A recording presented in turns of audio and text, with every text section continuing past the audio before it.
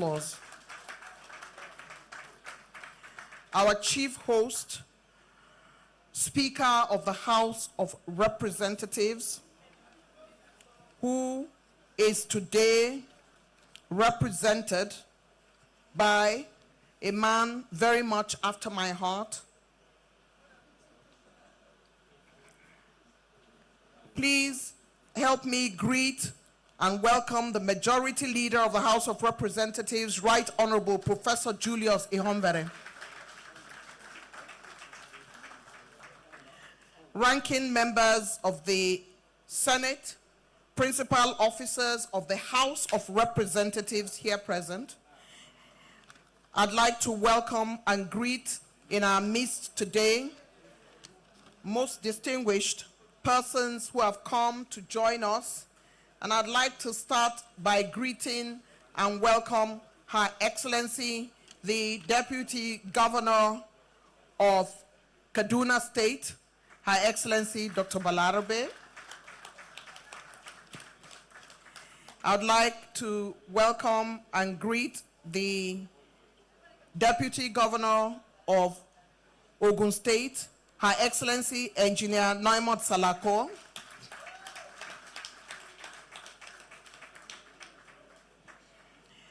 I'd like to welcome and greet Her Excellency, the First Lady of Kogi State, Mrs. Safinat Usman Ododo, who has joined us.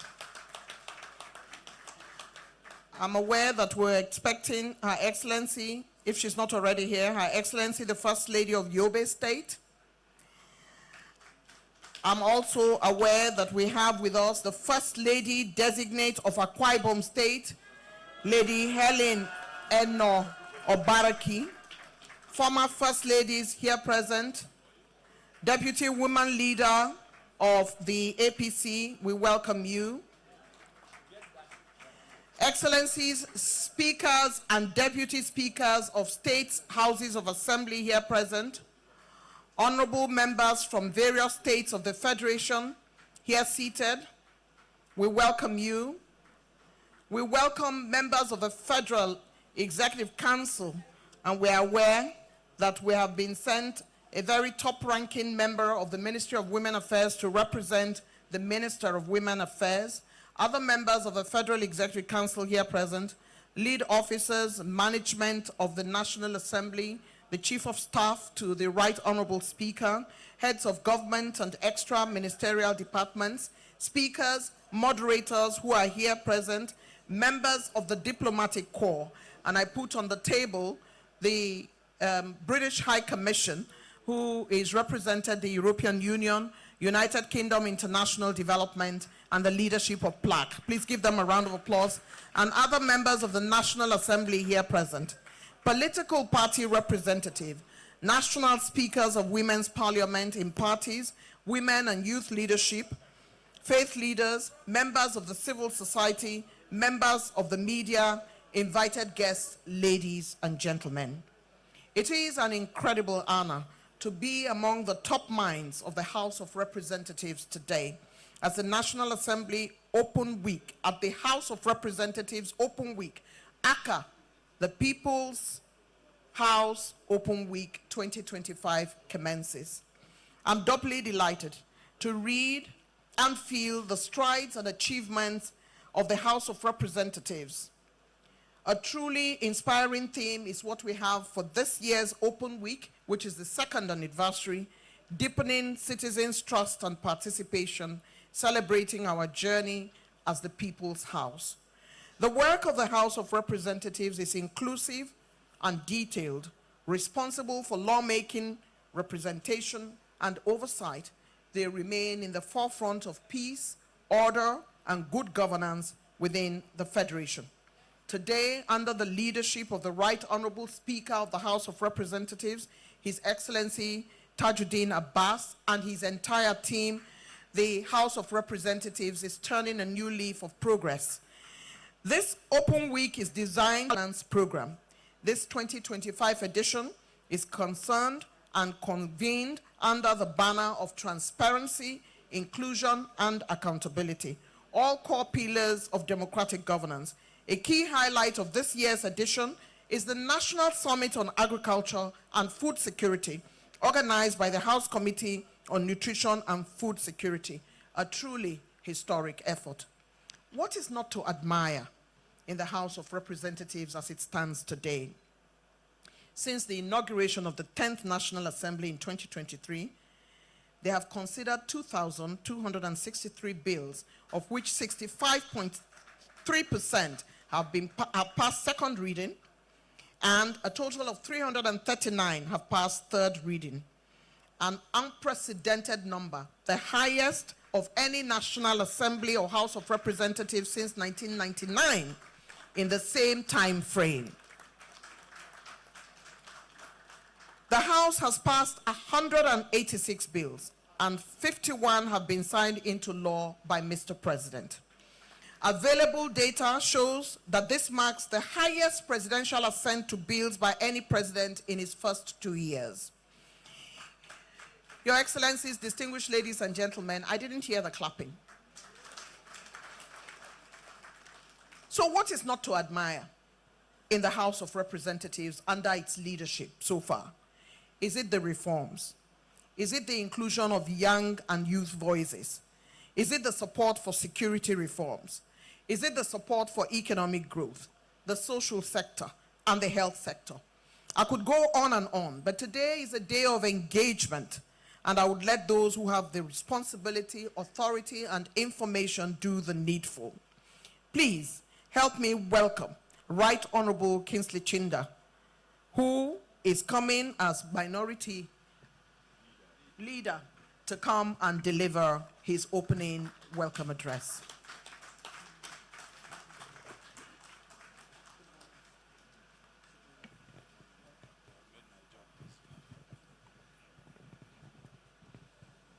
Good morning, distinguished ladies and gentlemen. Your Excellency, First Lady of the Federal Republic of Nigeria, very, very ably represented by our own Honorable Kafila Tobara, Speaker of the House of Representatives, Dr. Tajuddin Abbas,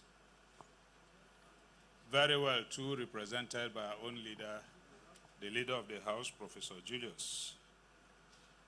Let me adopt as mine the copious and elaborate protocol that our sister Eugenia has established. So let me just say good morning and welcome. I'm supposed to anchor this section with our brother, Dr. Clement Wankwo. I'm sure you're here. Both of us are given this assignment, and we are doing it jointly. Before I go into this remark, I will, as usual, take us on a little and short excursion to my experience.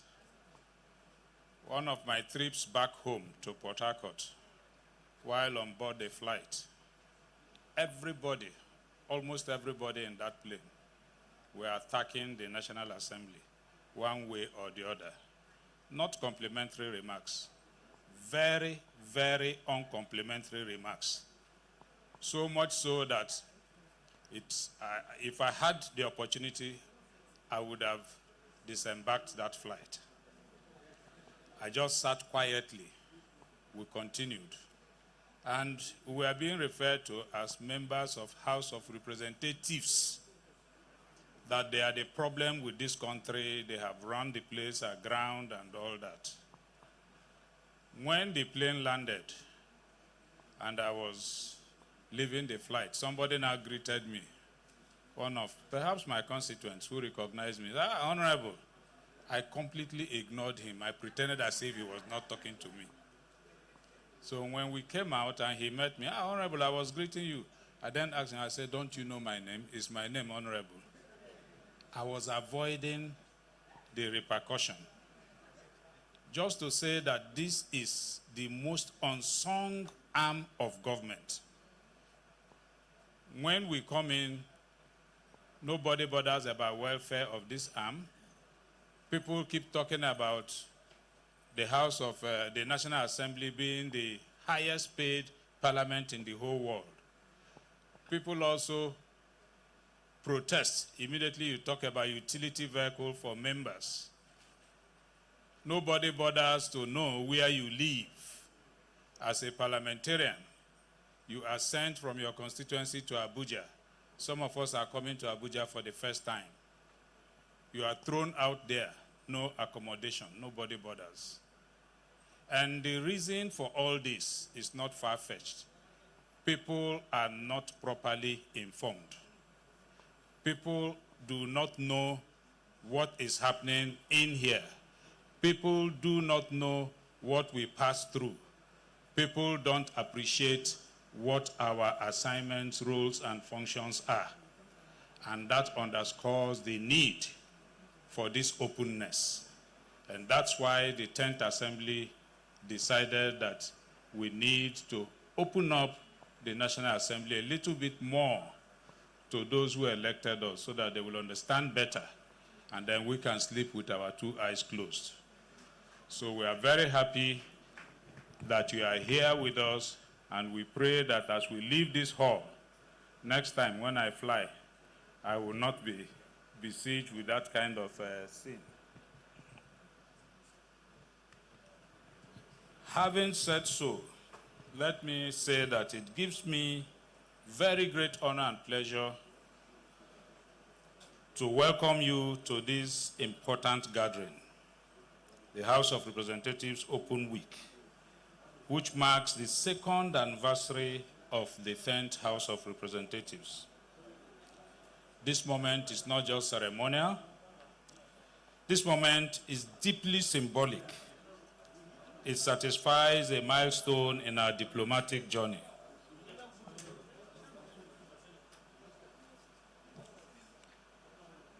Thank you. Can we have some quiet, please? Thank you.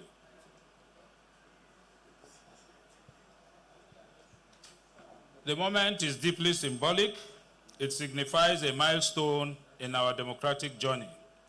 It's a moment of reflection, a moment of accountability, and renewed commitment to the values that underpin our legislative responsibilities.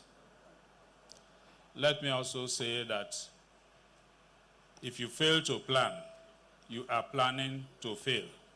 And so at the commencement, we set out for ourselves a clear vision and a clear purpose of what we intend to achieve. So when the 10th Assembly was inaugurated in June 2023, we set for ourselves an ambitious but necessary 8-point legislative agenda. Thanks to Plaque and all those who worked with us on this agenda.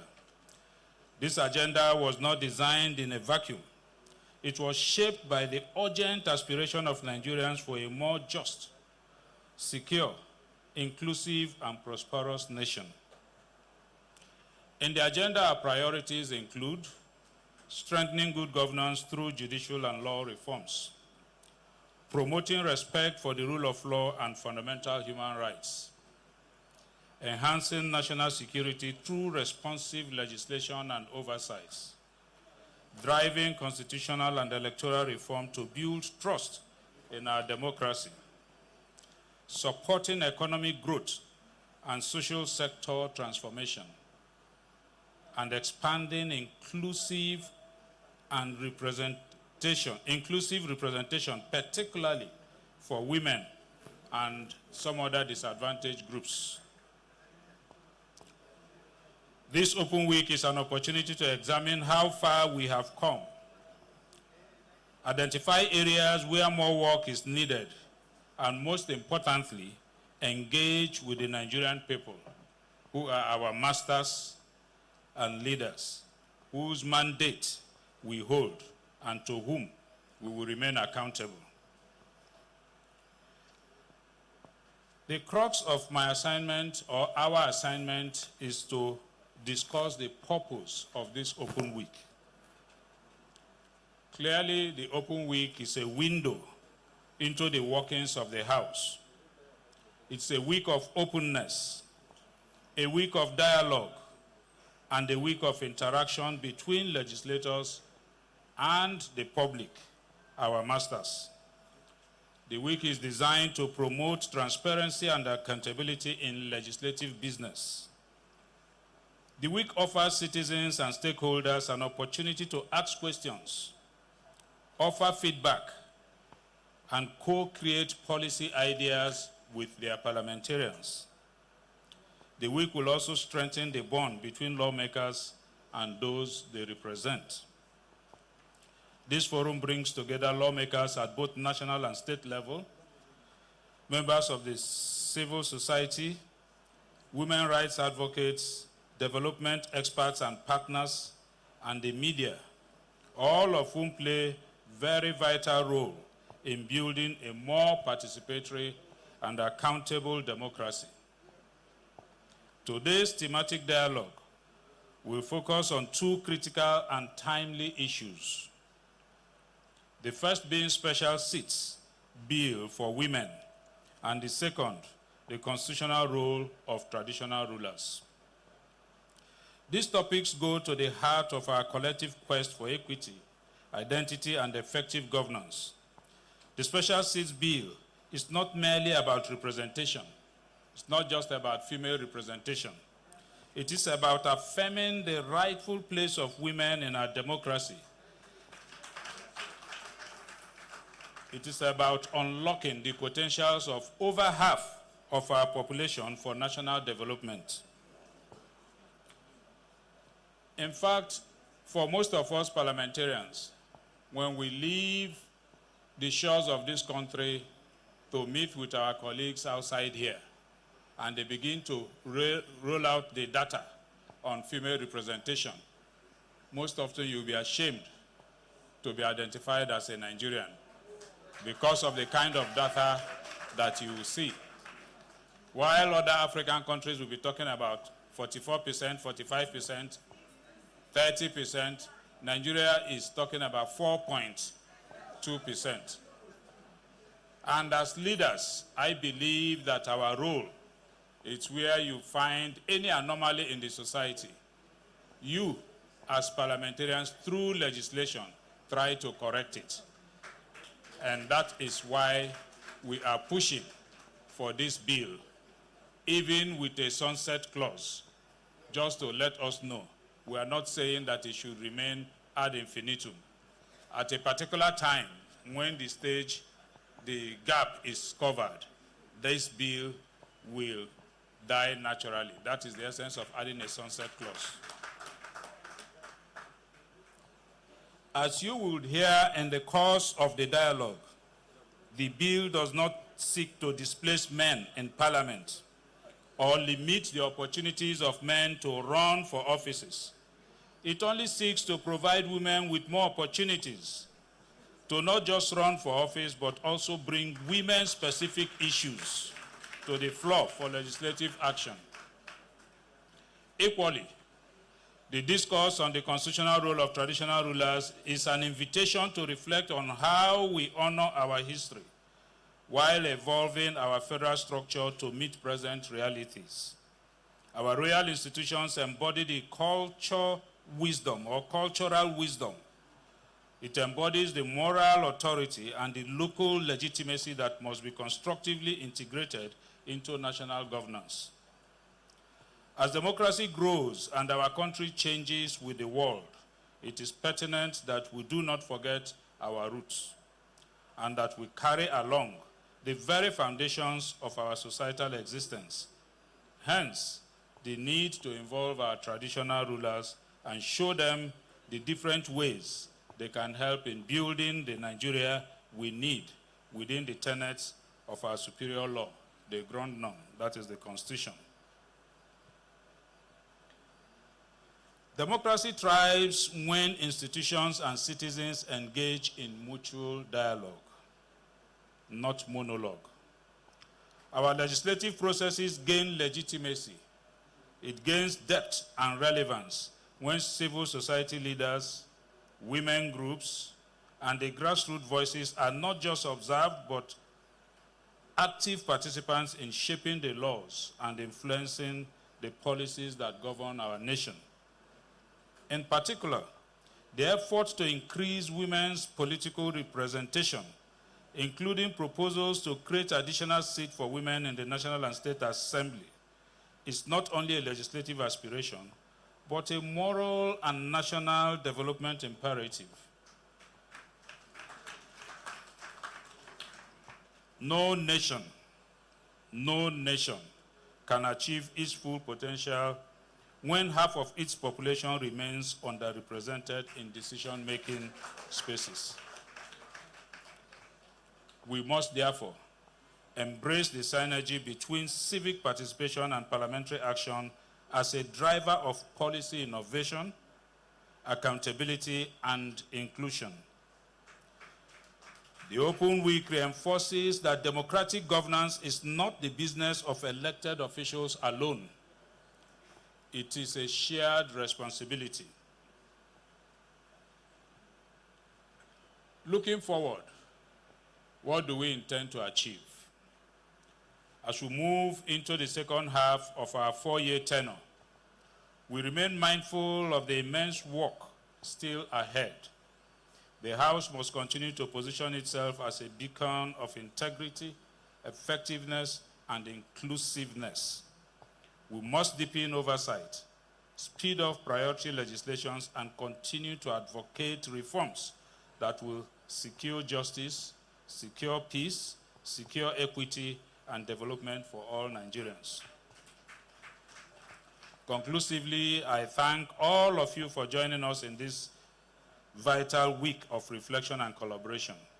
Your presence enriches the dialogue and reminds us that the strength of a democracy lies not only in its institution, but in the quality of its citizens' engagement. I also thank the Policy and Legal Advocacy Center, PLAC, led by Dr. Clement Wanko, my partner in this, for the support and the work that they have done with the National Assembly over the years. For helping us to build a better National Assembly, we say thank you, Clem. Thank you to you and your partners, including the UK, FCDO, the European Union, and CAS, for your valuable partnership with us, the National Assembly. We are grateful. Let this Open Week serve as a springboard for stronger partnership, deeper civic engagement, and more responsive House of Representatives. I welcome you all once again and wish us very fruitful deliberations. Thank you, and God bless the Federal Republic of Nigeria.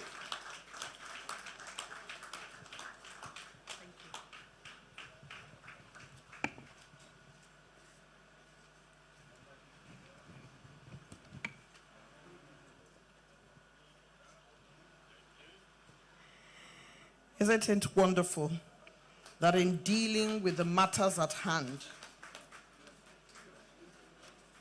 the Minority Leader, Honorable Kingsley Chinda, ensured that he started with the general feeling that is out there on the streets from time to time, and he described it as the House of Representatives, and indeed the National Assembly, is one of the most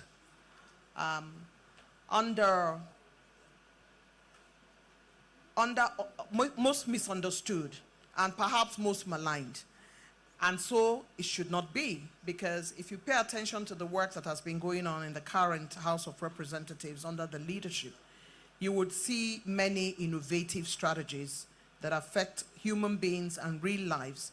And as we commence this People's House Open Week, we're going to find ourselves listening to those initiatives and all the work that is going on. Honorable Chinda talked about the fact that no nation can grow without the other half of its population coming along. He talked about the fact that data management is critical for innovation and technology.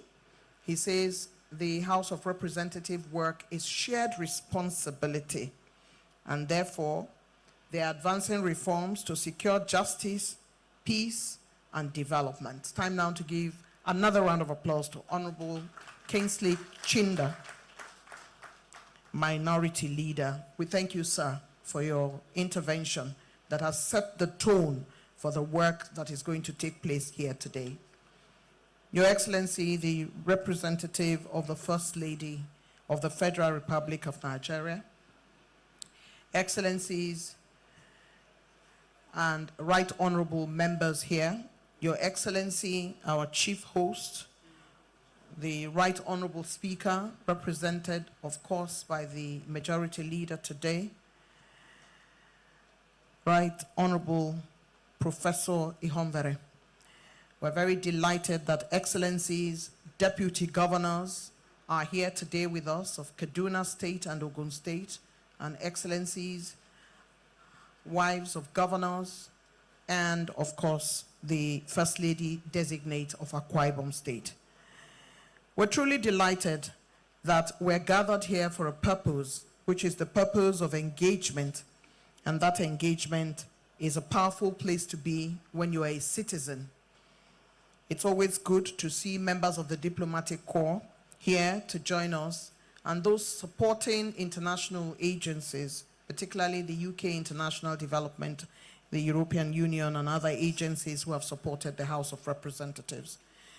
Today, I would like to begin our goodwill messages by going to a woman who knows what time it is when it matters most to women, and to hear the House of Representatives talk about how their support for women is gathering momentum.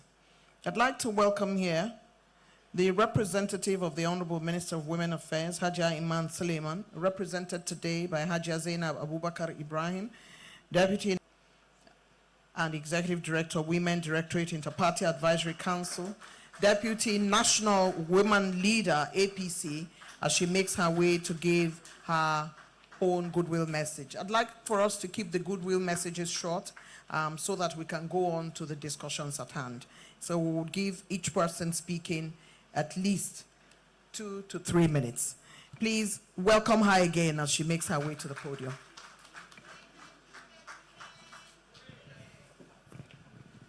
Great Nigerian women. That's loud. That's not loud enough. Great Nigerian women. Greater Nigerian women. And the greatest and the greatest and the greatest Nigerian women. Great Nigerian men. Great Nigerian men.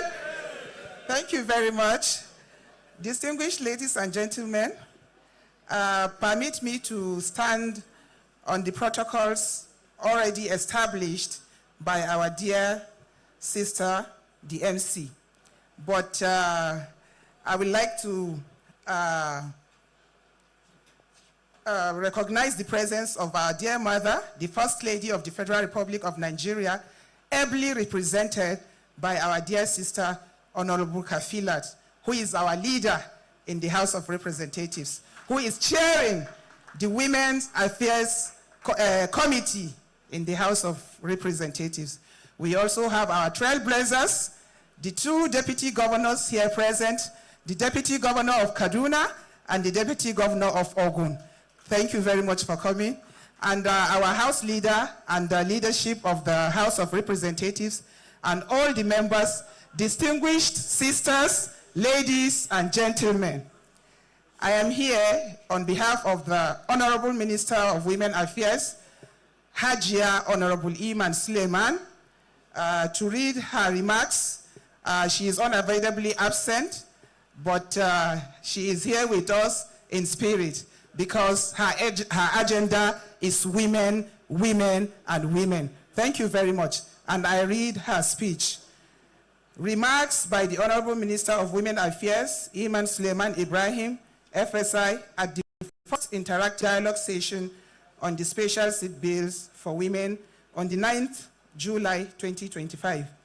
I begin by expressing my deep appreciation to the Speaker of the House of Representatives, Right Honorable Tajuddin Abbas, for his steadfast leadership in upholding the vibrancy of the National Assembly and for going a step further to place the issue of special seats for women firmly on the national agenda.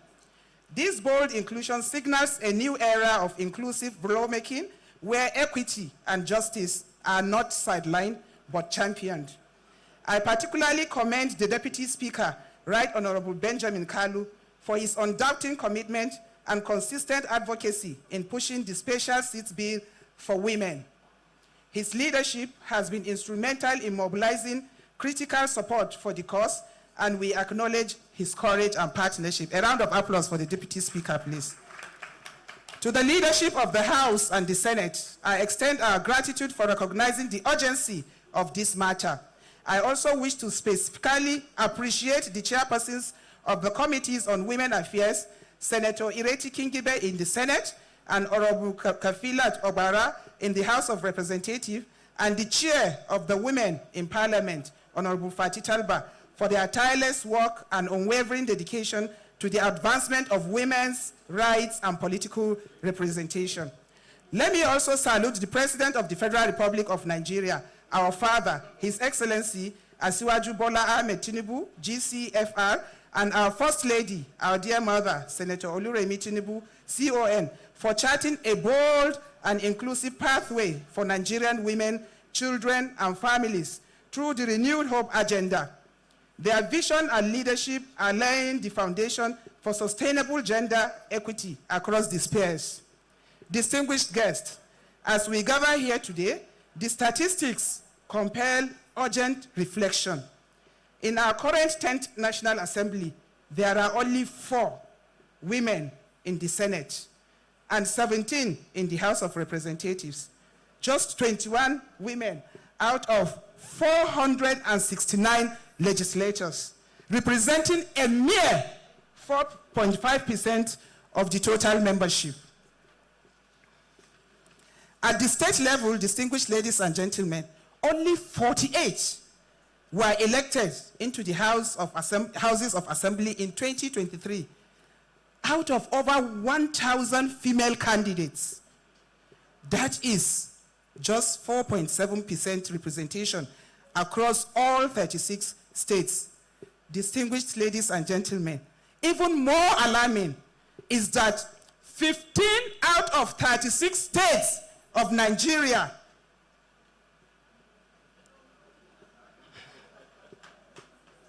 do not have female representation in the Houses of Assembly. These states are Abia, Bauchi, Borno, Gombe, Imo, Jigawa, Kano, Katsina, Kebbi, Niger, Osun, Rivers, Sokoto, Yobe, Zamfara. They currently have no female legislators at all.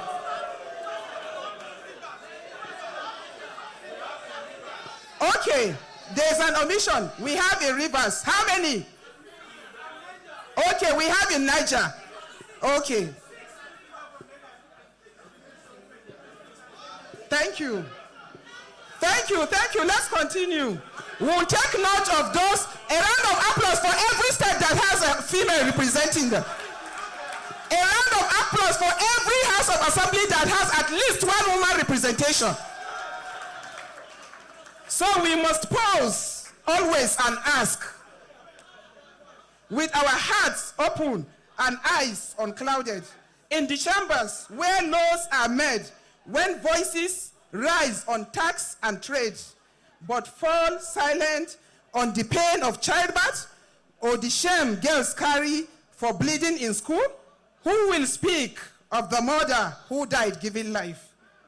Who will defend the girl first to grow up too soon, or the boy first to become a gangster, as who will carry the weight of the widows, the hopes of daughters, the cries of the forgotten?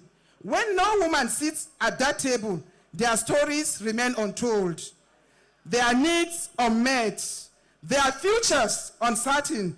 If not women, who? If not now, when will justice finally come? The Special Seats Bill is not a favor to women. It is a national necessity. It is a constitutional corrective long overdue to ensure democracy works for all citizens. It is about justice, representation, and the sustainable development of our dear country, Nigeria. To the sponsors of the bill, our partners in civil society, the media, and everyone who continues to champion this cause, Nigerian women say thank you. Together, we have the opportunity to make history and deliver a legacy of inclusive governance for generations to come. Let us seize this moment, let us speak with one voice, and let us rise as a nation that values the voices and leadership of its women. And when history looks back on this moment, let it be said that Nigeria chose wisdom over exclusion, that we opened the doors to 100 million dreams while planting equity in the heart of democracy.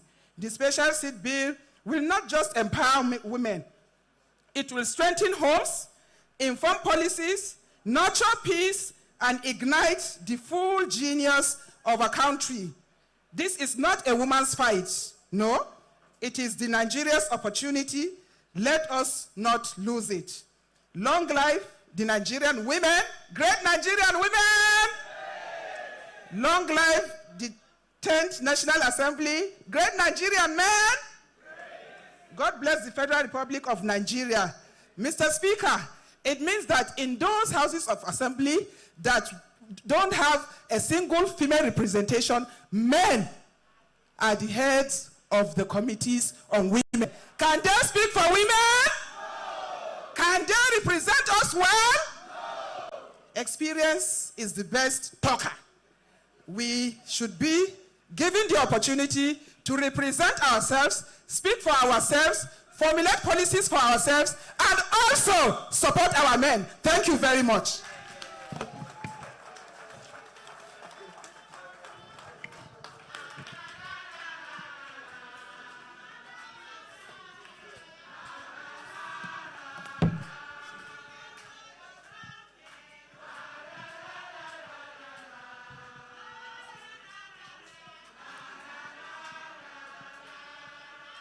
Right Honorable Speaker, sir, in representation today by the Majority Leader,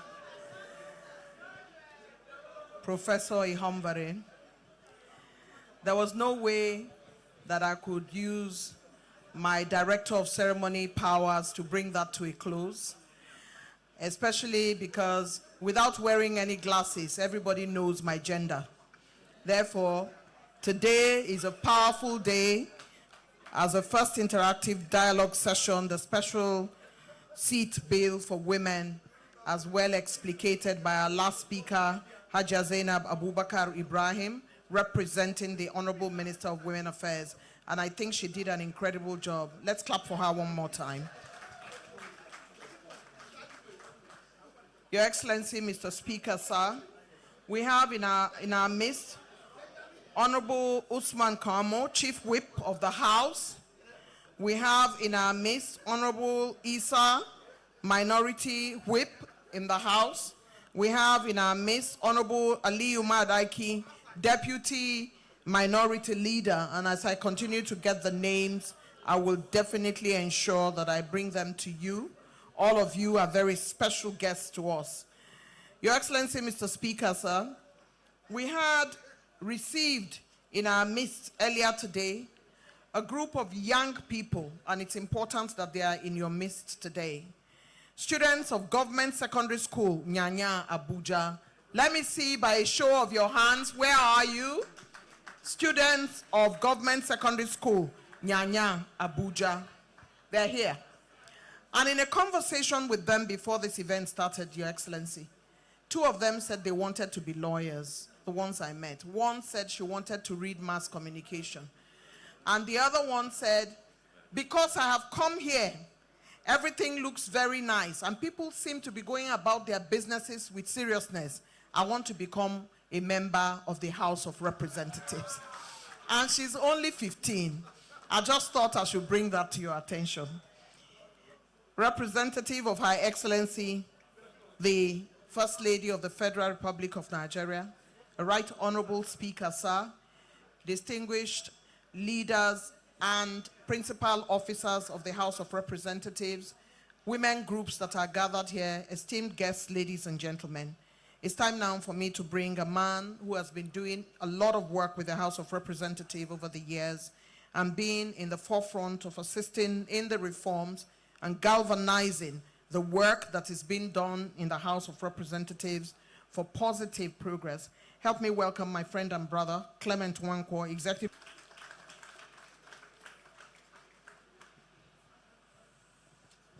Should I hold it too?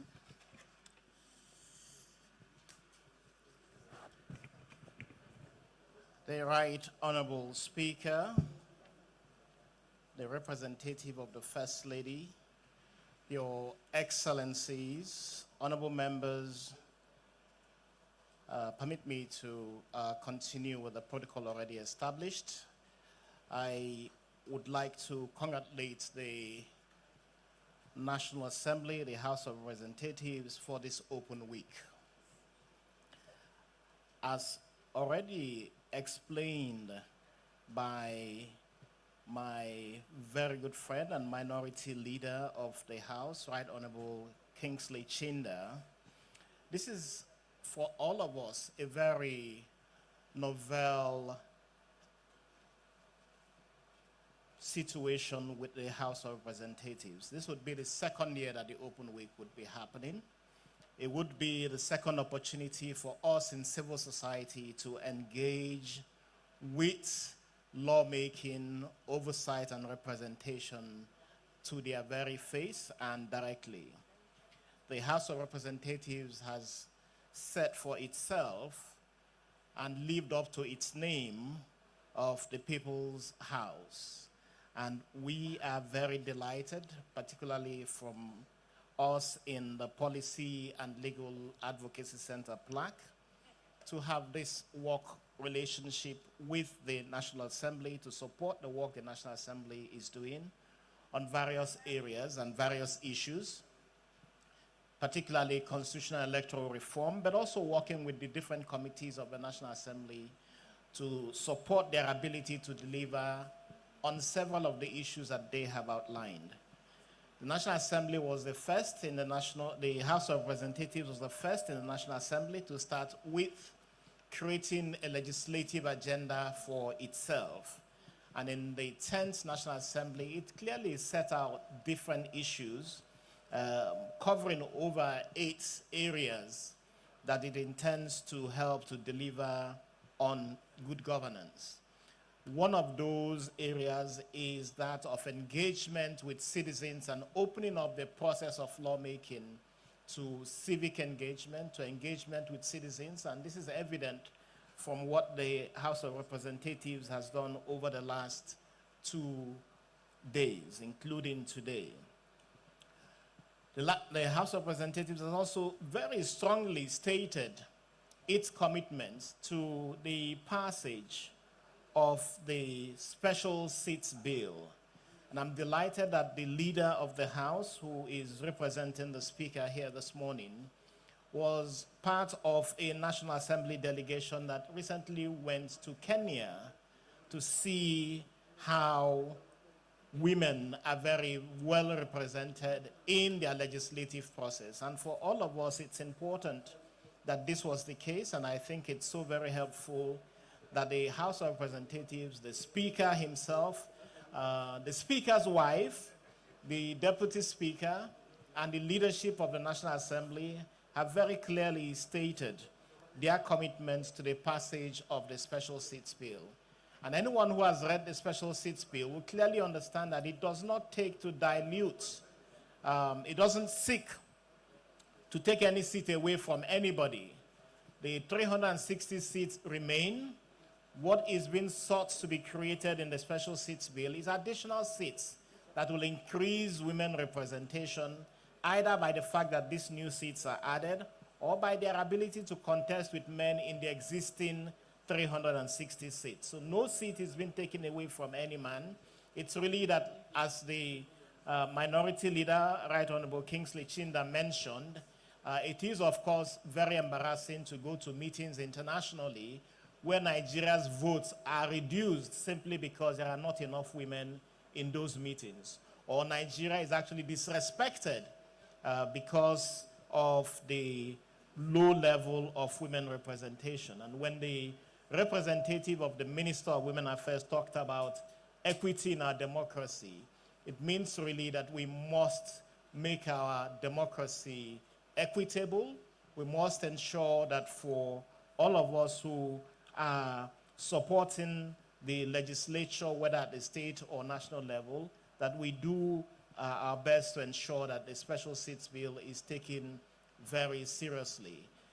It is not a matter of faith or religion that you exclude women. I do not think that any religion excludes any particular gender from participation in governance. I do not think that you can find support in religion to carry out inequitable practices, which is where we are today is. And if we are to see more women represented, it would take the commitment of everyone who is in this room and everyone who is in the National Assembly to support this to happen. So on behalf of the Policy and Legal Advocacy Center, I want to say that we are working very strongly with all of our partners, and I'm happy that the Minister of Women Affairs has shown very great support, very good lead on this subject. That's a very important direction for the Honorable Minister in terms of bringing in the executive, and I'm sure that our colleague here, Right Honorable Kafila Togbara, who is representing the First Lady, is also doing a lot of work with getting support from the First Lady and all of those who are in the executive. So I'd like to say thank you so very much, but also really to latch on to what Honorable Chinda mentioned, the support that we have received from our development partners. The UK High Commissioner is well represented here. That support has come from the British High Commission, the FCDO, but also I see Ruben here from the European Union to say thank you so much for all of the support that the EU has given. The Ambassador of Belgium is here with us. It's delightful to see you here in this conversation. And the hope is that all of this support will crystallize at the end of the day in the passage of the Special Seats Bill. For the 10th National Assembly, it will be the most important bill you have ever passed in this country if the Special Seats Bill passes. Please, or let me say when the Special Seats Bill passes. So please, this is really important for all of us, men and women, who are working with the National Assembly, that this passes. Thank you so very much. Thank you. And really just one more point. The Director of Ceremonies who is here is a national treasure. And I say that because for anyone who knows Eugenia Abu, you would know that she has distinguished herself not as a woman, but as one of the best broadcasters this country has ever had. Thank you so much. Thank you for your kindness, Mr. Anwankwo. I appreciate that. And thank you for your intervention. I've known Clem now for almost over 30 years. And Mr. Clement Nwankwo is a man who is a he for she. Clement has remained in the forefront of advocating for women for as long as I can remember. And I believe that if you're a he for she, you love your mother beyond words, and you love your daughters, and you love your wife. When you see him in their presence, you know why he is a he for she. And as a man who is involved in civil society work for as long as I can remember, he always provides the support for the National Assembly through his organization, Plaque. Let's give another round of applause to Mr. Clement Nwankwo for being so gracious. I see with us today we have the Belgian ambassador. Your Excellency would like to welcome you here. We thank you for your presence.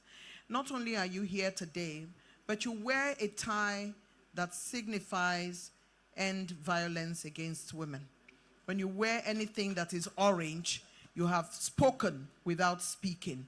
Non-verbal communication is what His Excellency has done today by wearing our colors. We thank you. We thank you, Your Excellency. That is so kind. Thank you. People go around and they carry on their shoulders the weight of the burden of women. When you have women who have been in a room and in a situation of strife, and you send men, and I'm talking now in my field of journalism, you send men into the room to interview those women who have gone through trauma. They are not going to speak to you if you're a man. If a woman has been multiply raped and you send a male journalist, she's not going to speak to you. Reason being that a woman understands the dynamics, and a woman will open up more to a woman. And so if you want voices of women to be heard, it's important to have women in the forefront to do the needful and to do the job. And that is why we encourage every field to have women in them. And I think the House of Representatives is taking a good lead by this bill that we're talking about today. Your Excellency, Mr. Speaker, sir, represented by Your Excellency, the Majority Leader, we're absolutely delighted that we have some of those who are in the fulcrum of our partnership in the room today. And I'd like to invite to speak His Excellency, the UK High Commissioner, Dr. Richard Montgomery, represented today by Mr. William Robinson. If he will step forward, please, and take his goodwill message. Thank you very much.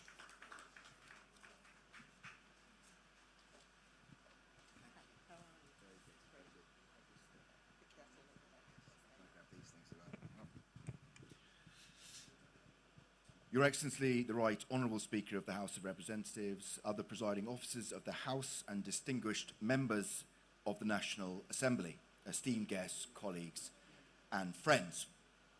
I am very pleased to be with you today on behalf of the British High Commissioner to Nigeria, and if I'm honest, a little bit humbled as well.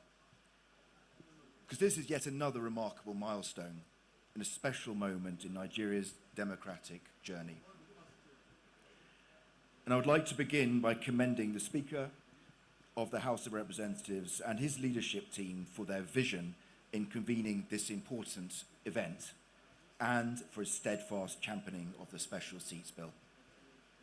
As your partner, we see the initiative to pass this bill as a landmark proposal that speaks to the heart of democratic inclusion and national progress in Nigeria. This initiative has been so eloquently described before, is not just about legislation. It's about the future of representation in Nigeria. It's about ensuring the voices of Nigeria's women are actively shaping the decisions that affect every aspect of national life. And the evidence from across the world shows that this is a role that has huge potential for Nigeria's development. Women's political participation has profound positive impacts on communities, on legislators, on political parties, and of course, on citizens' lives. It helps democracy deliver. When women are empowered as political leaders, countries experience higher standards of living, better education, infrastructure, and better health outcomes. By creating space for women in the National Assembly and legislative houses across this country, the Special Seats Bill opens the door to a more representative and dynamic democracy. So, Mr. Speaker, there could be nothing more symbolic about this than the fact that we are having this conversation during the open week of the House of Representatives, an initiative that deeply reflects the very essence of democratic practice. So the timing of today's event is also apt, as public hearings on the constitutional amendment process of the 10th National Assembly takes place across the country this month. And as your partner, we recognise that this is not a journey that ends with legislation, and through our partnership with the National Assembly, civil society and other stakeholders, we will continue to provide the technical assistance, share lessons from our own experience, and support the voices of Nigerians on this issue whenever we are invited to do so.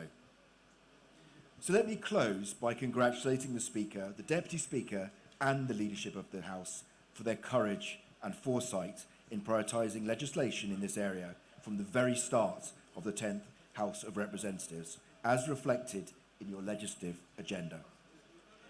We also acknowledge, and this is super important to me, the tireless efforts of the Nigerian women, activists, legislators, community organisers, religious and cultural leaders, everyone who has worked for years to bring this issue to the forefront of national discourse and action.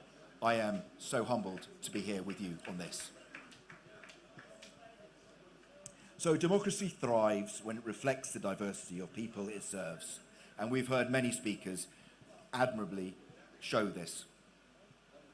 The Special Seats Bill is about Nigeria continuing to progress its democracy for the benefit not just of women, of course, but all its citizens. So thank you once again for inviting us to be part of this significant moment in Nigeria's democratic and legislative process. And I wish you all the best in your deliberations and the rest of Open Week. So thank you. Thank you very much indeed. Mr. William Robinson, who's representing His Excellency Dr. Richard Montgomery, United Kingdom High Commissioner.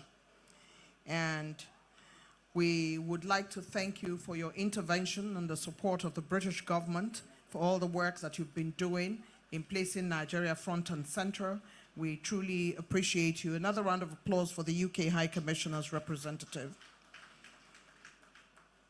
Right Honourable Speakers are represented by the Majority Leader, Right Honourable Professor Julius Ihomvere, the representative of the First Lady, Right Honourable Obara. We thank you for being here with us. We appreciate your presence and the work that you've been doing for women in the House of Representatives in your personal capacity and in your professional and official capacity. And it is worth saying that Her Excellency has asked you to represent her today is a big deal for all of us because we know the work that you have been doing in the House of Representatives for all of us. We appreciate your presence. We welcome you once more. I would like to put on record that we have, of course, with us today, principal officers of the House of Representatives, Honorable Usman Kamo, Chief Whip of the House, Honorable Ali Issa JC, Minority Whip, Honorable Aliyu Madaki, Deputy Minority Leader, and we have quite a number of members of the House of Representatives here today. Honorable Sheyi Showumi, Honorable Kanga, Honorable Sheikh Husali Rijau, Honorable Abdullahi Balarabi Dubai, Honorable Adegbeson Joseph, Honorable Aliyu Wakili Boya, Honorable David A. Ogewu, Deputy Chairman, House Committee on Army. And we also have with us Honorable Umar Ajilo. We also have with us my friend, Senator Ita Enang, former presidential liaison to the National Assembly, who always tries to make himself available whenever there is work around here. We truly welcome you. And we welcome, of course, the Deputy Speaker of the Kogi State House of Assembly. We welcome her most sincerely. And all other members of the Houses of Assembly across the country in their numbers, they are wearing the same sash that the representative of a British High Commissioner is wearing over his neck. So we have that sash across board. I can see all of you. We welcome you and we thank you for your presence. We have Honorable Mrs. Amina Darasimi, PDP National Woman Leader. She's here and she's president of the Forum of National Women Leaders of Political Parties. We have Dr. Helen Taiwo, who is here as well. She's president, Southern Women Empowerment Forum. The women have arrived in this space today because it's their day. So we sincerely welcome all of them. Your Excellencies, distinguished ladies and gentlemen, as we continue to bring in goodwill messages, we have one outstanding one from the European Union delegation. Before we get there, I'd like to speak with organizers very briefly on how we want to conduct this dialogue, which has encouraged more than just a great number of women to the room. We have lots and lots of women's groups in the room today. And because this is very important to them, they are all over the place ensuring that they pay attention. So if I have just one individual from the organizing committee so that we can quickly talk through how we intend to run this event. Is the Chief of Staff to the Honorable Speaker here?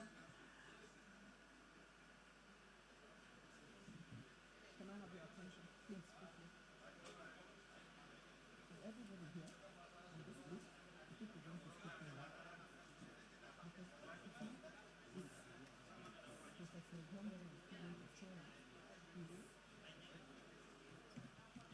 Let me begin proceedings by getting straight up to the first interactive dialogue session, the Special Seats Bill for Women. And we want to thank the House of Representatives for making this such an important portion of our conversation. Forgive me, I need to confer for a few minutes.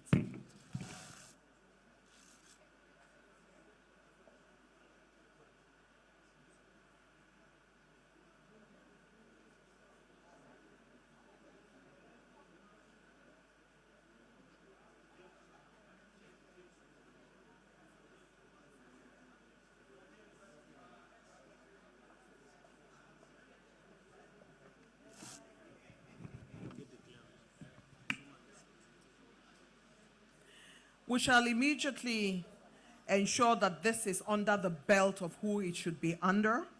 And it's important to give honor to whom honor is due. And at this point, Her Excellency, the First Lady of the Federal Republic of Nigeria, the very distinguished Senator Oluremi Tinubu, will now declare this particular open week open, especially as it concerns women of the land. And therefore, I would now ask for us to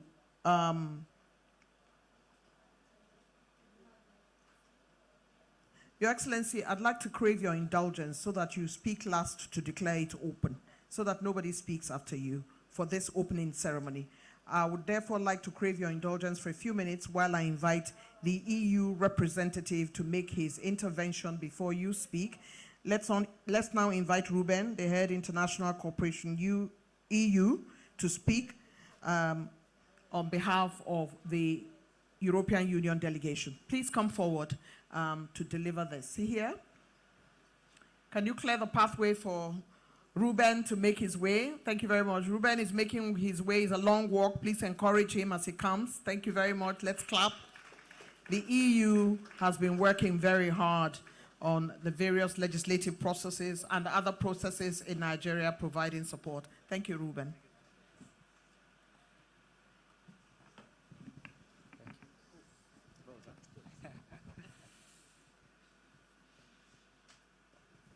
Thank you so much. Good afternoon. Apologies, first of all, and allow me, of course, to stand on the already established 16 protocol. Our ambassador is on the way, but hopefully he will be able to join us in a few minutes. So on his behalf, I would like to thank you for the invitation to be with you today.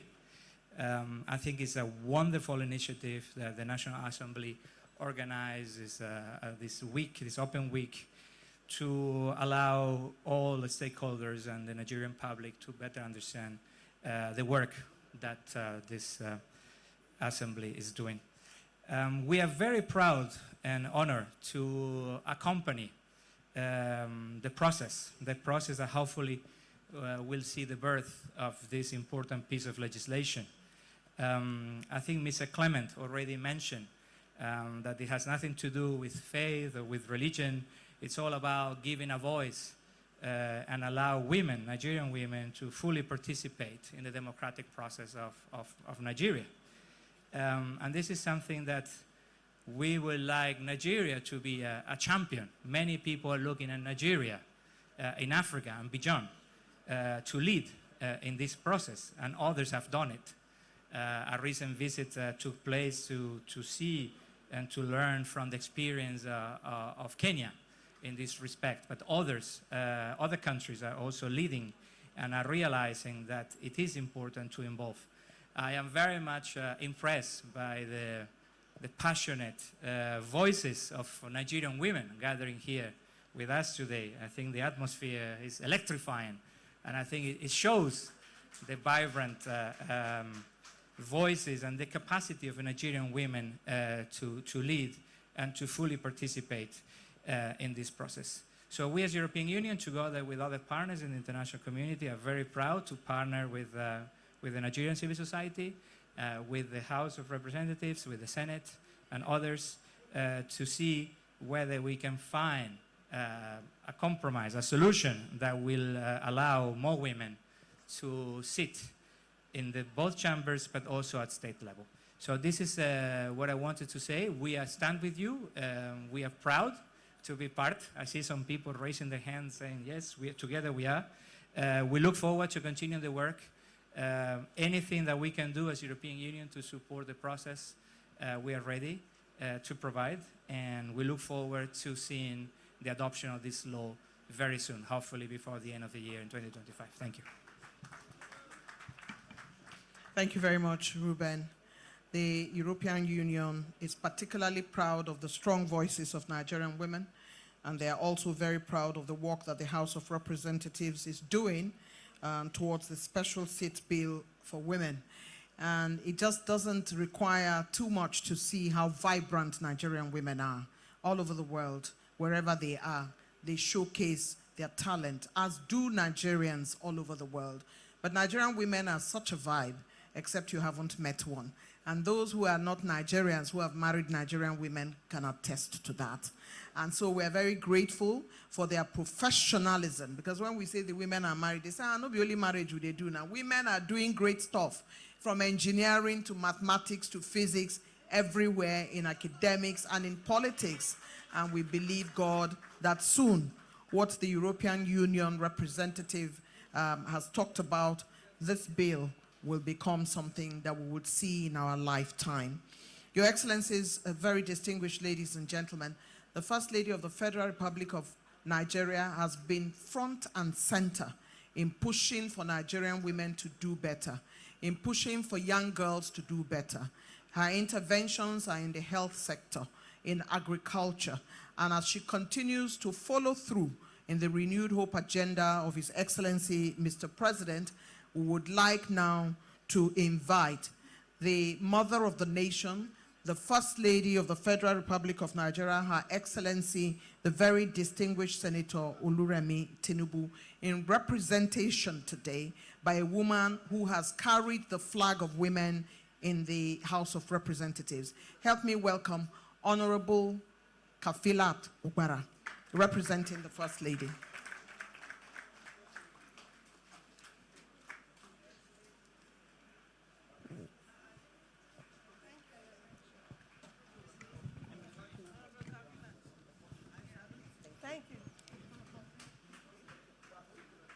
Thank you very much. You can sit down.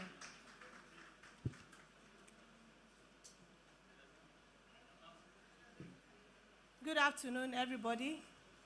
I'm very delighted to be here today to represent the mother of the nation, a mother, my leader, my mentor, the pillar beside, behind, and all around Mr. President of the Federal Republic of Nigeria, Senator Oluremi Tinubu. As we are here to discuss the reserved seats for women, we all know that the reserved seats or special seats for women is a very crucial step towards balancing the gender parity, especially in the legislative arm of government. And this matter is not just a question of adding more women to the number. It's a matter of ensuring that the voices, the perspectives, the views, the ideology, the position, and of course the interests of this percentage of women who constitute about half of the population of this nation are embedded in the policy making of this country. We all know that women have been underrepresented for too long. And of course, there's no better time than now. And all appreciation goes to the leadership of the House of Representatives for taking this initiative on. So now I will go straight to the speech of the First Lady of the Federal Republic of Nigeria. The next voice you'll be hearing will be that of the First Lady of the Federal Republic of Nigeria, ably represented. All protocol duly extended. Remarks by the First Lady of the Federal Republic of Nigeria, Her Excellency, Senator Oluremi Tinubu, CON. At the 2025 National Assembly Open Week, the session on special seats for women in Parliament, held at the National Assembly Complex, Abuja, Wednesday, July 9, 2025. I am delighted to join you all today at the 2025 National Assembly Open Week session on special seats for women in Parliament. Let me begin by thanking the leadership of the National Assembly, especially the Speaker of the House of Representatives, Right Honorable Tajuddin Abbas, GCON, for the kind invitation, for the foresight to convene this 2025 Open Week. This event comes at a very important time in our nation's history, as the National Assembly is currently conducting public hearings across the country on key constitutional and legislative reforms. One of the most critical issues being raised is the question of women's representation and inclusion in politics, particularly through reserved seats for women in the legislature. As we reflect on Nigeria's democratic journey, we must be honest about where we are and where we bold to be and where we need to go. The truth is that women remain significantly underrepresented in all levels of governance, despite making up nearly half of the population. This is not just a question of fairness, it is a matter of strengthening our democracy and deepening our national development. I strongly believe that giving women a seat at the table is not about charity. It is about recognizing competence, diversity of experience, and the unique perspectives women bring to leadership. That is why this session on special seats for women is not only timely, but necessary. It presents an opportunity for us to move beyond conversations, but also towards real, concrete action.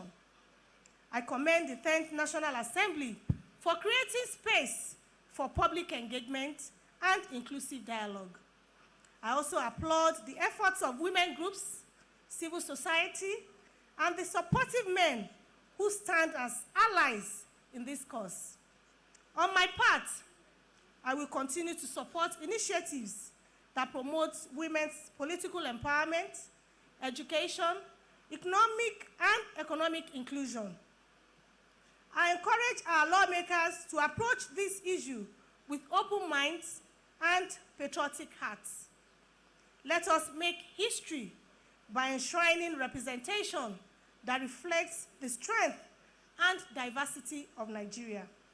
On this note, I hereby declare the session on special seats for women in Parliament open. God bless the Federal Republic of Nigeria. Her Excellency, Senator Oluremi Tinubu, CON, First Lady, Federal Republic of Nigeria. Thank you.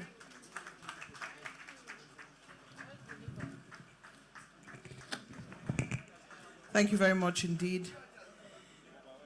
Very well done to you, Honorable Kafila Togbara, representing the First Lady of the Federal Republic of Nigeria, whose voice you heard in that speech that says, I will continue to encourage women empowerment.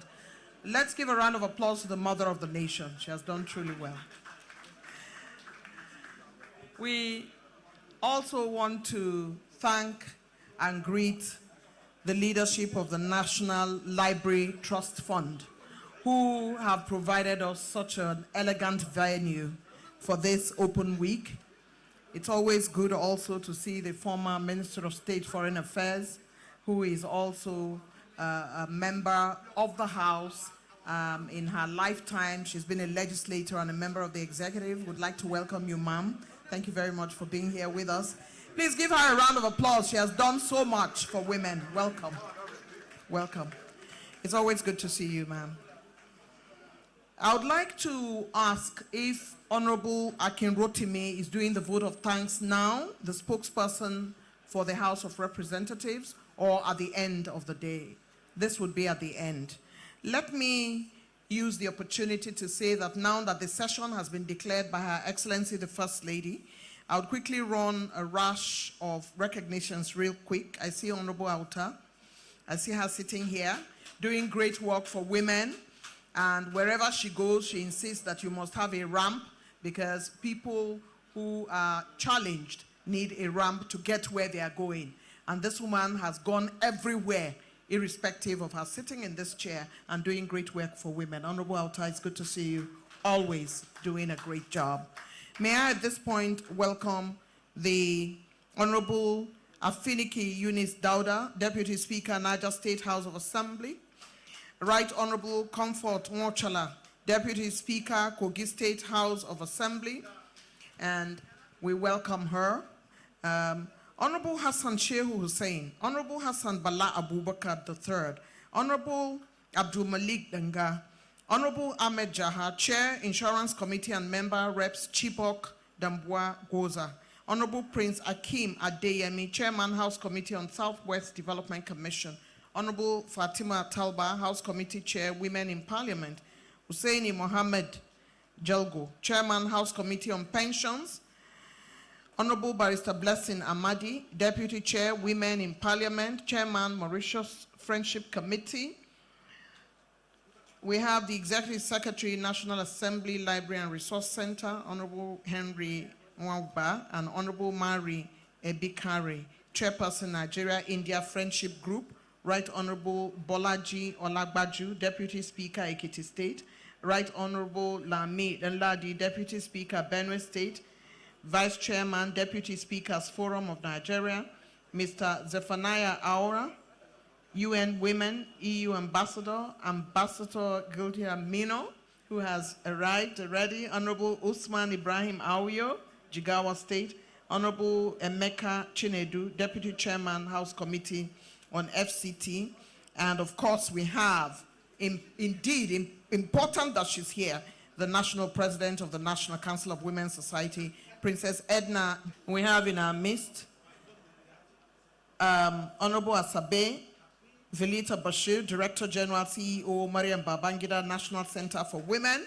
and Honorable Engineer Rodney Ambalowe, Chairman, Committee on Nigeria-Switzerland Parliament Friendship Group. I would like to encourage people not to approach this desk now so that we can get the job done.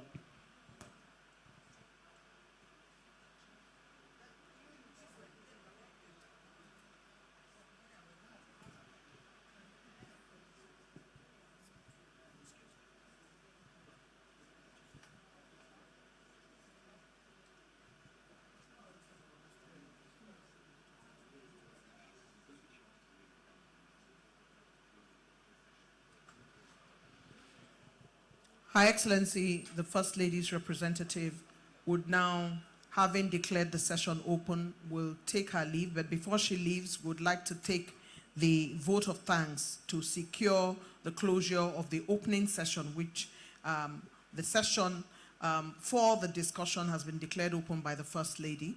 And if she has now declared it open, this is now the opening session closing. Then we go into the dialogue and the discussion. And House spokesperson, if he is here, is Honorable Akinrotimi in the House. I haven't seen him today.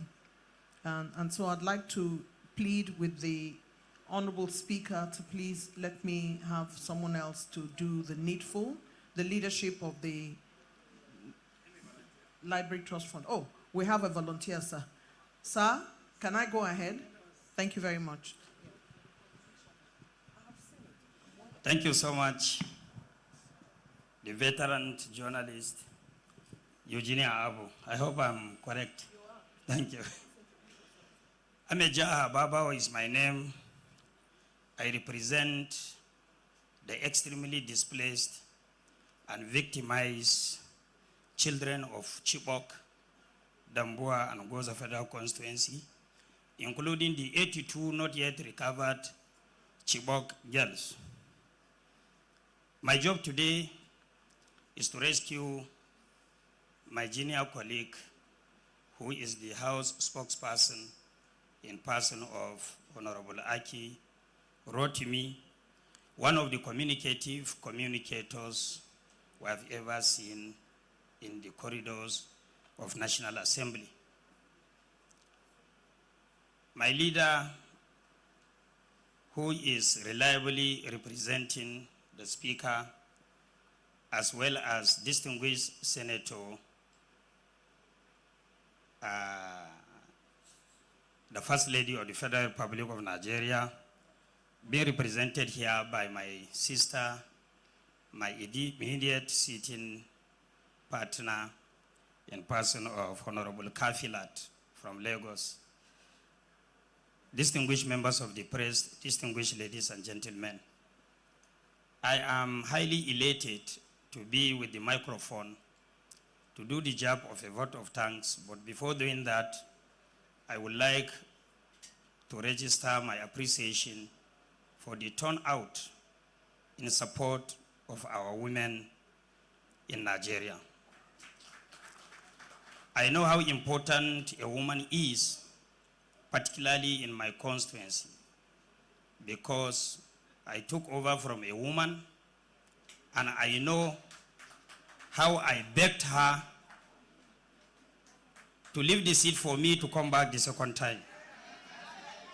That is Honorable Dr. Asabe Bilita Bashir,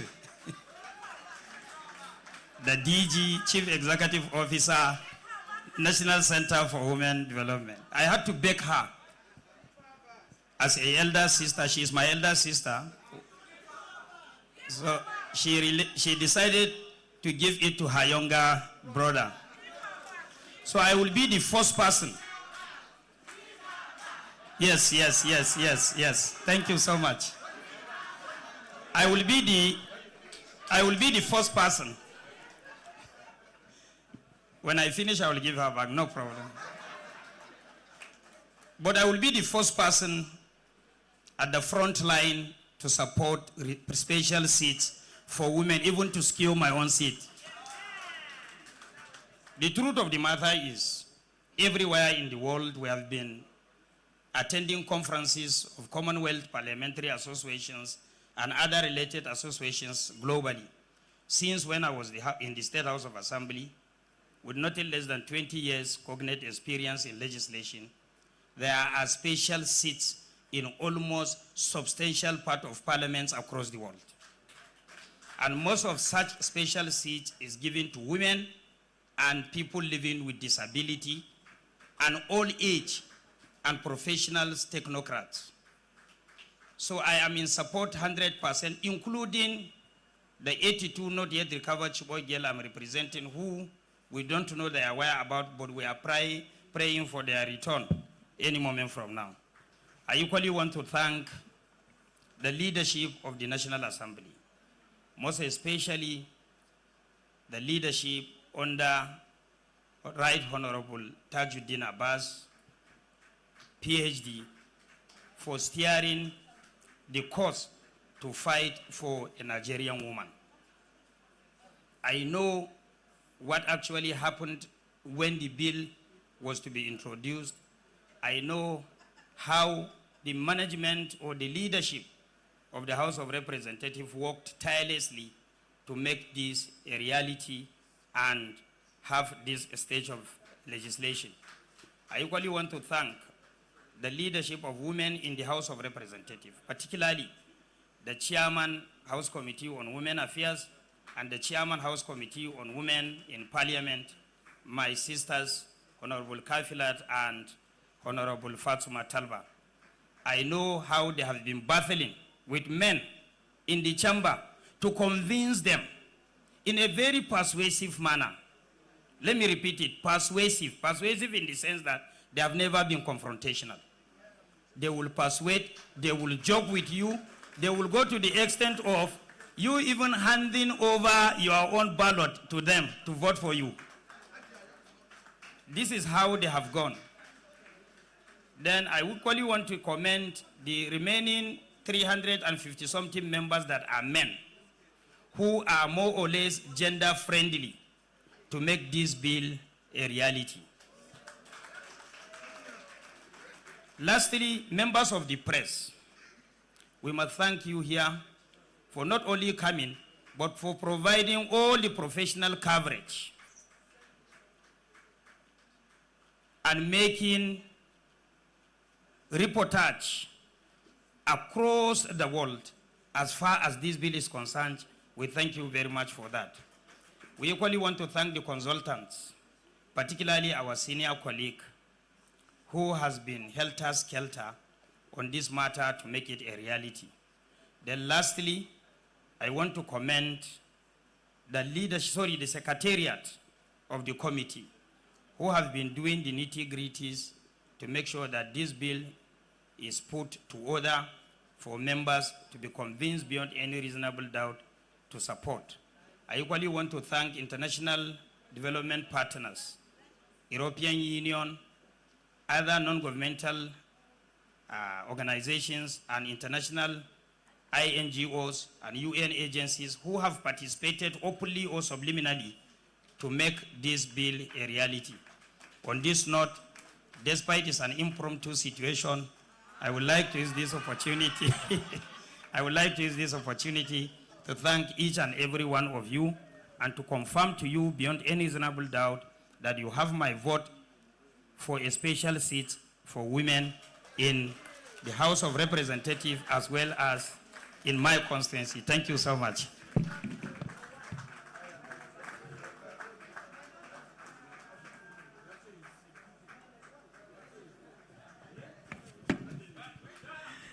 When somebody speaks like this and it's extempo, it means that he doesn't need to go to the Eugenia Abu Media Public Speaking School. He has done so well. Well done.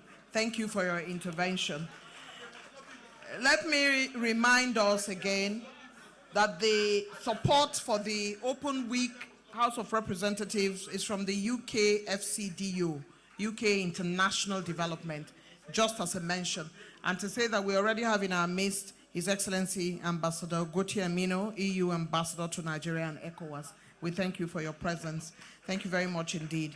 I would like, at this point, to crave the indulgence of Her Excellency, the First Lady's representative, who says that she needs to now attend to other state matters and she'll be taking her leave.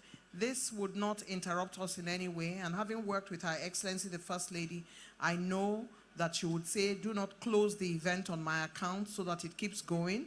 So she would leave and would have very few escorts who will take her out the door, and then we will continue the proceedings. Your Excellency's representative, we so thank you very much for being here with us, and I would like to call on organizers for 1 or 2 persons to please give her an escort by the door. Thank you very much. Protocol, please escort Her Excellency, the First Lady's representative for us. Thank you very much indeed. Your Excellency, Mr. Speaker, represented by the Majority Leader, Your Excellencies, the Deputy Governors of Kaduna and Deputy Governor of Ogun State, Excellencies, distinguished ladies and gentlemen here present, we will now begin the session as it has been put before you in your program. And I would like, while that is going on, to recognize Right Honorable Bolaji Olagbaju, Deputy Speaker, Ekiti State, Right Honorable Lamid Nladi, whom I've already recognized.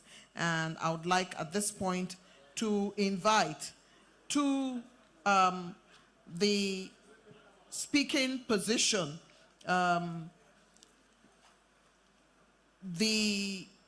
we have Honorable Chimabi Sam, member representing Enugu North, Enugu State. At this moment, I would like to quickly invite those who are going to be discussing this issue. They say it's when the day breaks that you are awake. Indeed, when your day breaks, it's when your time has come. And so this bill's discussion will be carried out by our chairman for this discussion is, of course, the Right Honorable Speaker, represented by the Majority Leader. And our panel, we have Right Honorable Benjamin Okezie Kalu, Mr. Speaker, who will take his place. Right Honorable Benjamin Okezie Kalu, the Right Honorable Majority Leader, will now step up to take his place. Mr. Leader, we thank you. You're not going to encourage leader. This is a very powerful discussion we're going to have now. Honorable Fatima Talba, Chairman, Committee on Women in Parliament. Hajia Zainab, representing the Honorable Minister of Women Affairs. Please make your way. And our discussants are on the floor. The organizers haven't told me who is moderating. Do you have a moderator? Thank you, sir. We appreciate you. Media, can you help us with the microphone so we are in the right place at this time? Your Excellency, sir, do you want anybody to represent Chairman Committee on Women Affairs? She's not here anymore. Does she have a deputy in the House? Okay, so I should ask, where is Honorable Blessing? She's not here. Can I call the Honorable Minister of Women Affairs, who is your member? She's here. Please, ma'am, I would like you to join this panel. You've done a lot of work for women, and you should know. Yeah, she was in Foreign Affairs, and she was also in the House. Please give her a round of applause as she makes her way to the podium. And of course, you can also join the panel, as it were. Thank you.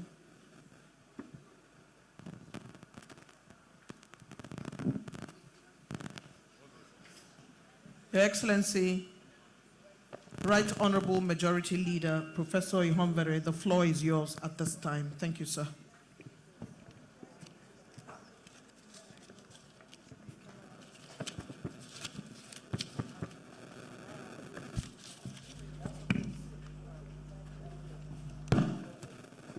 Okay. Is this thing working really? Can you hear me at the back? Great. Thank you very much.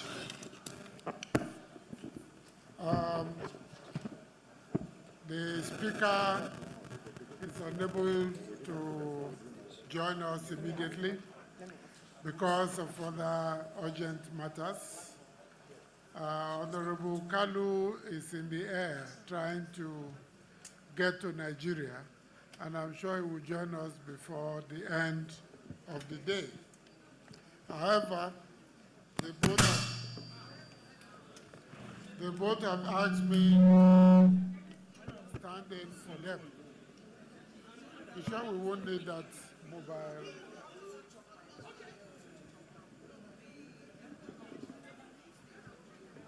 That's fine. I'm told the Deputy Governor of Ogun State will join the panel.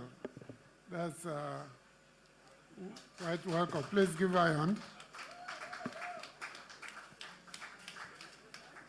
I will make some very brief remarks. Welcome, Your Excellency. And we have enough women here that are very capable, to handle this topic. The first point I want us to take note of is that ordinarily, when you are reviewing a constitution, can you hear me at the back? Thank you.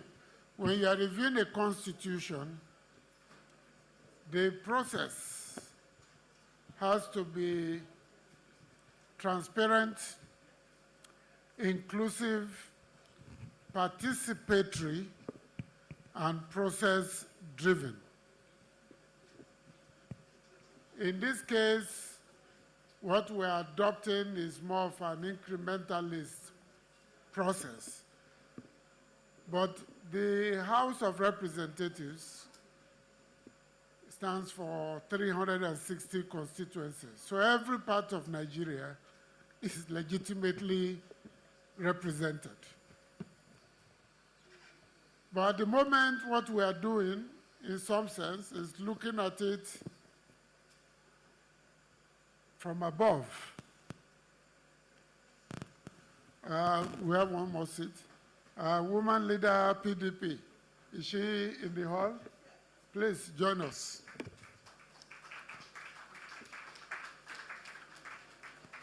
What we are doing is looking at this issue from the top, and we are doing our best as a committee to take the debate to the grassroots. beginning next week or so, the Committee on Constitutional Review from the House of Representatives will be all over the country trying to get inputs on critical issues and topics from Nigerians. I can only want to urge Nigerian women to be present at these consultations. If you are not there in your numbers and you do not speak out and make your arguments the way they've been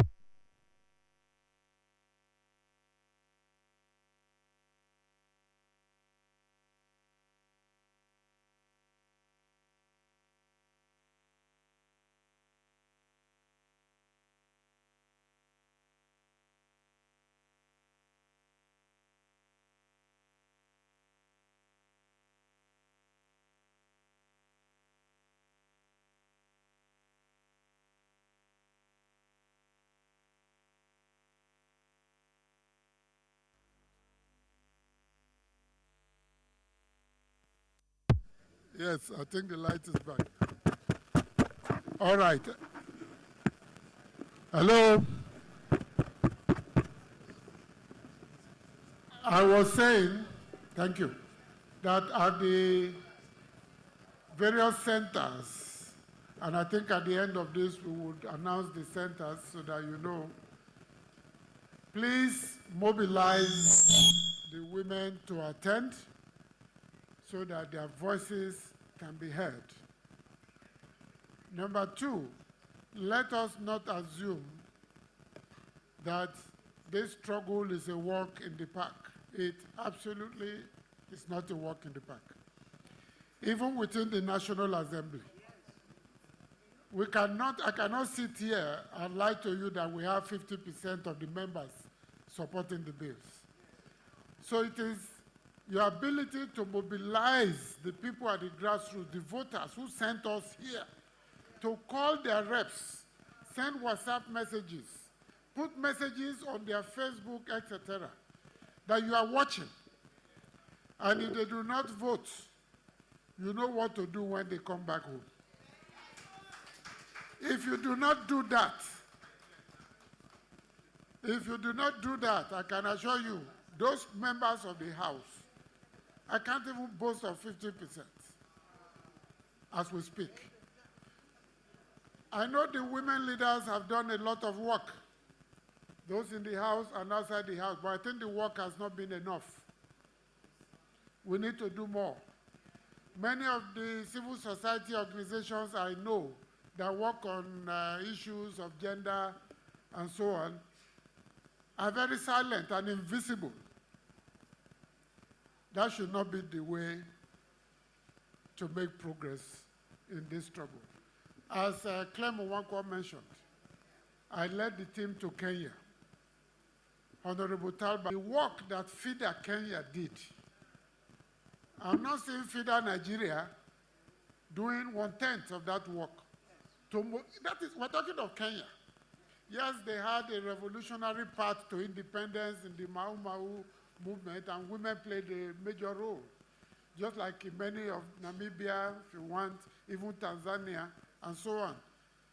But they did the kind of campaign that convinced even the most conservative segments of the society to support the special seats for women.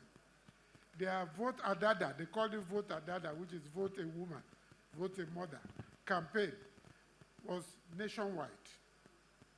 In fact, they told us how they took some of the members of parliament whom they knew were conservative or so, took them to disco, danced with them, talked to them, bought them drinks and food. Though on the day of voting, not one of them showed up. But it was good, they were not there to vote against the bill. So the bill passed.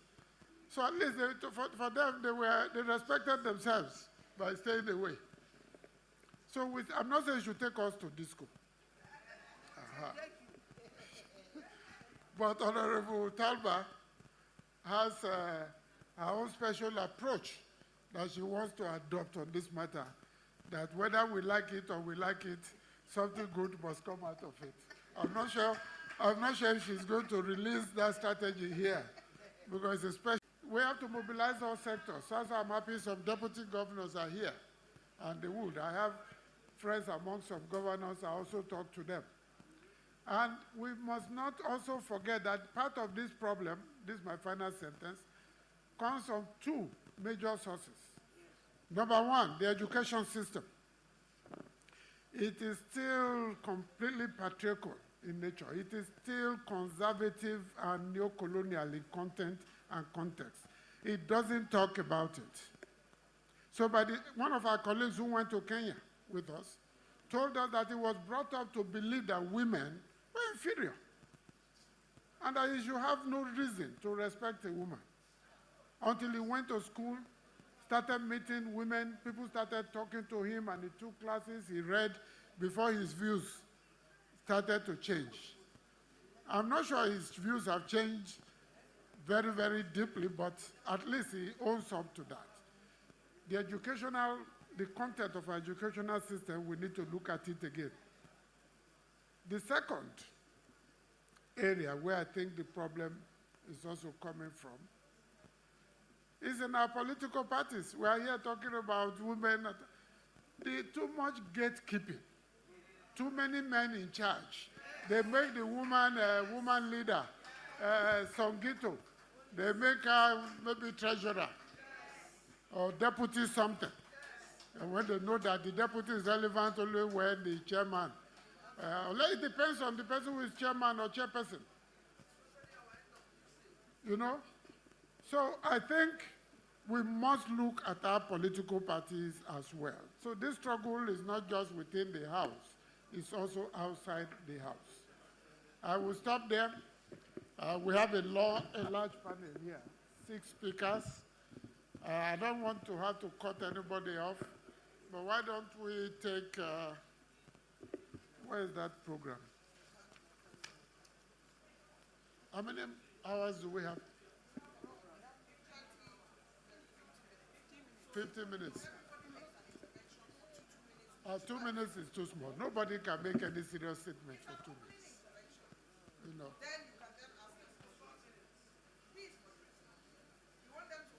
2 minutes? 3 minutes. Let's begin with 3 minutes each. And let me begin with the Her Excellency, our Deputy Governor from the rapidly growing state.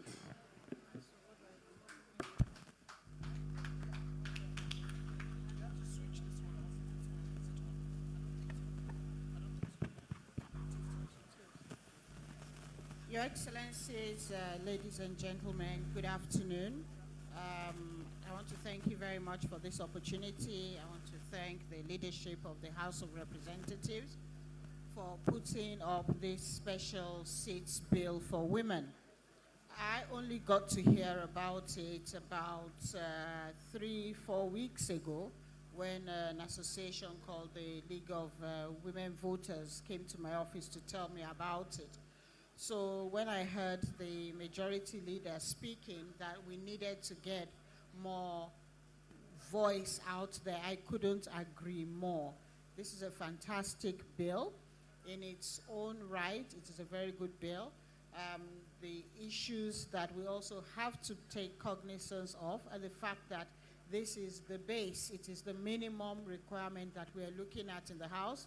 And we want our men to understand, and also our women to understand, that it shouldn't stop us contesting in the other open seats in the House. So this will give us an absolute minimum of about 15%, and we should all still go out and compete in those other seats, because we have been told that these are temporary seats, and they're just a platform for our women to show what they have and what they are made of. But we must make sure that while we have those temporary seats, we already start to create opportunities for ourselves in the long-term seats that we'll make sure that once these seats get removed, we have a very good percentage. And I want to thank the majority leader for all that you're doing in the House for this. A bit disappointed to hear that you do not have 50% already, because when I listened to a member from Chibok, I thought, oh, this was the voice of all the men in the House and that it was a walkover and a shoe in the park. I've seen two of my members from Ogun State here, so I believe that our 9 votes will be counted amongst us. And I'm going to work on them and bring their ballot papers. Just like somebody said earlier, that they persuade them, let them just give us their ballot papers, and these are 9 votes. We'll work very hard with our members. They are normally he for she. They're very supportive. That's why some of them are here already today. But we will make sure that we do not take them for granted. We take them, we talk to them, and also get them to help us persuade other people to make sure that we get this vote through. Thank you very much, everybody. Thank you. Honorable Talba.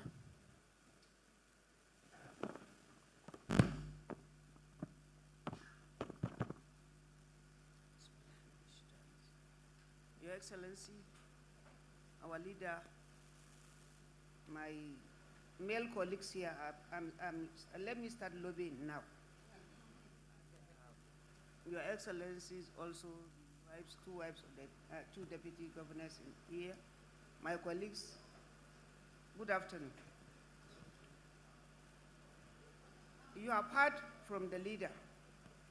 I was part of the delegation to Kenya. What I saw in Kenya is really something to actually talk about here in Nigeria. Some people will say, this is Nigeria, this is not Kenya. Kenya started like Nigeria, and now Kenya has gone ahead. In Kenya, the system they adopt, I don't think in the next 5 years in Nigeria that we can be able to adopt, because in Kenya, even parties have slots in the National Assembly, meaning that it has become a non-partisan National Assembly, where parties will also bring 1 woman each, and they brought total sum of, they have 6 strong parties. Each of the parties was able to produce a female candidate for a special bill, a special seat. So if you see the number of women in Kenya, you will like it. And one interesting thing I discovered in Kenya is that the women in the assembly, they don't apply makeup at all. Not even earring, they don't put. All of them are there. You'll see them natural, but very tough. So we were able to interact with them. We also got some ideas that we want to apply. As my leader rightly said, we are going to adopt some methods of sensitizing the men in the National Assembly, in the chamber. Because this bill, as we are talking about this bill, this bill will never pass if we don't sensitize the gentlemen in the chamber. Because the bill starts from the chamber. If it doesn't work in the chamber, it will fail woefully as it has failed. And this is the last time we have to have this bill passed. If it doesn't pass this time around, I don't think it will ever come back again. So it's not the bringing out women or whoever is here to sit with us here. No, the issue is we want to plead with men, because this time around, we're not going to go confrontational, no. What we will do is to plead with them, beg them to see reason, to know that they have children, they will have female children that may be interested in coming to the National Assembly. They will also have reason to think that some of their grandchildren will also come to National Assembly. So let them please see reasons. They should look beyond their thinking so that they will allow for this bill to pass. We are not doing it for ourselves. Ours is gone. Let's look at those that will come behind us. And another thing that I have realized, there is no issue of religion in this coming to the National Assembly. There is none, as far as I'm concerned, no religion. Because this is myself, Honorable Fatima Talba from Yobe. This is Honorable Khadija Bukar Abba. She's from Yobe. 2 of us came from Yobe. Yobe is a Sharia state. So tell me, where is religion? There is no religion. It's just question of sensitizing the people around you and also work together with the government of the day in the state, and also ensure that you have a cordial relationship with those people that have something to put to you or something to say to help you come to the National Assembly. My only problem in the National Assembly now, as I'm telling you, is that if this bill goes out of the National Assembly and it gets passed, it will go to the assemblies. All the state assemblies we must also get 2/3 from the state assemblies of Nigeria before this bill will now come for public hearing and finally be adopted as a document. Therefore, we have a lot to do. Help us sensitize. This seat has nothing to do with the present setting. I'm coming from a state where we have 6 legislators. These six seats, nothing will tamper with that seat. This one is an additional reserved seat for women only. If there is anybody that will contest with that, it's going to be a woman, not a man. Therefore, this seat is a special seat. You sitting here can be one of us in the next election by the grace of God, if you so wish. Go to your town, contest, go to your leaders, talk to them. You also want to contest. And as my leader said, the party has a role to play. Because if they only cherish a woman leader in the party and no more, not even treasurer, they will not give it to the treasurer, they will not give it to a woman. They will keep the treasurer, they will keep the good side of everything and give the woman leader to the woman for her to go and be battling with her women folk, which is sad. Thank you, sir. So, but finally, what I want to do is to beg our men in the chamber to please help us, to please play with us, assist us, and ensure that this bill passes at all levels. Thank you very much. Thank you, Honorable Talba. I think what you was explaining about the Kenyan example, they have certain numbers of women that must come into parliament. Before the election, all parties submit equal numbers to the Electoral Commission of women. They call it top-up. So if after the election, they have 5 seats less for women, they go to the list the parties have submitted in order of priority, depending on their strengths in parliament after the election. So that way, they always have the same number, and the parties, it doesn't require majority party, what we call majority party may have 2 of the 5 and 1 to the other parties as they performed in the election.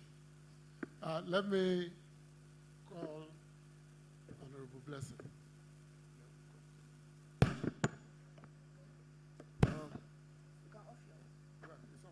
Okay, thank you, our dear leader, the fellow discussants, our leaders in the House of Representatives. Women, oye! Women, oye! Thank you very much for the organizers. My sister, Eugene Abu, she's doing very well. She's a woman. I am very, very glad to be here today because when we are talking about girl child, we can't go and compete with the men. Some of our women folks, they cause the problem. They are so shy. When they attend political party meetings, they don't make any contribution. They don't see them as having the capacity to compete with their fellow men. That is the main problem we're having in Nigeria. The women, please sit up. If they are contributing any sum of money for the party, go and borrow and contribute. Make yourself relevant. Tell them that you can do what they are doing too. You are human beings. And when I want to talk about women in politics, gender issues, I don't talk of equality. I talk of women inclusion. Because if we say equality, we cannot get it because of what we have suffered over the years. And in Rivers State, I want to correct the impression now that we have 6 women in the House of Assembly. We are 2 in the House of Representatives, and we have a senator. Women in Rivers State, women in politics in Rivers State. So, please, I'm correcting that impression. So, yes, I want to say that our men in the House, they are our friends. Whatever we tell them, I wouldn't say they obey them, but they work with us, they partner with us. The day this bill passed the reading in the House, the second reading in the House, Only very few women were there. The women legislators too, they are not serious. When they want to discuss women or gender-related issues, they should be there. That is the problem. Yes, I'm saying it because I have been attending all of them. But I want to encourage women and to plead with our men to support us. Thank you very much. Thank you very much. We appreciate your frank contribution. Now let me go to Honorable Khadija. The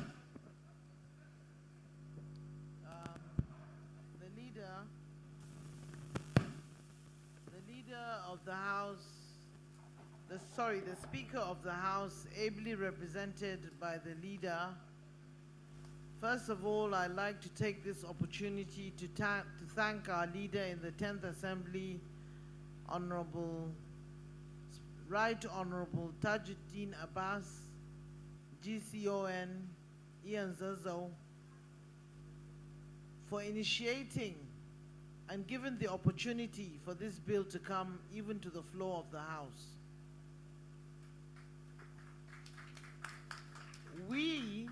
I have been through 5 House of Representative constitutional reviews, and I can assure you that this is the best. This is the furthest we have come through. And with all hope and God's guidance, we are going to succeed this time around. But, there's always a but. The inclusiveness of women should not be seen as a threat to men. We should be seen as partners in progress. We're not threatening to take away their positions. We're trying to work hand in hand with them. Today, in the global best practice, you'll find that women are presidents of nations. And without women, some countries don't even accept to do business with other countries. So women inclusiveness in politics and with special seats for women in the House of Representatives or in the Parliament is of absolute importance. But then I have to caution our women. We have to be our brothers' keepers. We must forget about bringing down syndrome. We have to repair our own house till the men respect us the most. So, what I'm basically trying to imply is that sometimes when a woman comes, for example, when Sarah Jibril wanted to contest election, I think her vote was the only vote that was cast, and that was the only one that sufficed. Now we've come further than this. We have really come far. With this public hearing, like I've said, we've never come as far as we have this time around. And nobody is willing to listen to us in the outside world, without voices of women. Women are our mothers, women are our children, and at the end of the day, we depend on them for so many decision-making and other things. So I'd like to appeal to you here today to please, not only the women, because the majority of the hall is filled with women. I'm expecting the he for she's to also participate in the public hearings, in the Constitutional Review Committee hearings, so that the women of Nigeria can get not more than 2% that we've had since independence, which is quite a shame. Nigeria is a progressing country, and it should show that it is a progressing country by including women in its work. Thank you very much, and God bless Nigeria.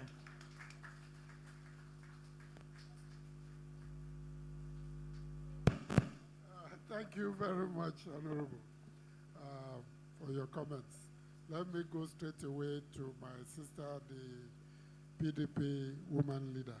But quickly, I'm also told to announce there is a missing laptop, and a found phone. If you have lost your phone or you found a laptop or you took it in error, please contact the director of ceremonies desk. I don't know where that desk is. Oh, okay, meet with the Eugenia Abu, the controller and director of ceremony. So let me, over to you, my sister. Hello?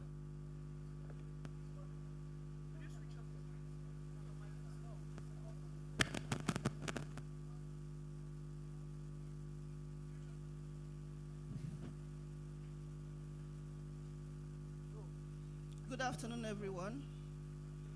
May I crave your indulgence to stand on existing protocols. I'm here this afternoon wearing two caps. Firstly, as the national woman leader of the People's Democratic Party, PDP, and also the president of the Forum of the National Women Leaders of Political Parties in Nigeria. So, after the Beijing conference, a lot of us have wondered why we have not actualized our 35% affirmative action. When you look at our party's constitution, when you look at the Electoral Act, when you look at our party's manifestos, the gender bill is neutral. It's not specific. And that's why you wonder why we have not been able to actualize the 35%. It doesn't tell you how we can actualize it. And so it is gender neutral. This conversation has come at a very good time. We couldn't have had it at a better time. When the Deputy National Woman Leader of APC was reeling out the statistics, I'm sure you may not have understood what she was saying. When it comes to the global conversation, Nigerian women are nowhere to be found. When you come to the African Parliament, we are not on the chart. That is how sad this situation is. And so we having this conversation, and why other climes have had it right is because the government have been intentional. They have been deliberate. And that's exactly what we are doing here today. And we are hoping that this bill will pass so that we can have women sitting at the table talking about things that affect us as women. Now, when you look at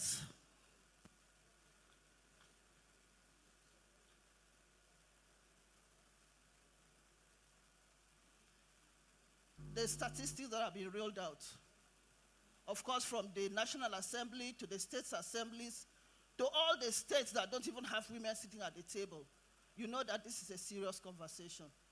And I'm hoping that at the end of the day, we will come out with this bill so that we can have more women seated at the table. Thank you so much. Thank you. Thank you very much. This is better now. Thank you for your direct and brief contribution. Let me clarify something. Unlike in the past, one of the mistakes that was made in the Ninth House, we finished the work and dumped it on the states. The document was new to them, and they subverted what we.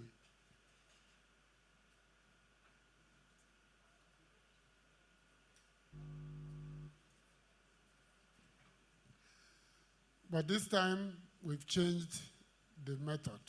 We're carrying the state assemblies along with us. In fact, the chairman of the State Conference of State Assembly Speakers is a full-time member, is a full member of the House of Reps Constitution Review Committee.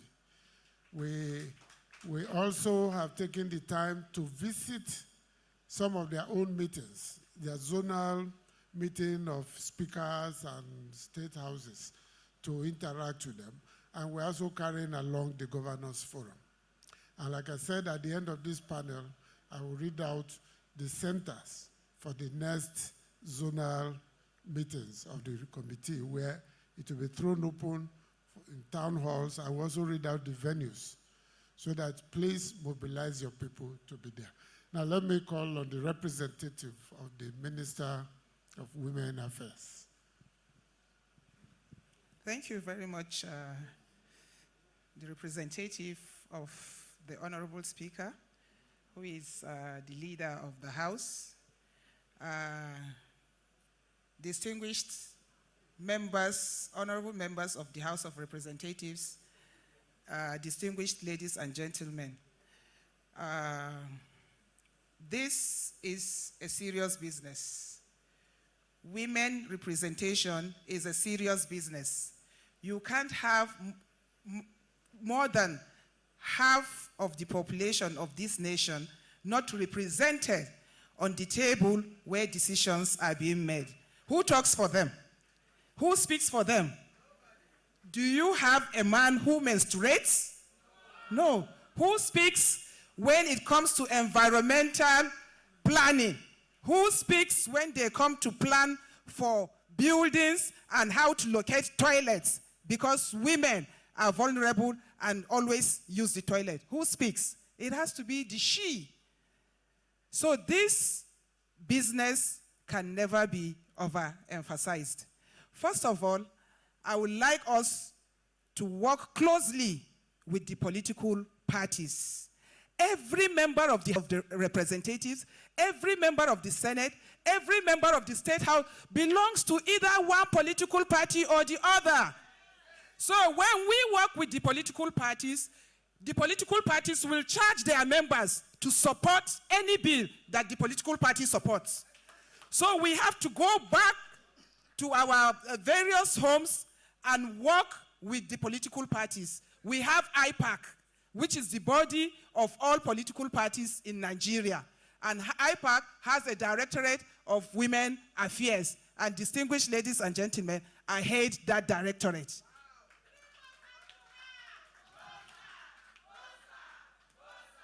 We are working, the Ministry of Women Affairs, that's the Honorable Minister, has charged the Directorate of Women Affairs in IPAC to work closely with the leadership of political parties. We have, with the Honorable Minister of Women Affairs, paid courtesy call and advocacy call to about 7 out of the political parties we have, and that continues. Because when we have the political parties speak to their members, this bill will easily pass. My dear sisters and brothers, we have to be she for she's. We have always been mentioning he for she, but are the women ready for the women? That idea of she for she must be activated. And the Honorable Minister of Women Affairs is about to roll out a program which is she for she, where women support women. We have the highest number of voting population in this country. And if a woman supports a woman, there's no way a man can beat a woman when it comes to election. Election is a matter of numbers. Distinguished ladies and gentlemen, we also need to lobby more. We shouldn't be confrontational. You can't achieve much in politics when you do activism. Let's allow the political activists do their activism while we, as politicians, lobby our men to see us as partners in progress, to see us as their sisters, to see us as people they need to achieve economic development. Because you cannot develop a country when you ignore about 50% of its population. It's not possible. So we are not rivals. We are not contesting your seats. We just want to bridge that gap. We just want a little bit of fairness to up the women's participation in the national and state assemblies. And as we do that, we have to build our capacities as women. We have to be ready. We have to be serious so that they don't see us fielding incapable women. We have to know what it means, and we have to get there to deliver so that we will encourage the men to always support us. Okay, thank you, Mr. Moderator. I have lots and lots and lots to roll out, but I'll give you the mic now. Thank you.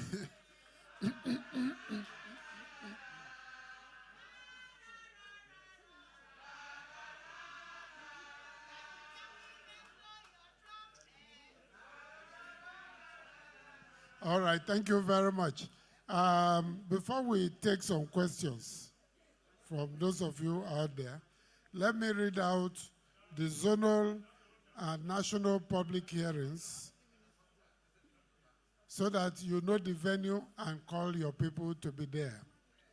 Northeast, Center A, Gombe, Center for Gombe, Bauchi and Taraba States. It will be in Gombe, International Conference Center, Gombe. That is 12th July 2025, beginning 10 a.m. Center B, Maiduguri. That will be for Borno, Yobe, and Adamawa states, the same 12th of July. Mohammed in Dimi Hall, University of Maiduguri, that's the venue. North Central, Center A, Mina, for Niger, Kwara, and Kogi states, 12th July.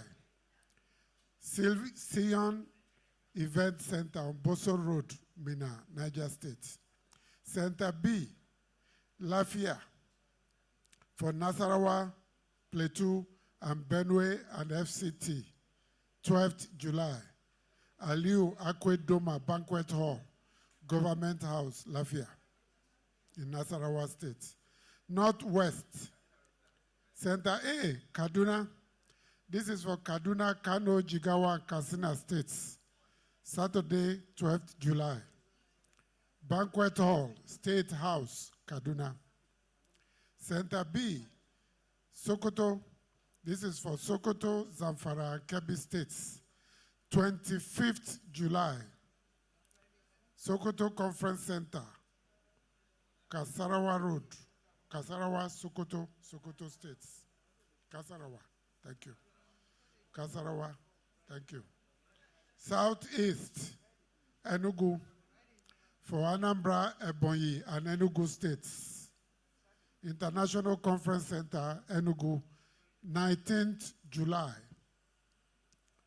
Center B, Owerri, for Imo and Abia States, 19th July, Landmark Hotel, Owerri, Imo State. South-South, Center A, Yenagoa, for Bayelsa, Edo, and Delta States, 19th July. Chief DSP Alamé Sirak Banquet Hall, Government House, Yenagoa. 10 a.m. also. Center B, Calabar, for Cross River, Rivers, and Akwa Ibom States, 19th July. Transcorp, formerly Metropolitan Hotel, Calabar. And Southwest, Center A, Lagos, for Lagos, Ogun, and Oyo States, 19th July. Watercress Hotel, 48 Orisha Street, Balogun Bus Stop, opposite Airport Hotel, Ikeja. And that is on the 19th July also. Center B, Akure, for Ondo, Osun, and Ekiti States, 18th July. Lagos is 19th. Akure is 18th, Friday. And it will be International Culture and Event Center, the Dome, Akure. Then on the 21st July, 10 a.m., Ladi Kwali Continental Hotel, Abuja, Ladi Kwali Hall. This is everyone can come together. If you didn't have a chance to speak there, you can come there. If you have a position to submit, you can come there. So we have what we call a national public hearing on the 21st July, 2025, 10 a.m., Ladi Kwali Hall, Africa Continental Hotel, Abuja. This will also be published in the papers and other media, including online. Now, we take a few questions. I know we are running out of time. Any questions or comments from, yes, please. Who has a microphone? Eugenia, do you have somebody who can help us to phone to them? Okay, I'll use this one. I sent you a note, sir. We have discussants. Let them speak for 5 minutes each before we... Where are the discussants? Yeah, discussants, UNDP and NCW are in your program. No, let's hear from these people first. We'll call them. Definitely.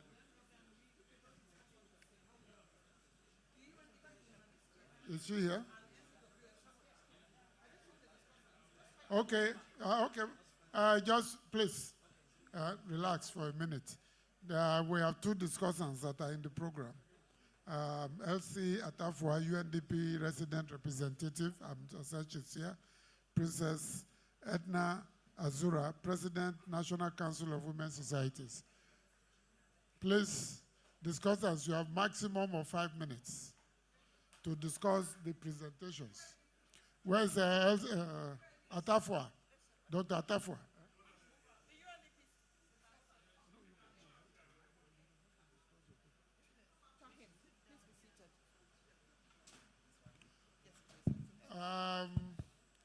Is it better for us to vacate here so that... No, it's fine. So, where is... you are representing Atafua? Yes. Oh. Okay, you have the floor. 5 minutes Thank maximum. Your Excellency, Atafua is a UNDP resident representative, and she's a woman. But today she called me as a he for she to come for this. So I'm proudly happy to be here as the representative of the he for she's. I would have wanted a he for she to be on the panel, but I think we can stand here and support you. Your Excellency, I'm here to talk about two things, and actually I want to applaud all the panelists for the excellent contributions.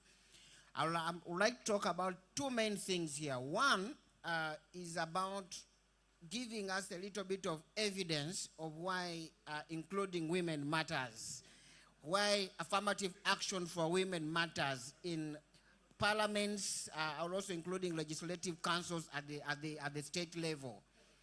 There are very many benefits. As you think about why it matters, you need to think conversely about what Nigeria loses if it does not include women in these legislative councils. Let me give you a few statistics. I am an economist, so I give a lot of statistics. One, in terms of growth, this government is thinking about growth, growing the economy to a $1 trillion economy. Now, I will actually tell you, if you increase women participation in parliament, including other sectors, by 2030, they are telling us a country that will be in position to grow by 15% on average every year. That is evidence, it is there. These are some of the things you need to tell people in the government. Number two is about human development. UNDP produces a human development index every year. The human development index looks at three main things. It looks at health, it looks at education, and it also looks at wider human development. They are actually telling us that if you increase the participation of women in parliament by only 10%, Nigeria's human development will increase by 6%. So can you tell me what you'd actually be in position to get if you raise it by 50%? That is evidence there. Then the other evidence is on the social side that I want to give you that you can actually use when you are doing engagement. One, Rwanda in the 2000, that's when they started engaging a lot on this. So in 2000, if you look at the statistics they have, maternal mortality reduced by more than 70%, and that coincides with the time when women representation in parliament and councils was advocated for. Imagine what would actually happen for Nigeria, which is actually struggling when it comes to sustainable development goals. The other one, I'll give an example of India. Think about this statistic. The female-led councils, when they engaged on female-led councils, they actually saw 60% new projects, more new projects, for which were actually advocated for women. Which projects are these? Community latrines. The women will think about some other things. The other one was about community boreholes. Another one was about community schools, all-weather roads. The women were able to advance those things. That is a statistic that you need to advance. Then I come from Uganda. I'll give you a statistic. You know, East Africa is doing quite well in some of those things. Uganda started in 1995. Now, because women in Uganda are more advanced when it comes to being represented in parliament, we now have a domestic violence act. It took them a very long time to push for it, but it was actually passed in 2010. The prohibition of female genital mutilation in 2010, it was actually passed. The women have also advocated for increase of budget for health, increase of budget for education, for primary health care, and quite a number of other things. That is the value of having women increasingly represented in parliament. Now, the challenge we have in Uganda is on one bill, the Domestic Relations Bill, which is about what would happen if you share to share property. Just because women are still very, very few and men are really fighting against it. So, ladies and gentlemen, it's a very, very good opportunity. Maybe lastly, what I could say, when I was looking at the bill, it gave a very, very good and excellent provision of about 16 years time. It's a very good one. They say when you have a bird in the hand, you first take that, but that doesn't stop you from asking for more. The evidence that we have is 16 years may actually not be enough time. These countries you see in East Africa, it has taken them more than 30 years to reach where they are. Uganda has 529 members of parliament. In every district, each district is represented by one woman member of parliament, which makes them 146 women member of parliament on the women's seats. Because of that, gradually, the women have gotten more confidence to contest for seats with women. So we have 14 women members of parliament who have contested with men. We also have 13 women members of parliament who have contested with men on special seats, special interest seats. So look, it takes a little bit of time. So 16 years, I think, we really need to applaud the government for this, but also maybe request for a little bit more. So women engagement is a development imperative. That is the message we really need to push. Thank you very much. Thank you. We appreciate your insights. Let me call on the NCWS. 5 minutes, please.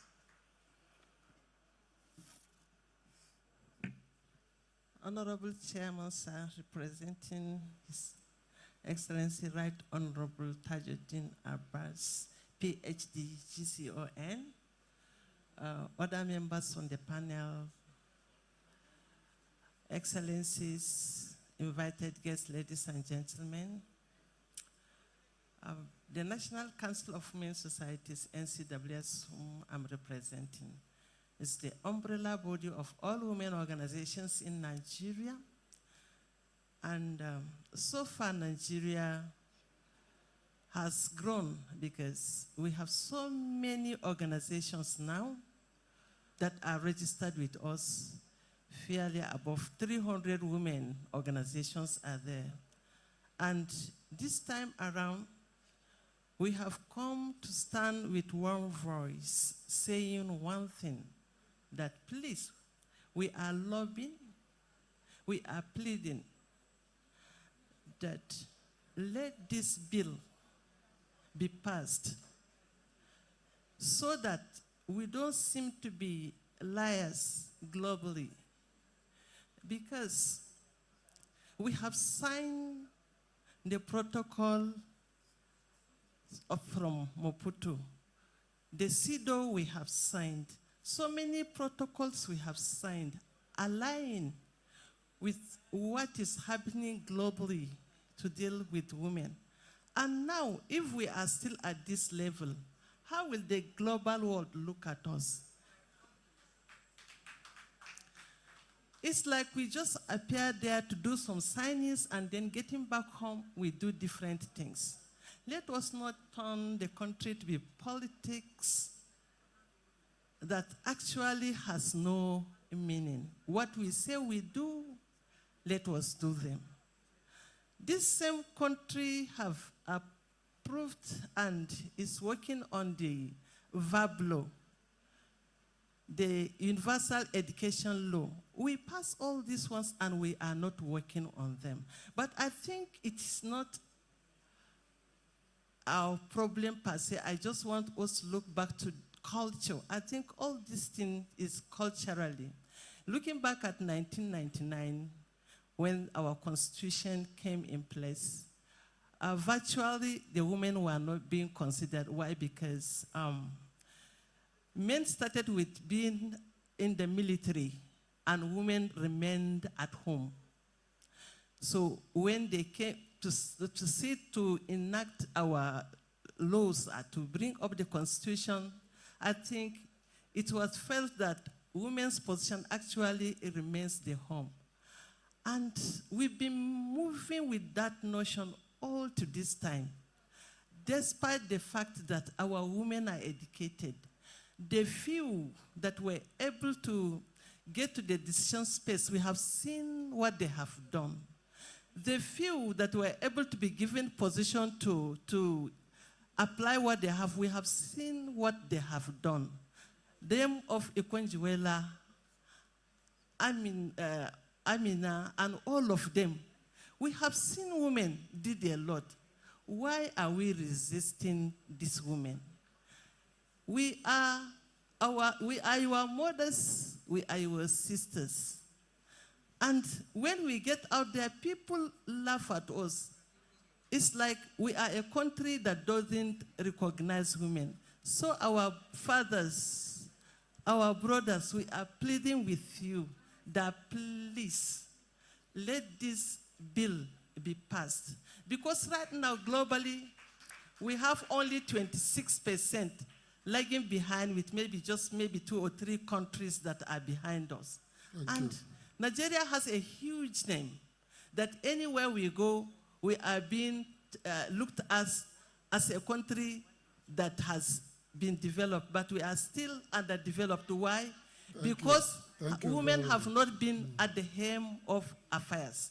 So I am having a clarion call this afternoon that please, for inclusivity, for good governance, for transparency, for us to be recognized internationally that yes, what we say we do, we are doing. Let us pass this bill. Thank you very much. I think she's just wrap up. Yeah, I also call upon the women that whether you belong to an organization or not, as a woman, it is time for us to come together. Say one thing. Let us say one thing, whatever we are going to agree. This special bill, let it be that we are conversing at the same level so that we'll become mentors to the young ones growing. As my mother said earlier there, that this bill that we are pushing is not for us, it's for the young generation that are coming up.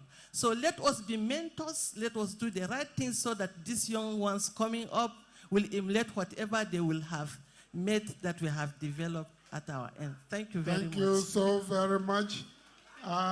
We've run out of time. Hold on, let me be guided.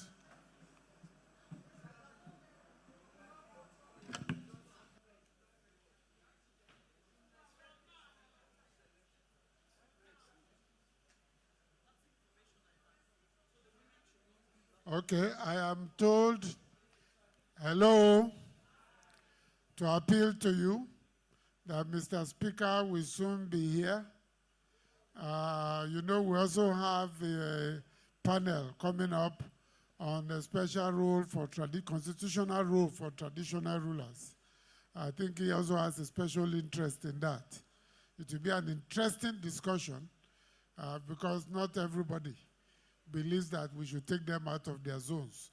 But we've had a good, I'll take 2 questions. The lady we call first and the Commissioner for Women Affairs. Yes, you, the one. Give her the microphone, please. Quick. We need to take a quick break.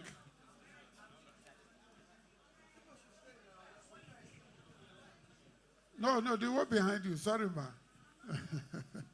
She was the one we picked before the discussant, please. Yeah, the chairman of the event, Professor Julius Ihonvere, standing in for the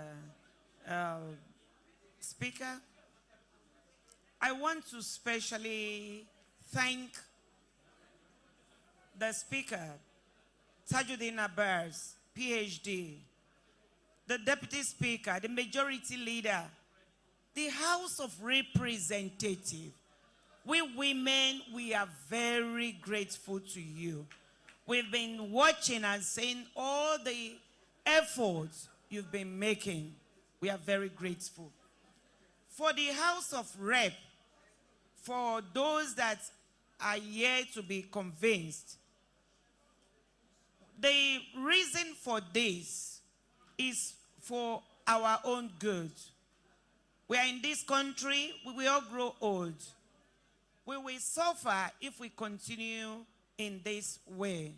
Because the way men think is different from the way women think. And it means we must need both parties for our life to be better. And I'm happy that you are already consulting with the Governors Forum.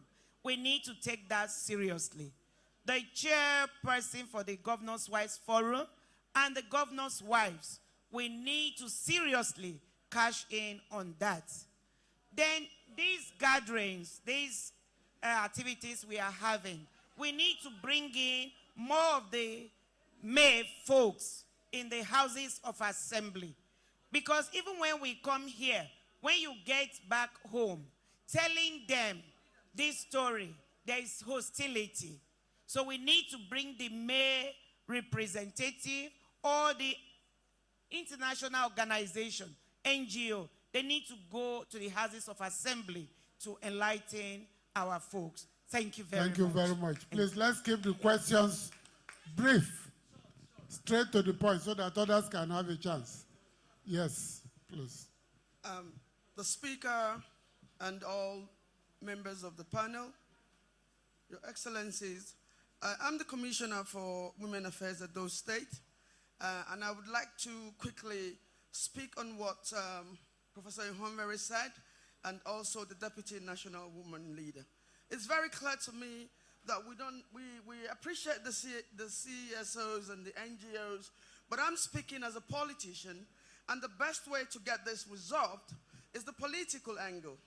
If you want this bill to be passed, and you are a woman in your state, you need to be clear to all the political actors, all the governors, members of the National Assembly and the state houses of assembly.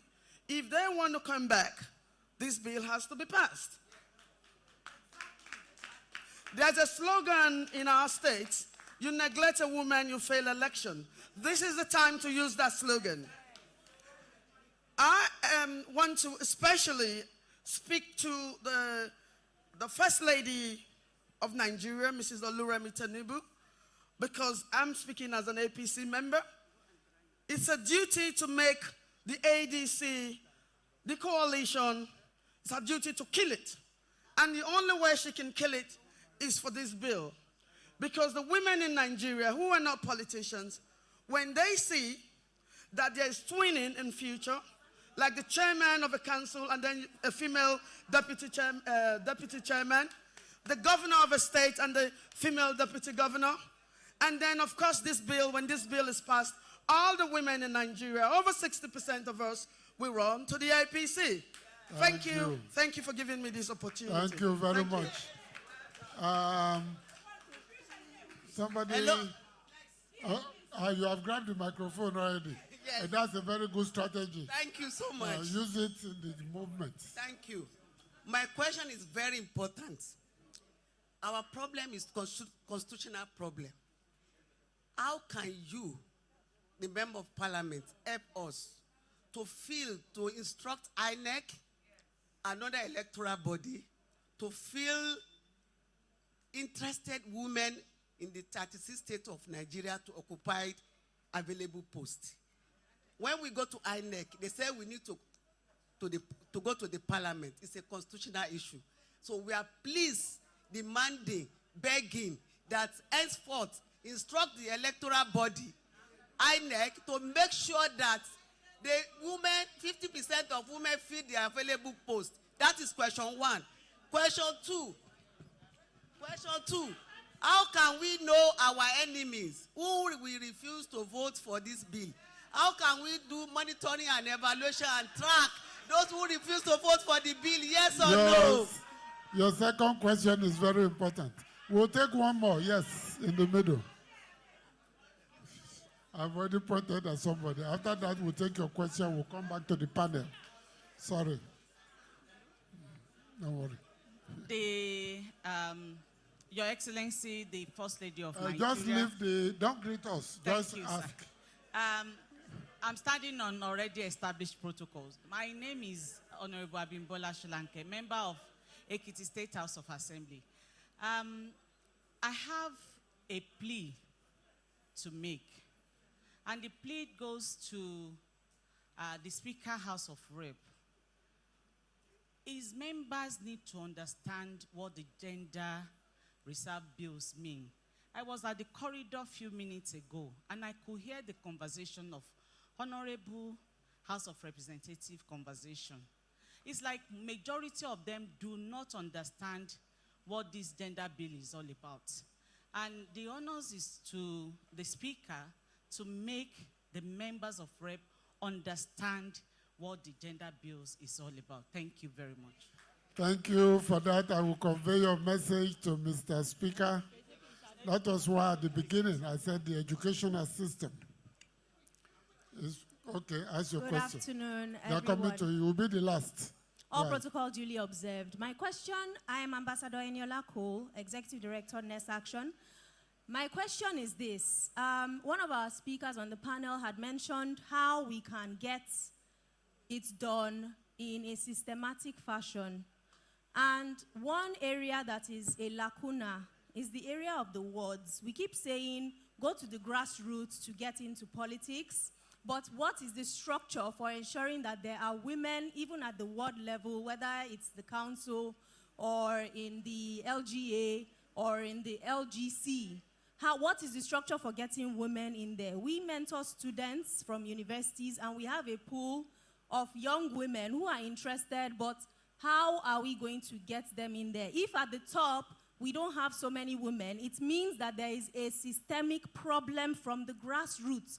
And we must ensure that we treat it from that angle. Start getting women into the wards, into the LG, so that when it's time for elections, you have people to elect. If not, at the top, there will be nobody. So please, let's also, as we push this bill, ensure that we get young women in from the grassroots, and ensure that we also do not jettison God, because it will be an act of God for us to get this bill. Thank you so much. Thank you. Last question, then we'll come to the panel. Please.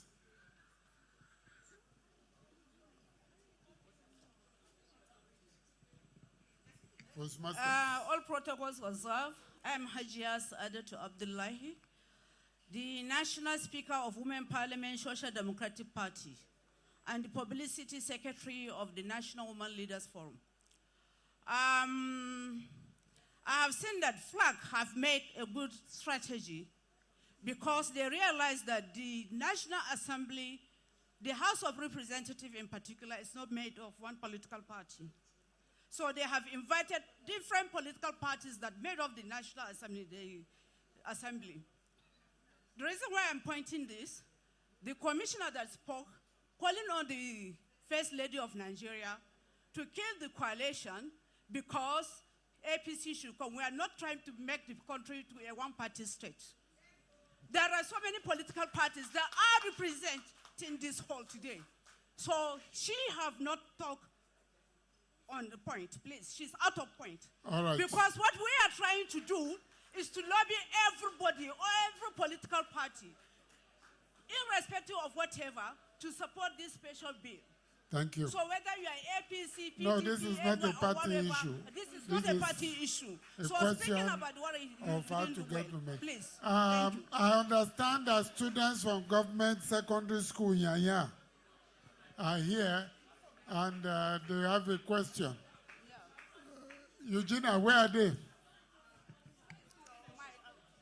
All right. My sister here. Ask your question. Please give her. Good afternoon, Mr. Chairman, and everybody here present.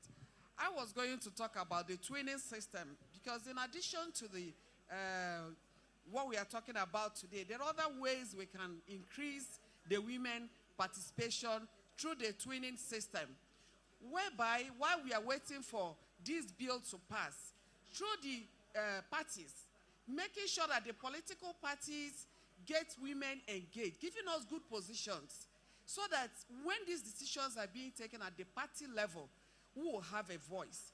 And then at the twinning system is all about, if we have a chairman, let the vice be a woman. If whatever is a coordinator, let the woman be a woman. If you're a governor, let the deputy be a woman. And by the time you do all that through Nigeria, you will realize that women would have gained a lot of positions while we are waiting for this bill to pass. Secondly, sir, I will also appreciate if when this bill is being voted for, that we air it live. This will enable us to know those people who are going to vote against us, so that at the end of the day, we'll vote against them. Thank you, sir. You may not see it, too, because it's electronic. Where is the microphone? Give it to Honorable Chinda. Thank you, sir. I completely agree with the last speaker on the issue of the political parties. I think that we should, whilst the bill is on, there are low-hanging fruits that we can pluck. Political parties, even the executive arm. I take Rivers State as an example. When the FCT minister was governor in Rivers State, we agreed, politicians, under him, that every local government must have a female deputy chairman. If you cannot produce a female deputy chairman, then a female must be the chairman. So every local government in the state had female deputy chairman or female chairman. And we also agreed on a particular minimal number of councillors that must be produced from each local government that will be female. And that is just an executive action. So I think that that could also be repeated. We have the First Lady who is part of this project. And let me just remind the women, FCT election is here. Start from there. Thank you. Thank you. I think we'll come back to the panel 1 minute so that we've gone beyond time. And we're eating into the time for the next panel. So let me begin here. You were the last to speak, so go ahead. 1 minute. Thank you, Mr. Speaker. Another quick way of achieving this bill is working with the Governor's Wives Forum, because they will help us lobby their husbands. And the Honorable Minister of Information is organizing a stakeholders engagement to bring information for women, information. On the 17th of this month, there's going to be a stakeholders engagement by the Federal Ministry of Women Affairs. So everybody should bring his contribution on how we want this bill to run by the way it is when it is passed, so that we will have a united voice, we will have a harmonized position. My dear sisters, one of the speakers mentioned about mentorship, so that we have people in the grassroots level. The Honorable Minister of Women Affairs is working in partnership with the Governor's Spouse Forum and the Women Directorate of IPAC. We are rolling out a mentorship program which we tagged Catch Them Young, so that it will bridge the gap between the old generation and the younger generation when this bill is passed, by nurturing the upcoming generation to be ready to take over from us. And my dear brothers in the House of Representatives, this is a call for sisterhood. This is a call for brotherhood. This is a call for action. One of the foremost reasons is to cover our national shame. It's because it is shameful that Nigeria is the giant of Africa. I know that when they said when Nigeria sneezes, Africa catches cold. but Nigeria is neglecting over 47% of her citizenship, and so it's time for us to make sure that we pass this bill. We are begging on the National Assembly to pass this bill so that Nigeria will be in the Committee of Nations. Thank you very much. Thank you, dear Chairman. The participants, ladies and gentlemen, I want to make a special appeal because last year, the Nigerian Institute of Legislative Studies organized town hall meeting for all the female legislators in the National Assembly. I want to appeal to the Women Affairs Ministry. Madam, please tell the minister that she should do what they did so that we could go back to our homes and organize town hall meetings. Thank you very much.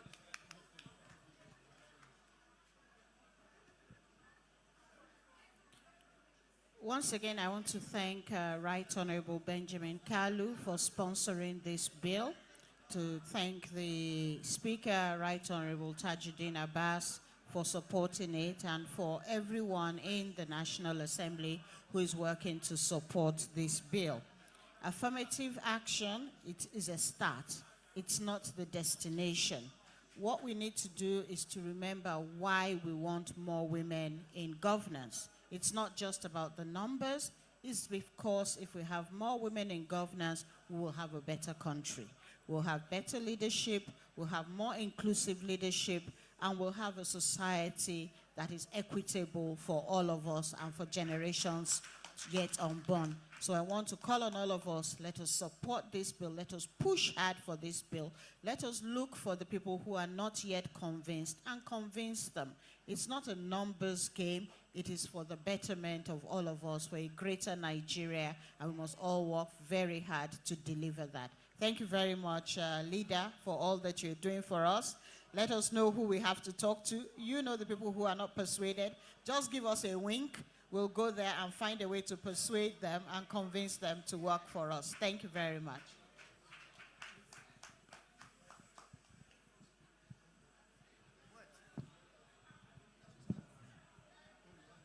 Okay. You working? Hello? Yeah, we cannot have democracy without political parties.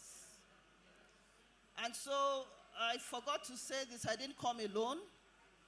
Most of my women leaders are here. There was a lady who had asked how the people at the grassroots can be carried along. You must belong to a political party. And everyone seated in this hall, all our representatives are members of political parties. But what we have decided to do now is to start from the political parties itself. A situation where you have, just like in PDP, I'm the only woman leader in the NWC. And so even if I were to scream, nobody will hear my voice. And that's why this forum was formed in the first place, where all the national women leaders will come together. As we speak in one voice, our voices are louder. So I beg of you, join political parties. And then the parties itself will want to look at how we can have more women in the NWC. Thank you very much. Great Nigerian women, let me address you once more. I think that this fight is not about political parties or different political parties, but it's a fight for all of us, regardless of which party you belong to or affiliate with. So I assure you that once we go to the grassroots, we'll educate all our women, including those that belong to our party and those that don't belong to our party. Democracy thrives on a healthy opposition. Democracy thrives without a healthy opposition. Democracy can never succeed. So please, I'm joining my colleagues in thanking you all for making this great effort this afternoon to be here today. Thank you very much, and God bless us all. Finally, thank you, my chairman. our dear women in Nigeria, this is our time. As I said earlier, if this bill doesn't pass, it will never pass again, and it will never come round again. Pray for us. Go and lobby whoever you are going to lobby.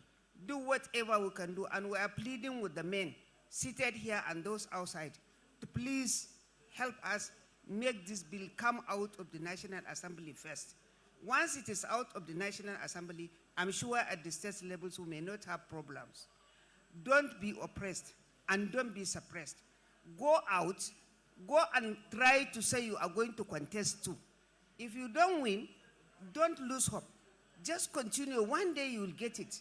But this time around, we are optimistic that by the grace of God, this bill will come to pass. And that each Nigerian woman will have a cause to smile. Unless we have the number in the National Assembly, the two-thirds majority, no anything concerning women will pass at the floor of the House. That's the truth of the matter. Therefore, please, men, help us. We are not trying to be you. We shall never be you. We are women. You are men. You are our seniors. You are our leaders. We know you are our fathers. We are pleading with you to please see reasons. Thank you very much. Thank you. We have two young ladies here from Government Secondary School, Nyanya. Is it Government Secondary School? Is that your school? Government Day Secondary School. Okay.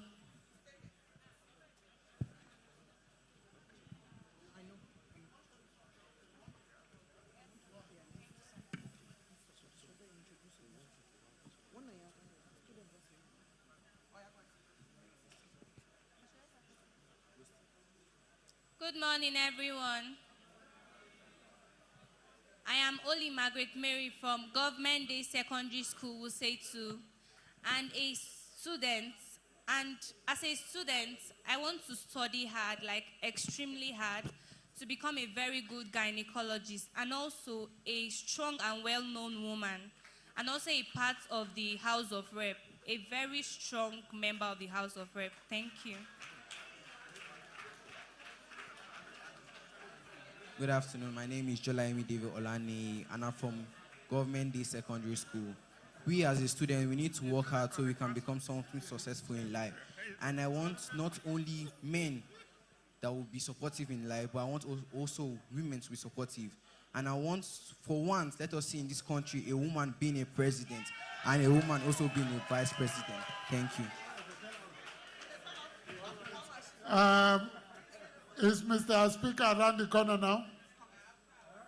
He wants to say hello to you, and it's important you hear from the Speaker because his commitment to this struggle is unparalleled.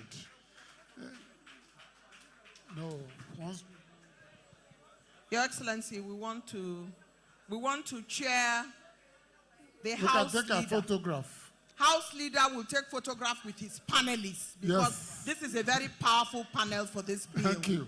Congratulations, House leader, for being an excellent moderator of this session.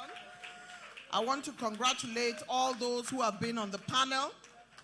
Representative of the Minister of Women Affairs, Hajia Zainab, who is Zainab Abubakar Ibrahim, who is APC Deputy Women Leader, Honorable Talba, Honorable Khadija, Honorable Mrs. Amina Dasimi, Excellency Ogun State Deputy Governor, Engineer Noimot Salako, Honorable Blessing, and I think the UNDP man who is a discussant has left, but all the discussants, President NCWS is here. We congratulate this panel for unpacking the issues and bringing the matters to the table.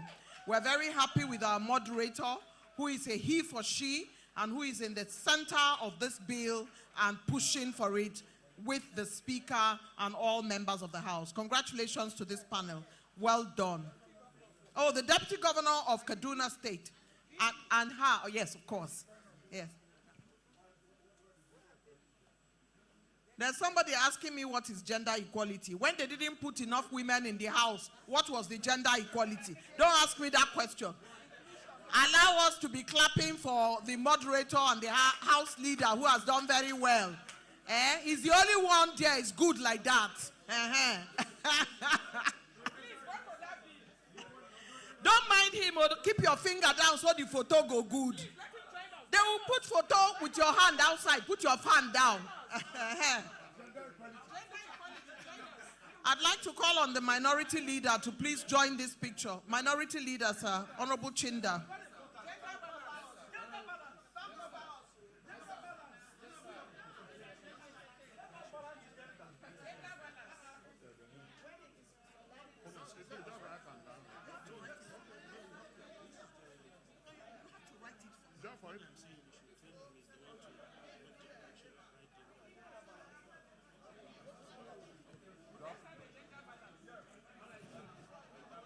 Let's continue to clap for this panel.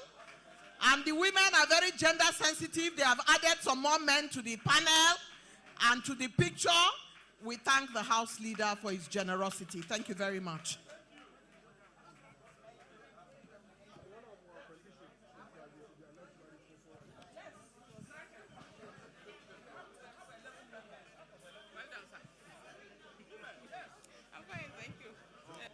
Okay, so this panel now done. For the second session, would like to announce that these are the people that will remain in the room for the second session.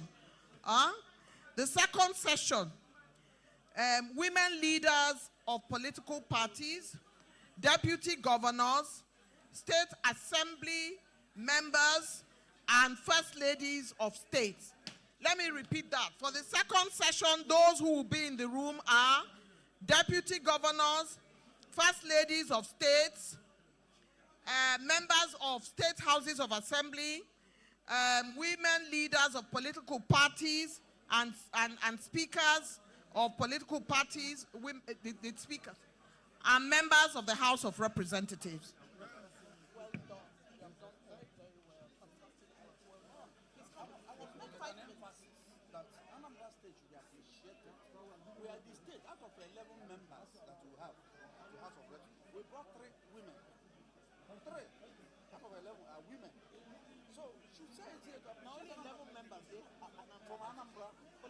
Yes, we have 11 members.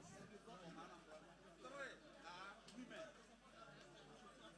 Yes. Your state. How many women? How many women in your state?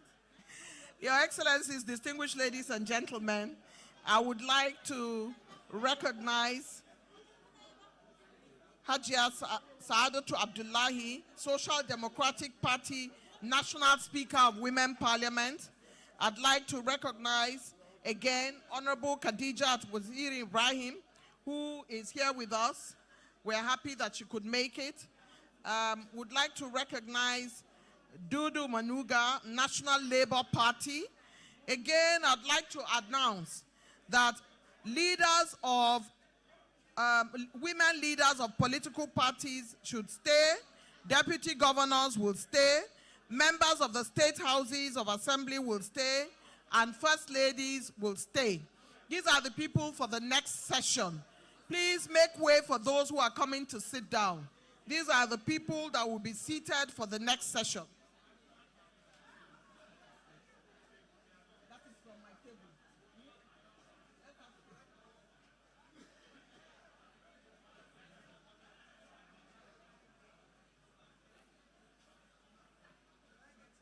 Members of the House of Representatives should stay. Leaders of women political parties, women leaders, the woman leader of the various political parties, members of the state houses of assembly, first ladies, and governors, deputy governors of states should please remain seated. Others would have to vacate the room so that we can see those who are working in the next set to speak. Thank you very much.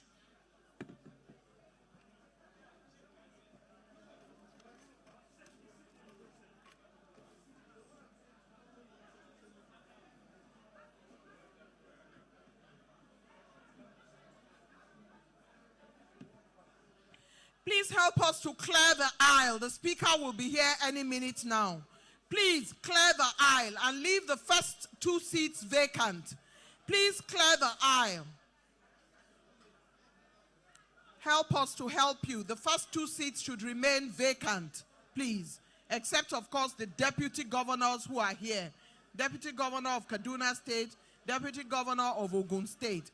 Please clear the aisle. Protocol, help us to clear the aisle.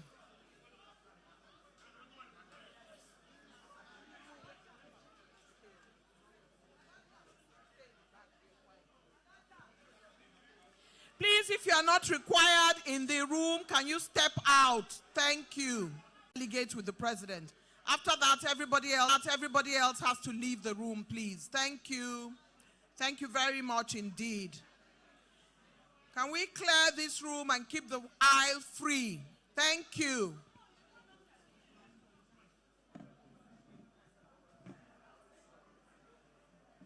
Well done, ma'am. You're looking sweet and pink. I was sharing you from that corner. I appreciate it. Thank you. This God love me too much. Maybe only you did this work. What do we go do? My sister won the contest again, House of Prayer. My prayer will do for you. Of course. Everybody go there inside the prayer. Now. Well done. How's my brother? He's well. Okay. He's coping with my craziness. Not today. 43 years. Oh, you done late. You can't go anywhere. We tell them, we say, you don't run on your feet.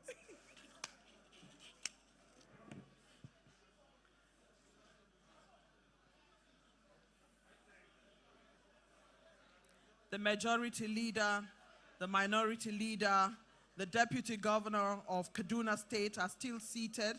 We do appreciate you for your resilience and for piloting this program well, and all members of the organizing committee who have had sleepless nights here. Dr. Jerry Iwo and all his committee members, and all our supporters, PLAC and the United Kingdom International Development, as well as the UNDP. We thank them for their support. At this time, please clear the aisle. Please clear the aisle. Please clear the aisle. So that members of the House of Representatives and our traditional institutions will have seats. If you are not required from my list, please step out of the room. Women leaders of political parties, deputy governors, members of state houses of assembly, first ladies, and the president of National Council of Women Societies. That would be all, and also members of the House of Representatives. These are the people we want in the room. I'm hungry.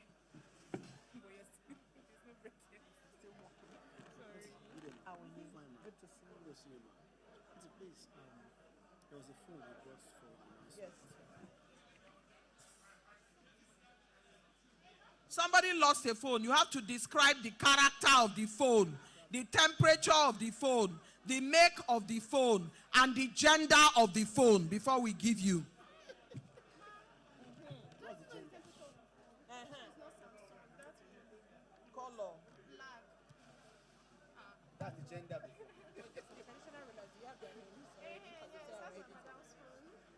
Thank you. We have a laptop missing. Because if there's a laptop sitting beside you, that's not your own, just give us. The owner has been looking for it to help our government. Thank you.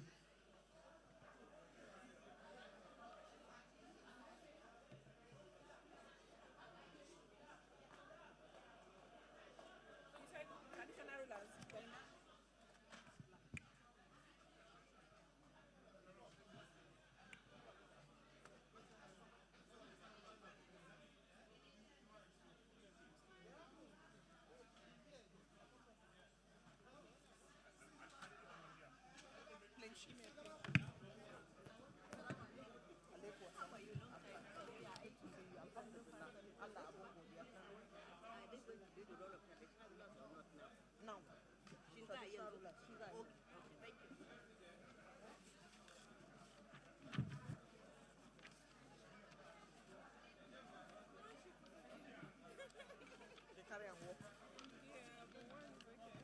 Our next session, distinguished ladies and gentlemen, leadership of the House of Representatives and members, is a session on the constitutional role of traditional rulers.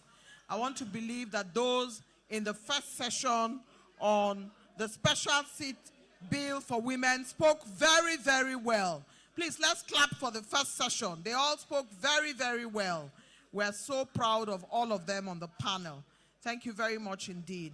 So at this time, we're going to be looking at the importance of traditional rulers on how they impact society and how they are changing society according to our modern tenets while protecting our traditional institutions. I've been in a state where the traditional ruler tells me that if a man in his state impregnates a woman, they will do ceremony for him to marry her. He cannot be saying, I don't like her. You have to like her.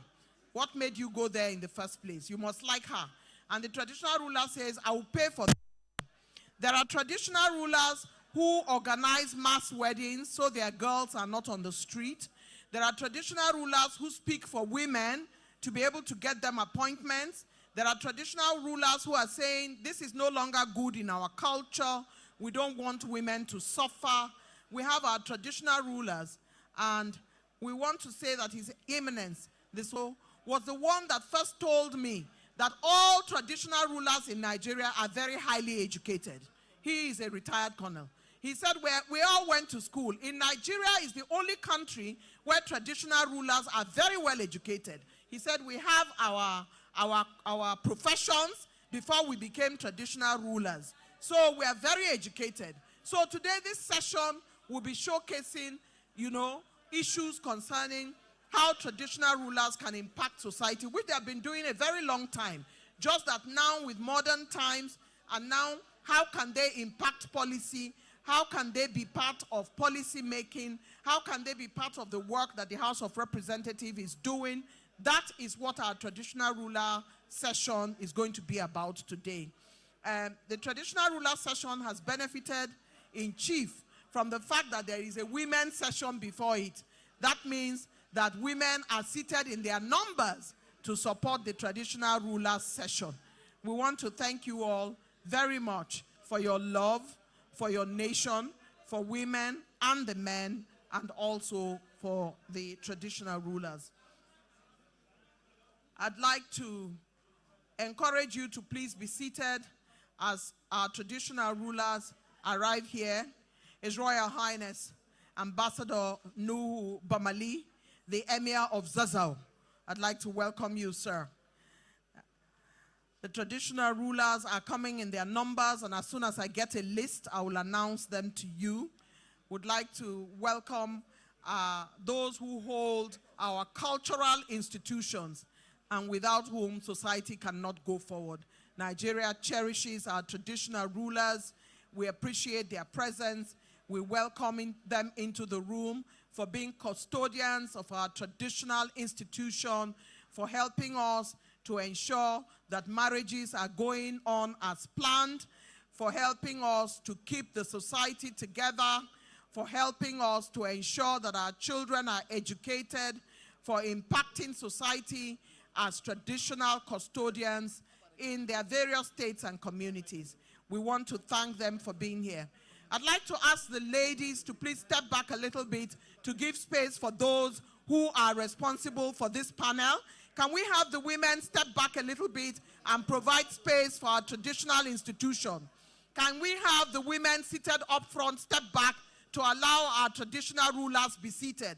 Please step back, third, fourth row, so that we can have our traditional leaders, their royal highnesses, be seated. If you step back, we'll provide the seats for them. Please help us. Thank you.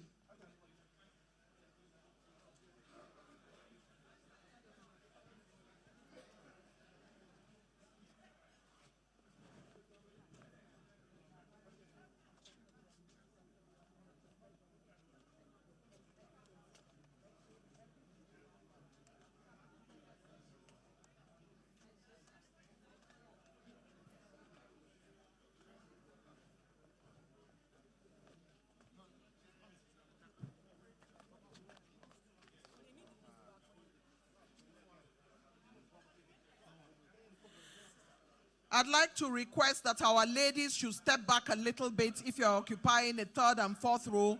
This is the session on traditional rulers. Please help us, because the traditional institutions are so important to us. Do not occupy their seats so that they can be well seated. Thank you very much. Let me quickly introduce the traditional rulers in our midst. Can you vacate up to the 6th row so that they can sit down? Help us.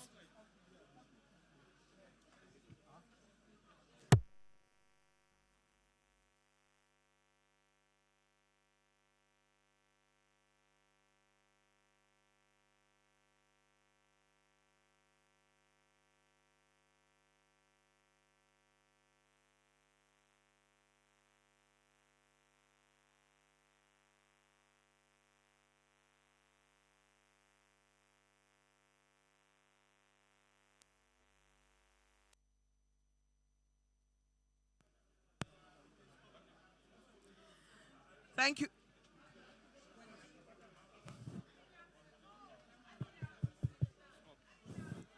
Your Excellencies, distinguished ladies and gentlemen, may I urge you to please be seated as we await the arrival of the Speaker. Please be seated. We have in our midst today His Royal Highness Alhaji Dr. Ahmed Nuhu Bomali, Emir of Zazzau, Chairman Kaduna State Council of Traditional Rulers. His Royal Highness Alhaji Dr. Muhammadu Abali Ibn Idrisa, Emir of Fika, Chairman Yobe State Council of Traditional Rulers. His Royal Majesty Igwe Samuel Asadu, Chairman Enugu State Council of Traditional Rulers. His Royal Highness Tahiru Muhammad Ahmad, Emir of Zambara, Chairman Emir of Zamfara, Chairman Zamfara State Council of Traditional Rulers. His Royal Majesty Chirubem Iweka Ezobosi, Chairman Anambra State Council of Traditional Rulers. His Royal Highness Barrister Mohammed Sani Dantoro Kitoro II, Emir of Borgu. His Royal Majesty Dantoro II. His Royal Majesty Oba Olusholari Ogunsanwo, Alara of Ilara, Vice Chairman Lagos State Traditional Council. His Royal Majesty Oba Adekunle Adegbo Ore Otun Ekiti, Paramount Ruler, Mobile Land. His Royal Highness King Dr. Apollos Chu Egbere Baro Kori One India India. His Royal Highness Alhaji Abubakar Sadiq Yakubu Eje Ankpa, Alhaji Sule Ahmadu Kamal, Representative Akuka of Wukari, Alhaji Kasim Yawa, Bararendupe, Director, National Council of Traditional Rulers of Nigeria. And I can be partial because I'm from Ankpa. Oh, I greet the Eje of Ankpa. Eje, Naguesa, oh Roka. I have to show that I am a traditional girl. Aha. I've saluted the Emir of Zaria. I'm a Zaria girl. I'm a Kaduna girl. His Royal Highness Barrister Mohammed Sani Ntoro Kitoro IV, Emir of Bogo. I greet you all, my fathers, and I thank you for coming to this event. We welcome you. Thank you very much.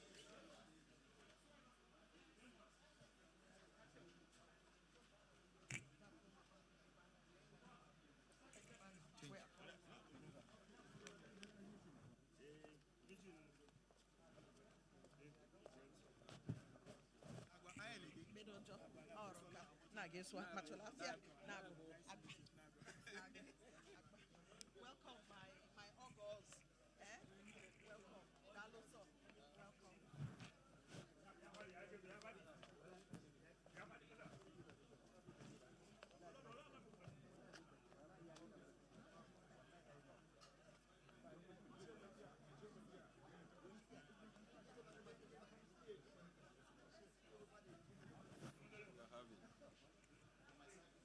Women, oh yo.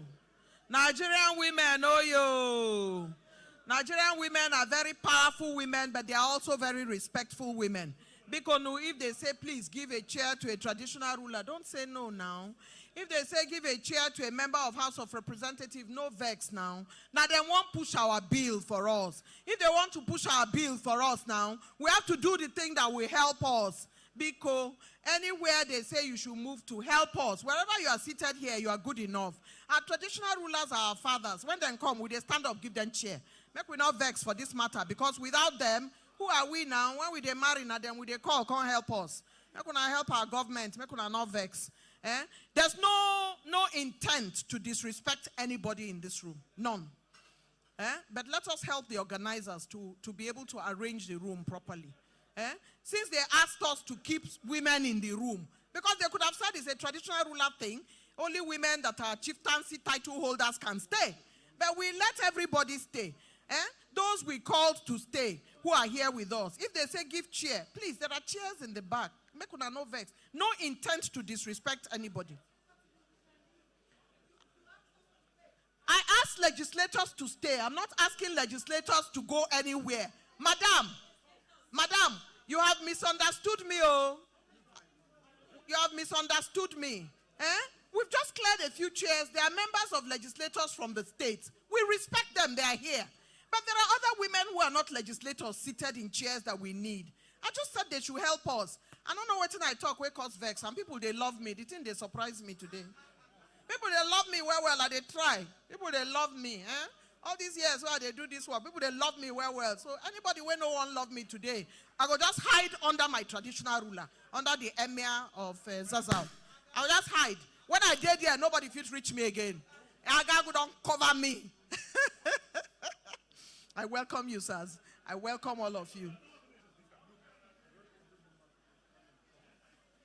Members of state houses of assembly, we respect you. We called you. We respect you. We thank you. Nobody is asking you to go anywhere. Please. Thank you. We appreciate you.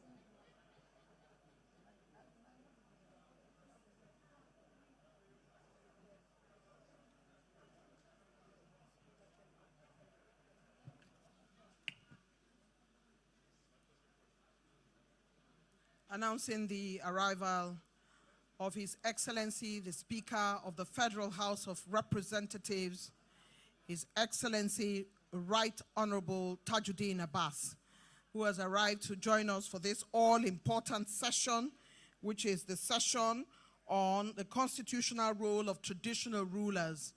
He has come along with other ranking members. He makes his greetings and he goes round to greet our royal fathers at this time, starting with the Emir of Zazzau. He is making his way around the room to greet the traditional rulers whom he gives the greatest respect. As you know, the Right Honorable Speaker is standing beside the royal father in Zaria, where his childhood began. Your Excellency, the Right Honorable Speaker of the Federal House of Representatives, their Royal Majesties, custodian of Nigeria's traditional institutions, our royal fathers, ranking members of the National Assembly here present, current and past members of the House of Representatives, the leadership of the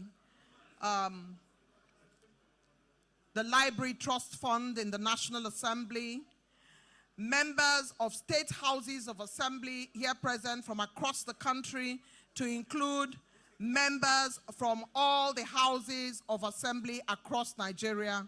We thank you for being here and participation.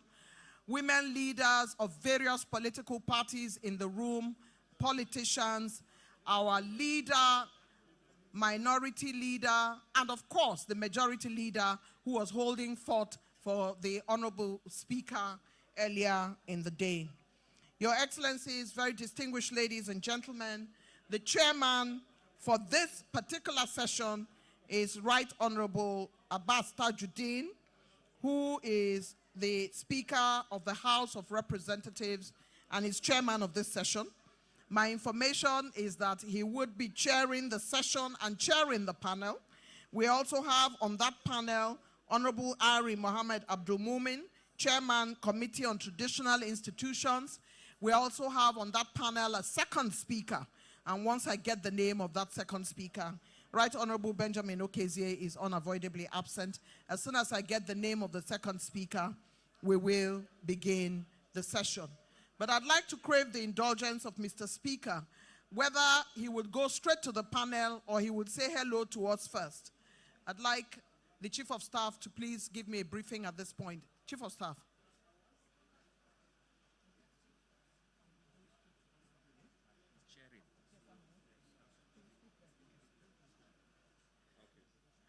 Your Royal Majesties, members of state houses of assembly, members of the House of Representatives, the very distinguished personalities in the room. Your Excellency, the Speaker, permit me to read out the names of traditional rulers that are here today. His Highness Alhaji Dr. Ahmed Nuhu Bamali, Emir of Zazzau, Chairman, Kaduna State Council of Traditional Rulers. Your Excellency, we also have in the room His Royal Highness Alhaji Dr. Muhammad Abali Ibn Drisa, Emir of Fika, Chairman, Yobe State Council of Traditional Rulers. His Royal Majesty Igwe Samuel Asadu, Chairman, Enugu State Council of Traditional Rulers. His Royal Highness Tahiru Muhammad Ahmad, Emir of Zamfara, Chairman, Zamfara State Council of Traditional Rulers. His Royal Majesty Chidubem Iweka Ezobosi, Chairman, Anambra State Council of Traditional Rulers. His Royal Highness Barrister Mohammed Sani Dontoro, Kitoro IV, Emir of Borgu. His Royal Majesty Oba Olusholari Ogusanwo, Alara of Ilara, Vice Chairman, Lagos State Traditional Council. His Royal Majesty Oba Adekunle Adegbo, Ore Otun Ekiti, Paramount Ruler of Mobile Land. His Royal Highness King Dr. Apollos Chu, Egbere Emere Okori, One India, His Royal Highness Alhaji Abubakar Sadiq Yakubu, the Eje of Ankpa, who is my own traditional ruler. Alhaji Sule Amadu Kamal, Representative Akuka of Wukari. Alhaji Kasim Yawa, Barada Nupe, Director, National Council of Traditional Rulers of Nigeria, Abuja. Your Excellency, these are the traditional rulers that have flanked you today. And they say when a man sits amongst traditional rulers, he is so blessed. You are a very blessed man, Your Excellency. Look at the number of traditional rulers that have come because you called. We thank God for you, and we thank God for them. At this point, I would like to call again for the national anthem. So we would rise. For this session, we'll play the national anthem, and when we close it, we'll play the national anthem. Let's respect the Right Honorable Speaker by rising. To the Nigerian national anthem, Mr. Albert Congo raises the flag of the new nation. Nigeria, we hail thee, our own dear native land. Though tribe and tongue may differ, in brotherhood we stand. Nigerians all, and proud to serve our sovereign motherland. Thank you very much. Thank you. You may be seated, Your Excellency. Your Excellency, you are flanked today by the House Leader who gave a good representation for you earlier in the day, for the women, the first interactive dialogue session, the special seat bill for women. This room was full. There was no place to put our legs. Women leaders were here in their numbers. And I must say, the majority leader, Right Honorable Professor Ihonvere, was also a moderator for that session, and he handled the women well, because I think he's a he for she. He understands how powerful women are, and he was there to guide that session and give opportunity for other women to speak. We also would like to recognize women leaders and groups, to recognize them in the room. The president of the National Council of Women's Societies is still here. We have the PDP women leader, was here much earlier. We have the vice women leader, deputy women leader for the APC. She was here, she was on the panel, and she delivered a speech on behalf of the Minister of Women Affairs. We have members of the Form 1 who are here. Form 1, please raise your hand. Federation of Muslim Women are here. And we also have various youth leaders and various women leaders who have come to participate. We had students from a school in Wuse and a school in Karu. Young students, some of them wanted to be members of the House of Representatives, Your Excellency. It is time now for us to invite His Excellency, the Right Honorable Speaker, to mount this podium where he's going to chair this session on the constitutional role of traditional rulers. Your Excellency, sir.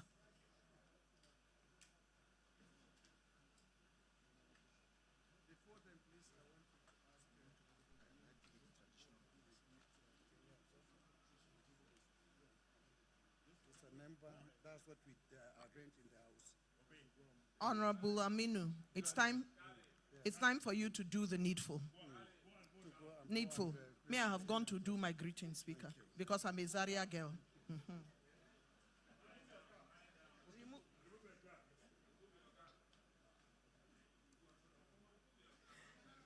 His Excellency Ambassador Nuhu Bamali has given him a conch to a citizen. Ambassador Nuhu Bamali has been all over the world, but he's a very traditional man, His Royal Highness. I'd like to invite Honorable Ari Mohammed Abdul Mumin, Chairman, Committee on Traditional Institutions, to join. And I would like the attention of the Chief of Staff at this point.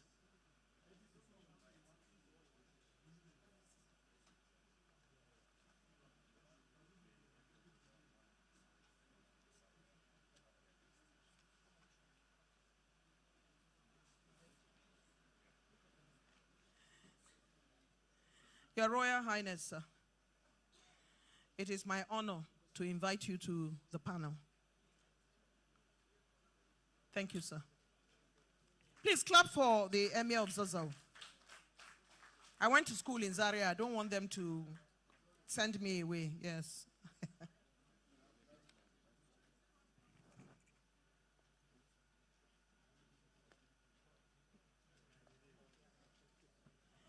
His Royal Majesty Oba Olusholarin Ogunsanwo Alara of Ilara, Vice Chairman, Lagos State Traditional Council. Kade kokpe lori kibata kokpe lese. Ekabosa. Yes, sir. We have one more to go. I'm waiting for the Chief of Staff to give me his orders.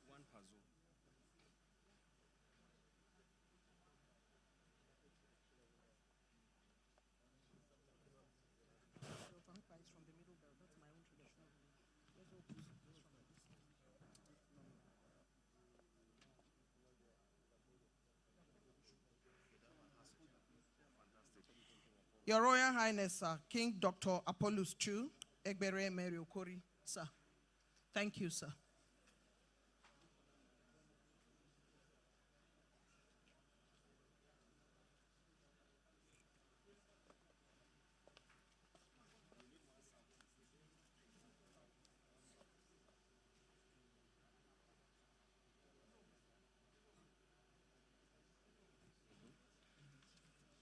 Your Royal Majesty, sir.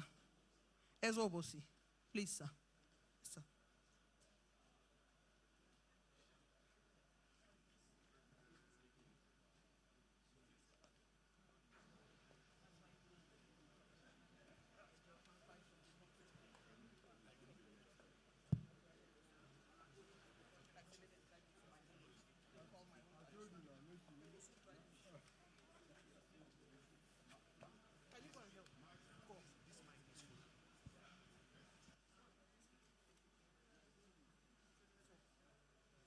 Your Excellency, the time is now. Thank you, sir.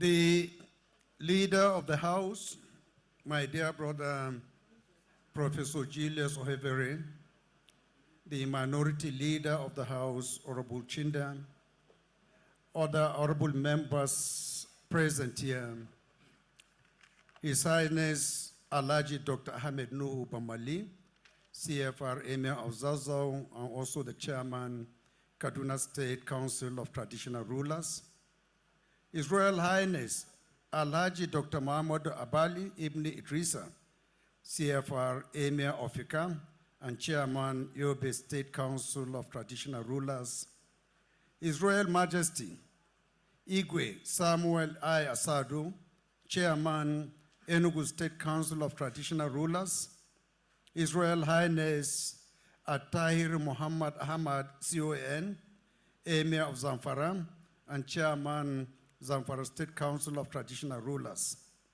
His Royal Majesty Chiduben Iweka Ize Obosi, Chairman, Anambra State Council of Traditional Rulers, His Royal Highness Barrister Mohammed Sani Dantoro, CFR, the Emir of Borgu, His Royal Majesty Oba Oluforin Ogunsanwo Alara of Ilara, Vice Chairman, Lagos State Council of Traditional Rulers, His Royal Majesty Oba Adekunle Adebo Ore Otun Ekiti, Paramount Ruler Mobalan, His Royal Highness King Dr. Apollos Chu, OFR Iberi Emery Okeri One El Indiga, His Royal Highness Alhaji Abubakar Sadiq Yakubu, EJ Ampa, Alhaji Sule Ahmadu Kamal, representing Aku Uka of Ukari, Alhaji Kasim Enyawa, Bara Denupe, who is the Director, National Council of Traditional Rulers of Nigeria, here in Abuja. Other distinguished invited guests, I don't know whether my Deputy Governor is here. She promised to be here for this session, the Deputy Governor of Kaduna State. She was here earlier. Okay. Other invited guests, distinguished ladies and gentlemen, Assalamu alaikum to all of you and good evening. Indeed, just like last year, this year is another day of history.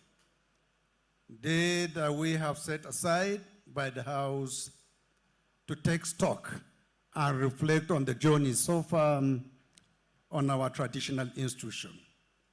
The House, on several occasions, have mentioned that one of the cardinal focus of its administration is to ensure this particular dispensation becomes unique and different for our traditional institutions in a way that one way or the other, a constitutional role is provided in our constitution to ensure our traditional institutions are recognized by law. And I'm happy to inform you that within the last 2 years, we have been working assiduously in ensuring that this dream comes to reality. We have collected memorandum from so many traditional institutions, and we have started working. And in the next 2 to 3 days, an opportunity will be availed on all traditional institutions to engage with members of the Senate, members of the House for zonal constitutional reform briefings and agenda in 12 states or 12 geopolitical zones of the country. I can vividly remember for the Northwest, we have a sitting for the House in Kaduna on the 12th, which is going to be a Saturday, and another sitting in Sokoto on the same day. And we also have for the Senate, sitting in Kano for the Senate, and I think Zamfara for the second leg of their own engagements. So that is another opportunity for us and the traditional institutions to really put before the general public our aspirations, our demands for a constitutional role for our dear institution and the country. The role of traditional rulers, as we all know, cannot be overemphasized, particularly in the areas of peace building, security, and local administration. As you can remember, the last time this country ever has a provision made for traditional institution was in the Republican Law of 1963. The 1979 Constitution expunged completely any provision for our traditional institutions. And we believe that that has not been, that was a gross injustice, considering the role traditional institutions played in the stability of our own country. So, honorable colleagues, distinguished ladies and gentlemen, today's engagement will be centered around the traditional institutions in Nigeria, what constitutional role can be carved out for them. And in so doing, we have eminent traditional rulers here before us who will be discussing key areas of legislation as far as traditional institutions are concerned. So without any waste of time, I will invite the MC to kickstart that process of these engagements. Thank you so much. Wish all of us happy deliberation. Thank you. Mr. Speaker, sir, I'd like to take directives from you. So what I will do, Mr. Speaker, sir, is to allow every speaker on the panel with you have a 3-minute intervention on the topic. Let everybody speak for 3 minutes, and then we can pick up from what they are saying to throw more light on the issues. Okay. just to add a flesh to what she has said, we will allow each traditional ruler to talk freely without giving him any limit as to which area of the constitutional review for traditional institutions to say his mind, contribute where he thinks we need to actually identify and pay attention to. And in so doing, I will start from my immediate left, call on the Oba from Lagos, Oba Oluforin Ogunsawo, to kickstart this discussion. Thank you very much. Thank you, Your Excellency, the Right Honorable Speaker of the House of Representatives, the Green Chamber of the Senate. We thank you for this opportunity for we traditional rulers in Nigeria to contribute to the bill that is before the National Assembly, most especially in respect of the amendment to the 1999 Constitution. The traditional institution, as we have posited, is a vital and important institution in the nation, in Nigeria. And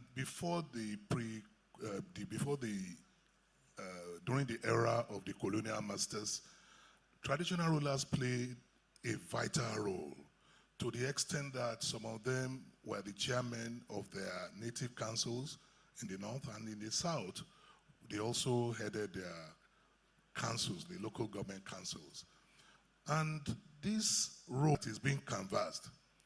It's not meant to muzzle or to compete with the political leaders, but we are just thinking that we can add value to governance in this country. We want to partner with you.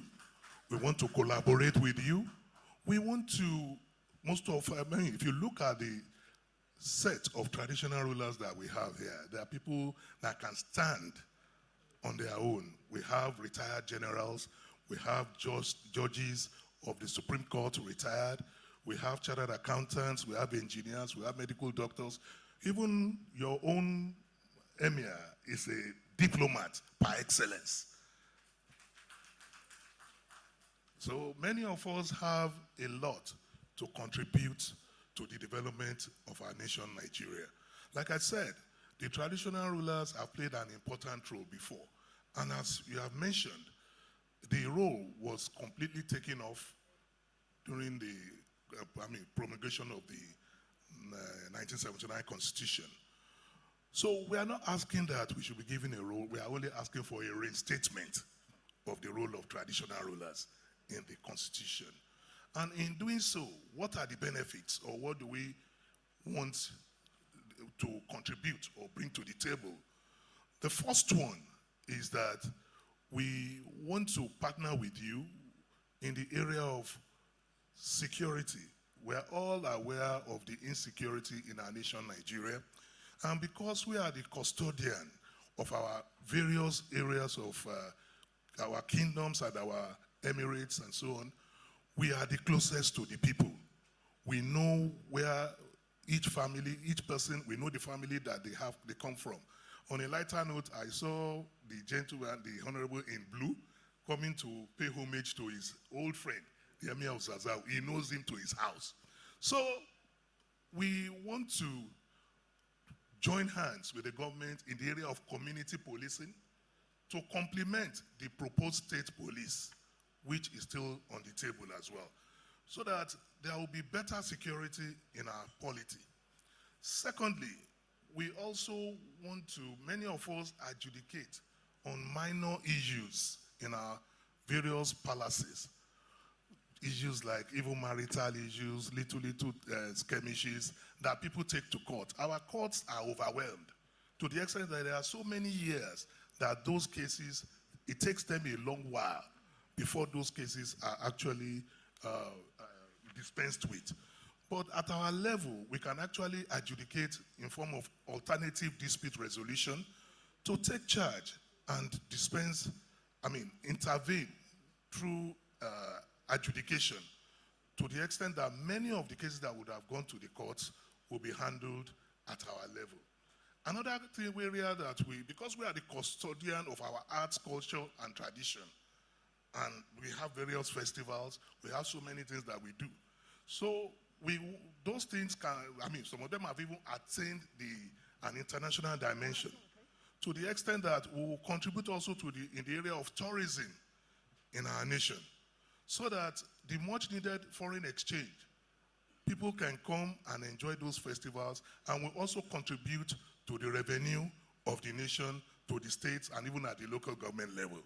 So with all these little contributions that we can do, these are the areas that we are looking at and seeking your assistance and all the members of the House of Representatives and the Senate together to consider passing that bill so that we can add value to governance and to the development of our nation, Nigeria. I think with those few words, I want to rest my case so that others too can contribute. Thank you very much, Your Excellency. Thank you, Kabesi. The next to speak is the Emir of Zazzau and the Chairman, Kaduna State Traditional Council of Chiefs and Emirs. Rankedegi. Auzu billahi minash shaitanir rajim. Bismillahir rahmanir rahim. The Right Honorable Speaker, House of Representatives, Abbas Tajuddin, GCON in Zazzau, principal officers of the House of the National Assembly as a whole, Your Highnesses and Majesties, other stakeholders, ladies and gentlemen, very good evening to you all. Well, I'm not saying anything different from what His Majesty has said, but I'll just expatiate in certain areas because we have a collective, resolve in this context. All of us are on the same page, so we're not saying anything different. If you go by, the constitutions of this country, over the years, you can see that in all the constitutions from the colonial era, from 1914, after the amalgamation of northern and southern protectorates, the traditional rulers were captured, at that period, because in the north here we had indirect rule, and the colonial masters, the government, was going hand in hand, with the, traditional setting that we had here in the north. And then if you go again by the 1922 Clifford Constitution, traditional rulers were captured in that constitution. Equally, the Richard Constitution in 1946, they were mentioned there, and there was a very strategic role that the traditional rulers were playing. And at the same time, in 1951, the MacPherson Constitution, the traditional rulers were there. Coming down to Littleton Constitution, 1954, and then 1960, after the independence, the traditional rulers were all part of the constitution of the country. In 1963, the Republican Constitution, they were also captured. And 1979 Presidential Constitution, traditional rulers were captured as members of the Council of States. So, it was in 1999 Constitution that, everything went away without any justifiable reason. So, and if you go back to memory lane, you'll find out that the contributions of this institution cannot be overemphasized in areas of security management, alternative dispute resolution, as His Majesty has mentioned. Name them. good governance and administration. And even now, what we are advocating, like for us in those Emirates, in the last 2 years, been able to address through alternative dispute resolution over 2,000 cases, ranging from matrimonial issues, inheritance, and then land disputes. And those decided cases were considered as, consent judgments, what we were able to address. And we have forwarded them to the High Court in Kaduna, to be captured as consent judgment and registered. So if we can, decongest the courts in Nigeria by about 2,000, issues before the court, certainly we're not wasting our time there. And I was opportune, to serve as Nigerian envoy in a country where, they had constitutional monarchy. I served in Thailand with concurrent accreditation to Myanmar. All the years I spent in Bangkok, I've seen how the constitutional government and then the monarchy, how they were relating beautifully, well, without any rancor. And everybody is playing his own part. So I am of the view that, Nigeria should have a rethink and then retrace our, steps backward, to take those good things that the traditional institution played when we were in full force, playing our part. And again, the apprehension that so many people, have in mind, I hope the National Assembly and the Senate, will look at it very carefully. None of us is asking for another tier of government. I want to make it very, very clear. We're not asking for another tier of government. All we are saying, we want to be legally recognized in the Constitution, to go back to our former position, but with legal backing. Previously, yes, we were not there, without any law, behind us. Everybody was in the Constitution. So now you can do something, and then when you think through, you'll find out that you're on your own, which makes no sense. So we're exposed, to danger as far as I'm concerned. And I feel we should all operate within the ambits of the law of the land. So everything that we have mentioned here and what other colleagues are going to mention has been captured, and I think it has been submitted, before the National Assembly in this document. And we hope and pray, and this is, a common position by all traditional rulers across the geopolitical zones. It's not just a northern, position, but it's a common position. We have to have a common position, and we do have a common position, which I believe should be discussed extensively and then addressed by the National Assembly without any further delay.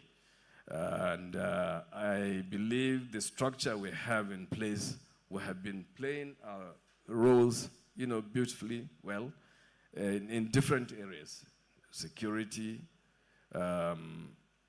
general administration, land disputes, and also advisories, services to the leadership. One of the most important roles that the traditional rulers will be playing or will be officially playing is, advisory services to the government. At any level, you'll find out that we have traditional, leaders there at the local government level, at the state level, and even at the federal level. So all we are saying, the government and the National Assembly especially should look at the structure we proposed. We're not asking anything different. We used to have Council of Traditional Rulers in this country until when they were abolished around 1967 after the coup in 1966. So that was the beginning of all these, problems that we were having. But when we had those institutions and structures in place, yes, the government was able to address so many things virtually free of charge. now if we're to do so many things, well, if the government is to, handle so many things, they will have to pay. It is a very expensive venture, but through this institution, we have a structure, from head to toe, up to the grassroots. At the grassroots level, yes, we have the local authority chairman there and councillors that most of them you see when there is a celebration, somebody from the state is coming. But whenever there is any issue, the first place, a common man will go to, he will either go to the Oba's palace or the Emir's palace, to report. We're not in any way discrediting or trying to embarrass anyone or to hijack the role of the local authorities. No, but all we are saying, we're closer to the people than any other person at the hierarchy in governance in Nigeria. So that is why we are saying and we're passionately appealing that the traditional institutions have to be recognized as Nigerians and to legitimize whatever we do, and that will certainly assist the country in general, without taking away anybody's position. It's not our intention, because we've been hearing that some people are apprehensive that once the traditional rulers are given a role to play, their offices will cease to exist. No.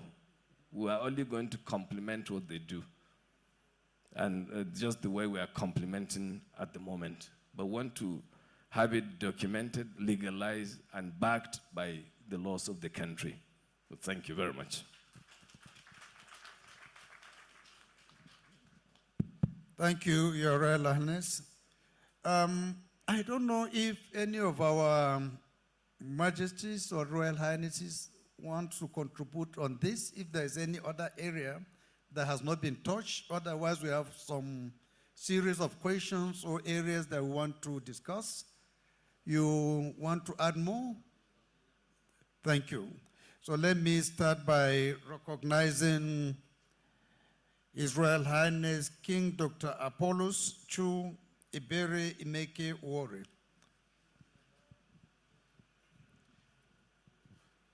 Your Excellency, the Speaker of the National Assembly, and all your team that are doing a wonderful job at this administration. Let me draw your attention back to appreciate the National Assembly for the 9th Assembly, that your efforts that you put in to pass the bill up at that time. We can't be here without recognizing that effort people have done. And then now you are putting in so much effort to see that traditional institution is stabilized. I don't want to go into what others have said because of time, but one of the areas I want to draw attention to is that we, as a traditional ruler, we are very much important to this country. Mostly, let me draw your attention to, when there's any failed government, and they will see aggressiveness, the government losing grip of the people, there's a protest, crisis, the government will call traditional ruler, please, we should come and call our people to order.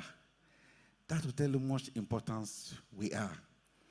Another important thing that I want you and the House to look into is that all projects that government is carrying out, those projects are carried out in various communities. Whether road project, whether electricity project, whatever facility that government are installing it in various communities in the custody of a traditional ruler. So the project becomes very vulnerable when nobody is properly giving attention to. But if they now put that every project, even now we are already doing it, there's no contractor that will come to our community without seeing the traditional ruler affairs to pay homage and call our attention to. But formally, if the government can legalize it and say that every government facility between our domain, we as a traditional ruler, both incoming one, both ongoing, and both already existing one, that we should be under the custody of traditional ruler. It will save government so much from vandalization. So I will ask us to already add that into our consideration. They already mentioned about what's called some of the issues that we resolve internally to discongest the court activities, to discongest the police activity. We're already doing this already. Divorce issue, even marriage issue. In my community, it's the king that gives the blessing for marriage. Because you can know every girl that will marry in my community, they must come to key good as an agreement good to the king before they will marry, because it's considered that every daughters in the community are the daughters of the king. So you can't just come and marry my daughter away without we considering. So we are already doing these administrative services, but just to see that you give confidence. What they're doing, a confidence of leadership is what we want. Because if we're not properly include into a given this definition or this rule that we do, when we are talking to people, somebody cannot challenge us. We do things this day with caution. Let somebody not embarrass us or call you, who give you that authority to do that. And the government is losing a lot. So I will end here so that we can progress for other activities. Okay, thank you. The Speaker, the Federal House of Reps, my fellow traditional rulers, I salute you. I will only reiterate and stress on what my colleagues have said, because we all have the same agenda. We have the same voice. We are speaking with one voice, only in different words. In the first place, the removal of the functions of traditional rulers in the 1979 Constitution is tantamount to a national disaster, because traditional rulers, despite that removal, you ask yourself, why have we stayed relevant? We stayed relevant because of our function. The people still believe in us. From the grassroots, they still believe in us. For different things, for security, for stability of the environment, and culture. So traditional rulers must have to be part of government, recognized. I'll give you an example. When there's crisis, despite the fact that we're not recognized fully the way we should, when there's crisis, we are remembered. I'll give you an example. If there's crisis in my community now, some people will be running to the police station. Majority of people will be running to my palace. During NSAS, when the hoodlums took over, the governor called me. All he said was, Igwe, things are out of hand, do something. I called a few traditional rulers in my area, in my local government. We converged at a roundabout called Mpo Junction. We got out of our cars and we marched to the area where there was crisis. Before we got there, more than 250 people joined us. And that was the end of it. So all I'm saying is that we are all speaking with one voice. I just want to reiterate and stress on what my colleagues have said. Traditional rulers still function the way it was in the olden days. Like the Emir of Zazzau said, cases in my domain come from the courts. In fact, several magistrates and judges have sent messages to me to commend me and to commend some of my other fellow traditional rulers for settling disputes. I don't blame the courts for these long judicial processes. I don't, no, because they have to call for witnesses and go and visit and make sure that everything is done right before they issue judgment. However, we traditional rulers, due to the fact that we have ears to the ground, we are on ground, we know everybody. Just like the Oba said, we know everybody, we know their families, we know who the thieves are. If you come to any town of any traditional ruler who is on ground, and you say, so person committed a crime, he can tell you, no, it can't be that person. Or he'll tell you, yes, that person is a rogue. So I think our positions since 1979 has been greatly undermined. We have been neglected, and it is a colossal loss to Nigeria, a gargantuan loss to Nigeria. So traditional rulers should be restored. It is in the interest of Nigerians that we traditional rulers should operate to our maximum capacities so that we can lend not only to our various communities, but to the entire country. We are of different disciplines, like one of my colleagues said here, different disciplines, different experiences, different skills, and all those are being wasted because we are not engaged. We are not being part of what is going on in the country. Our people appreciate us, and this is time for the entire country to appreciate us. Thank you.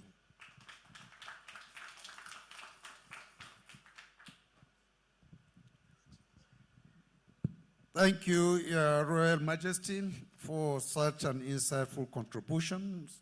Thank you, Your Royal Highness King Dr. Apollos, and His Royal Highness Chibudem Iweka Ize Obosi.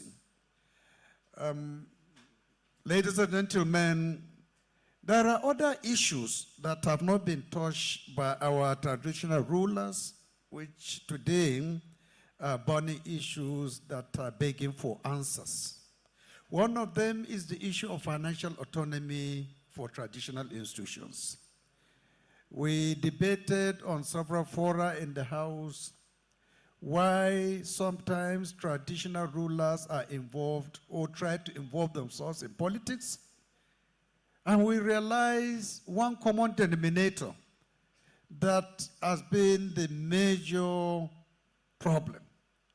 Most traditional institutions are underfunded. They rely so heavily on government. And for government to really assist you sometimes, perhaps, you need to go out of the way in supporting the government. So the issue of financial autonomy is an area that I have not had any traditional ruler discussing about that, and I think this is the best opportunity we have to discuss about that subject matter, because it could be part of those constitutional amendments or constitutional provisions that we need to make going further in ensuring that where constitutional provision is provided for traditional institutions, they have the safety net to really safeguard themselves from the excesses of we, the politicians. So I don't know if there is any traditional ruler here who wants to discuss about the issue of financial autonomy for the traditional institutions, or our stakeholders, our traditional institutions who are also on the other side, if they may want to say a word or two on that subject matter. His Royal Highness the Emir of Zaza will kickstart this discussion. Thank you. Well, Your Excellency, the Speaker, I will speak on insulation from politics. and then His Majesty will speak on the funding issue, and maybe others. All we are saying, our collective resolve is traditional rulers shall be loyal to the government by offering sincere and honest services. So in order to do that, we have to be insulated, from politics. Direct, that is partisan politics. So if we're, participating as a politician or partaking in partisan politics, then it will be very, very difficult for us, to be able to look at you in the face and tell you that you're wrong, or you cannot do this, or you have to do this and that. So completely, we should be taken out of that. And even in the First Republic, when we had parliamentary system of government, where we had Council of Traditional Rulers there, you see, you'll find out that all the traditional rulers that were, appointed regional ministers, they were there without any portfolio. They were not directly, ministers with ministries, attached to them. So for that reason, you can see there are limitations there. It's just ceremonial, for them to be there, but to be able to put an eye on what is being done and also to advise, appropriately to the limits of their authority. So I believe, the institution should be insulated, from active politics. And that is the only way we can say the truth and be able to tell those in the position of authority that, yes, you're wrong here, or we advise that you should do this differently. But if, and even on the issue of funding, I don't think if it is right, for us to come and stand before the Speaker and his members to defend budget. I think we had done that several years ago when we were coming to the House to battle and then throw our jackets here and there. So let us do it differently. And I believe His Majesty will explain in greater details. Thank you. Thank you, Royal Highness. Let's hear from Obam what he has to say on this subject matter. Thank you, Your Excellency, the Right Honorable Speaker. I still rest on the well-established protocols. On the issue of financial autonomy for traditional institutions, being a finance expert myself, I'm aware that, one, let me start by saying that you cannot make omelets without breaking eggs. For there to be financial autonomy, there must first of all be an authority, which is what we are canvassing now. And then part of the goodies or part of the things that will come out of it will now be, okay, we have given you the role. Then we also have a pending bill, the one establishing the National Council of Traditional Rulers of Nigeria, which will now state the structure, the functions, the funding, and all other aspects as to the exact role that we're expected to play, having included the traditional institution in the Constitution.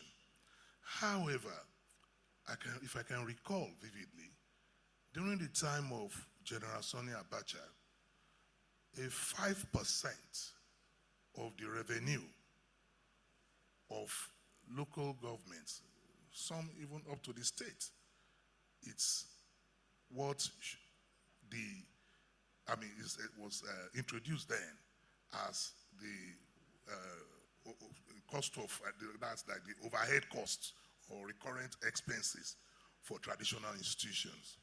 And I'm aware that even in some states in Nigeria, it has been increased even up to like 10%, I think in Oyo State or something. So we don't want to have traditional rulers that are paupers. We don't want to have traditional rulers that will go cap in hand, begging for how they will run all these responsibilities we've been mentioning, ADR, this and that, community policing, is being run for our private pockets.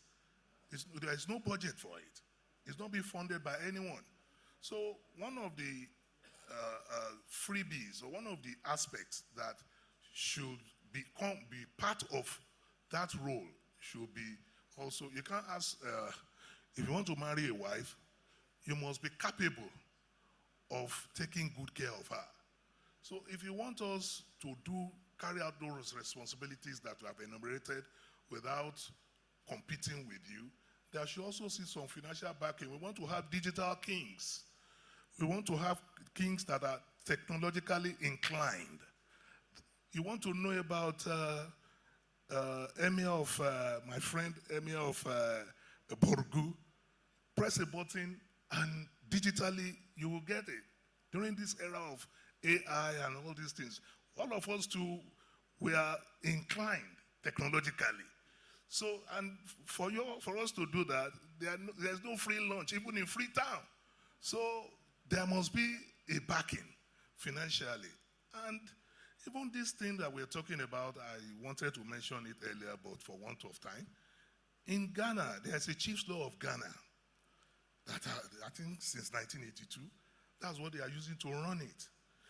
And in terms of insulating the traditional institution from politics, the chief's law of Ghana made a provision as well for judicial arm of the traditional institution, whereby from the local level to the regional level to the national level, if there's any infraction or any form of indiscipline by any traditional ruler, it is being handled by that body. That will even help to kind of insulate traditional rulers. Any traditional ruler that is going political, that body will now checkmate them by giving them the necessary sanction. Or if any traditional ruler has committed any offense, they take care of it. And that kind of insulate them from politics. So that, because the governor does not like your face, or because the local government chairman does not like your face, then they will begin to muzzle you. No. So the law is such that the National Council of Traditional Rulers Establishment Bill that is before you will state out all that is expected, including the financial aspect, so that we can have a robust traditional institution that can stand the test of time. Thank you very much, Your Excellency. Thank you, Kabesi. I don't know if there is any addition to what they have said concerning this very important matter, financial autonomy, which is linearly linked with independence of traditional institutions. Any more contribution? Are we okay? Or you want to add more? Okay, sir. We're looking for a solution.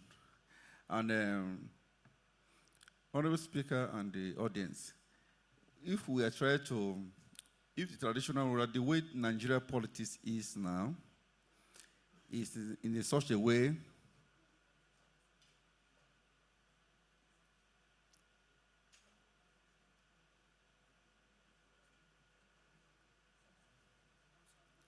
okay. The way Nigeria politics is, these days, it has gone to a stage whereby even the traditional ruler himself, he does not want to involve in politics. In some cases where the government is the one, the government of the day is the one that appointed you to become Your Majesty.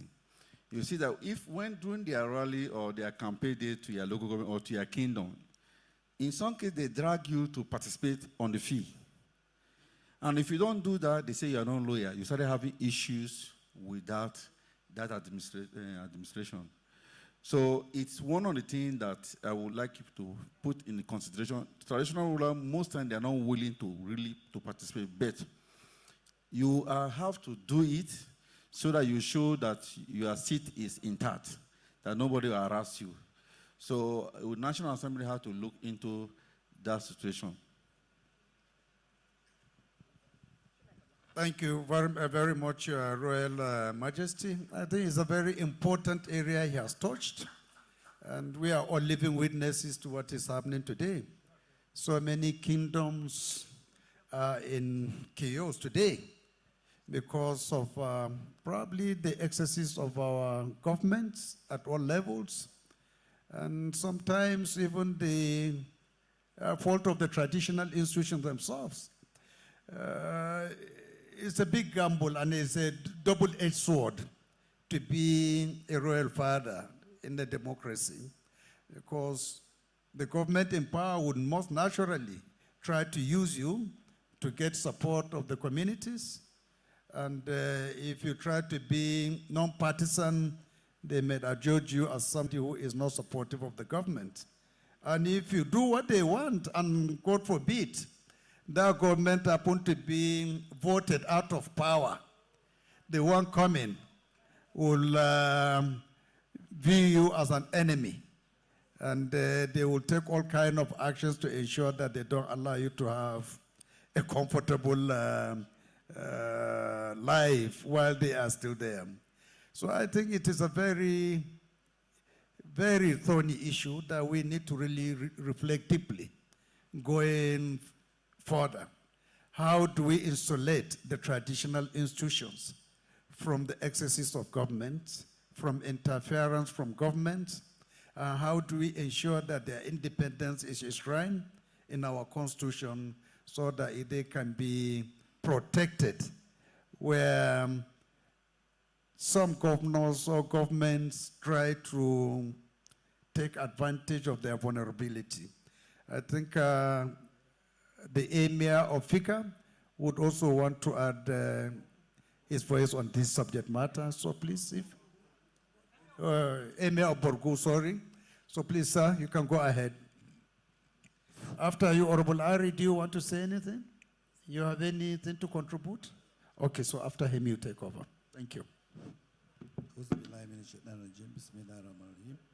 Your Excellency, the Right Honorable Speaker, members of the panel, Your Royal Highnesses, distinguished members of the House of Reps and other audience here present, I want to thank this Honorable House under the leadership of the Speaker for giving us, the traditional institution, the opportunity to hear our views on the constitutional review, where we're asking for our role to be established in the amendments of the Constitution. All we are saying here is to legalize whatever we as traditional rulers are doing in our domains because of the Constitution, where you take actions and those actions are tantamount to challenges in the courts, and you don't have any backing constitutionally. It means whatever you have done is null and void. So this is what we're asking for. We're asking for to be legalized so that whatever action we take is backed up by law. That is on that aspect. And I thank the Speaker, Your Excellency. This last thing you have said about participating in politics or government driving the traditional institution to politics, all we are asking for is protection. Once there is a protection for us in the Constitution, whatever role you play, any government that comes in, for instance, as traditional institution are father to all, and different parties come to us to seek for our blessings. But the party in government, they also want your blessing. And you cannot do otherwise. But you have said, supposing that whatever that government wants you've done, and that government did not come back to power, you are at your own risk. So we may not be able to say how you'll be able to con it to give us protection. We will ask you to do the best for us in this regard. Then the issue of financial autonomy, we may not be able to ask for autonomy. But all we will, I think, in my own view, I don't know others, but in my own view, just as the Allah have said, during the Abacha regime, I think we are made to know that the traditional institutions have 5% of whatever comes to the, as a subvention to their local governments. If you have one local government, 5% of their subvention is to the traditional, to the emirates. If you have two, you also have 5% of the two local governments under your emirates. So instead of asking for financial autonomy, I think we'll ask for legalizing so that we'll also know if it is legal, it's not legal, we'll know. But if it's not, then it should be enshrined so that we'll be protected, we'll be given that opportunity to know that, oh, you have 5% of whatever goes to you. Because whatever I say now, what I always say on here, I have not seen that document. Then if that, because of the present economic situation, we may be asking for more of the percentage from 5% maybe to 10%, and give us responsibilities where we'll be able to spend those resources coming to our, it's not just going to be, oh, you have this money and it's yours. You should be able to use it for certain things and be accountable to the, to the authorities on what you use that resources for. That is my own. Thank you very much. Thank you, Your Royal Highness. The next to speak is Honorable Ari Mohammed, the Chairman Committee of the House on Traditional Institutions.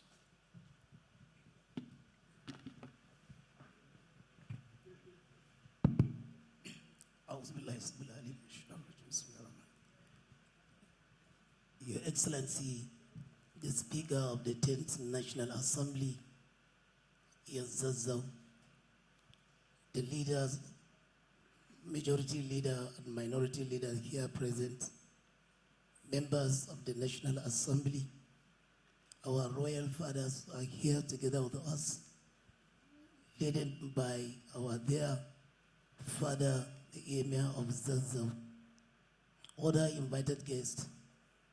A very good afternoon to everyone. Mr. Speaker, I want to align myself with the already established protocol. Mr. Speaker, I said I want to make a comment because at any time, once 360 members gather together, anytime you speak on behalf of us all. You have spoke and we have nothing to add more anymore. But permit me to do one thing, sir. What I'm going to do is to appreciate you as a person on behalf of the 360 members of National Assembly, the kind of the support you are giving to us, the kind of the support you are giving to the government of the Federation today. Mr. Speaker, you did more than enough. We that will charge with the responsibility of the committee, we are the one to see the realities of what is going on. You did more than enough. Mr. Speaker, if I said more than enough, it is enough for all to know what I mean to that. I want to talk to my fathers here for them to understand exactly what is the business of this traditional institution getting the constitutional role in the flow of the National Assembly today. Mr. Speaker, he did it very well to the level that my fathers, 87% based on our findings of the member of the National Assembly today are in buy-in with what the Mr. Speaker wants as his dream of you to have the traditional role. So at this point, I want you to join you, use your royal blessing and thanks our Speaker and pray for him for a better life. Thank you very much for the opportunity. Thank you, Honorable Ari. Thank you, Your Royal Highnesses and Majesties, for your contributions. Permit me just to give you an insight as to what the National Assembly is currently deliberating on as far as the traditional institutions are concerned. The 10th National Assembly is actively considering proposals to grant formal constitutional recognition to traditional rulers And in so doing, they are making proposals to have a 3-tier traditional council structure, which will have a National Council of Traditional Rulers at the very top, which will be an apex body to advise the president on national unity, security, and cultural affairs. Then the second tier will be the State Council of Chiefs, to be constitutionally recognized to advise state governments on customary law, local peace building and development. And the local government traditional councils to formally engage with local governments, especially on security, peace building, and community development. These proposals echo the unimplemented Section 8 for local government traditional councils presided over by a traditional ruler. And the one key objective is to limit arbitrarily the position of traditional rulers by requiring due process with recommendations by state councils of chiefs and proper judicial panels. This last one is an area where the Emir has just spoken about, for not cooperating, being partisan where they are supposed to be non-partisan, or where traditional institutions are being partisan and they are unlucky that the government that they supported did not come back to power. All those are the double-edged swords that the traditional institutions of today are facing. And we feel that whether the traditional rulers are guilty or innocent, let there be a clear-cut procedure and processes of really trying them, giving them fair hearing and following a process that will ensure that whoever is punished because he deserves to be punished, not because of politics, of being with the government or against the government. So I don't know whether Your Royal Highnesses, you want to contribute on this subject matter? Honorable Emir of Ikam, he wants to say something about this? Pardon?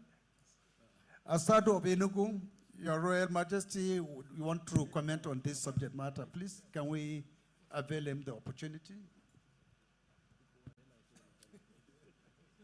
Thank you, our Honorable Speaker, His Excellency, Honorable Abbas, GCON, and all the principal officers of the National Assembly. I stand here to thank all my royal fathers and the stakeholders of the Assembly, to thank them for the effort made so far. Our Deputy Speaker, Benjamin Carlo, and the principal officer, our Honorable that represent the Traditional Rulers Council in the Green Chambers. I thank all of you. I'm here to support, lay credence to the credibility of the people that spoke earlier on behalf of the Traditional Rulers. And I'm glad we're going together. I also want to add to the fact that we need to be part of when the registration is properly addressed, we need to be added to the National Council of States. So at least on all the geopolitical areas in Nigeria, 2 of the kings can be made to advise. All we do is advisory capacity. Like we said, we're not competing with the government in power. We're working with them. Because even ab initio, from the word go, the status and the relevance of the traditional rulers are always being recognized. Even from birth, from cradle, regardless of all these things, we're here to add value. Just like my brothers have said, traditional rulers are the only group of people that will have the best number of professionals in any world you can look at. If we're 2 million in Nigeria traditional rulers or 1 million Nigeria traditional rulers, most of them have different diverse experience and expertise they bring to the table. So it is okay it is good that when the National Council of Traditional Rulers are established, both at the national level and state level, and state level and local government level, then it will be up to the disciplinary. There will be a committee called Ethics Committee. The Ethics Committee will be looking at the pros and cons of the behaviors of the traditional rulers in all the states, in all the tiers of government. And proper disciplinary measures will be adhered or will be addressed as case may be and in different circumstances. So instead of us being just gullible to the politicians who wants to use us for obvious reasons, you know, like I said, some of us are exposed, some of us are widely traveled, some of us came to add value to the system, not to take out value. The financial part of it is also part of the establishment. Like in every good thing has the up and down. And also, it's a continuum. Government is a continuum. We want to ask for legislation first for us to be legally into the constitution, like my brothers have spoken. They spoke well. So our standard is the same. And we want to thank all of you for this patience, for the time, for the, from Nigeria, Bola Ahmed Tinubu, GCR for FR, and all the Federal Executive Council to please, as a matter of urgency and a matter of fact, look into this. And also, we're extending our thanks to all the assistant governors with the Federal Capital Territory Minister to please see this as something that is time. We have other countries that adopt. My brother has talked about Thailand. My brother has talked about Ghana. Ghana is just people that were exiting that will say Ghana must go. Not over 45 years ago. Then there are people that we need to adopt. So Nigeria needs to accept change. Changes are constant. And we need to accept change. Thank you so much, and God bless all of you.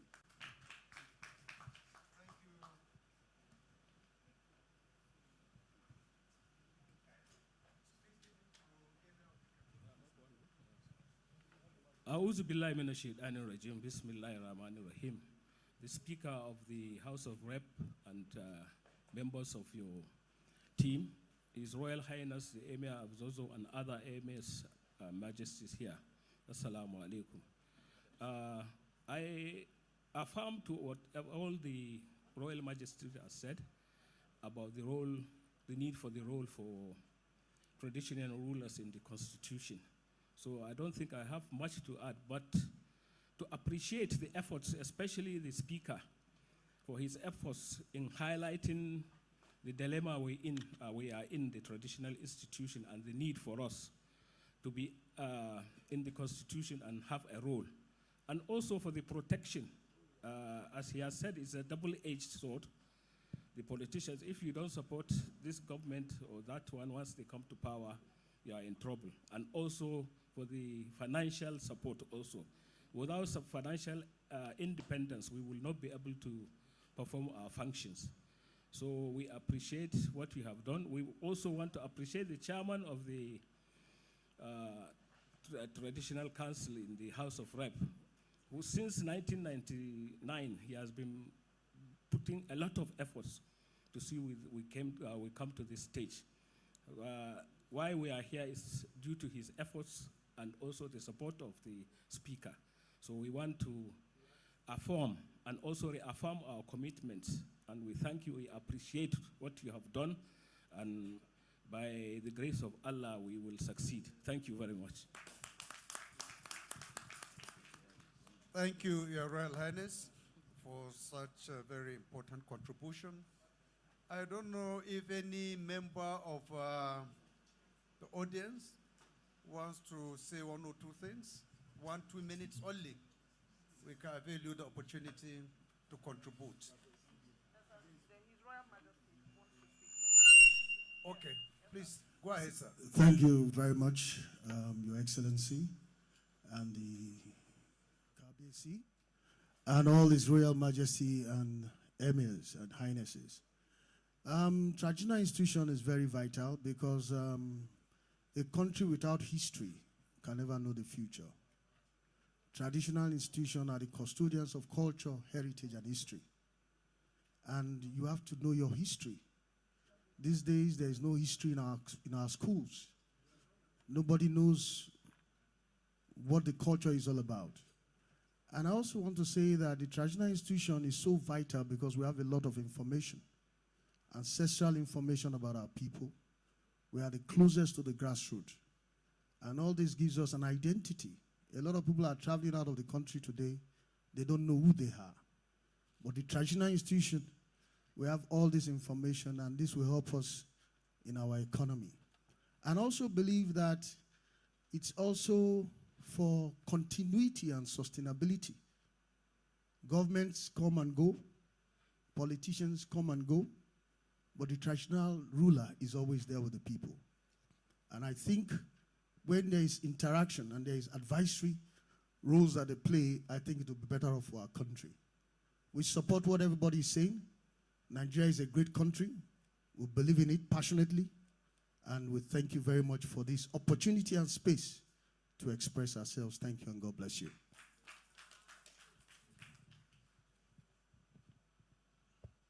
Dr.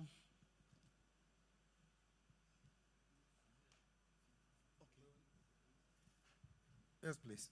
Thank you, Your Excellency, the Honorable Speaker. Let me rest on the existing protocol. Your Excellency, the major challenge that we have ignored is that in most of our customary courts, especially in the South where I come from, are manned by lawyers who have little or nothing in terms of experience of customary practices, except that they are trained in the practice of English law or common law and the Nigerian law. Yes, the Nigerian legal system in schools or in the universities are taught, but the primary practices of customary law appear very strange to some of these lawyers that are trained in the Nigerian legal system, some in common law and in English law. So I think we should consider codifying our customary laws.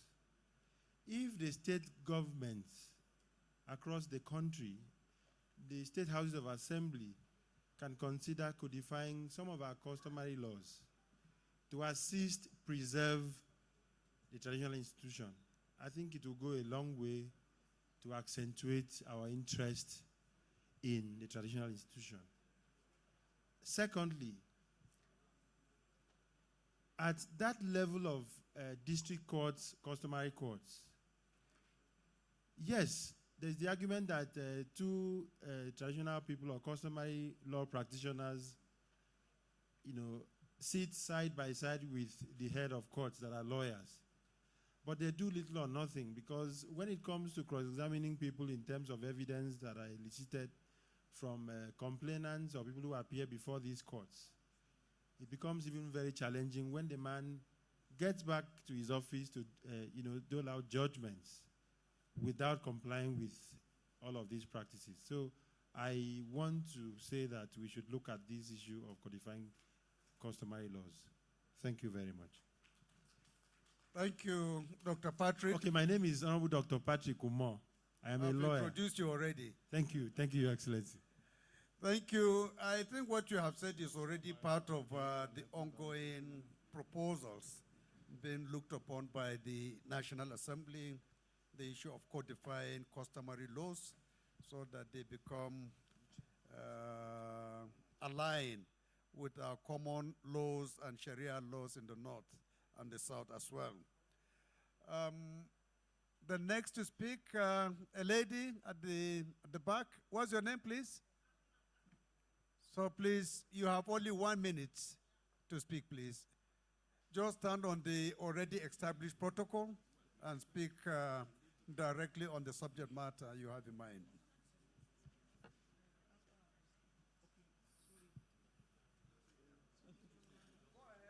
Well, my name is Honorable Barrister Yabo Fakunle Okeme.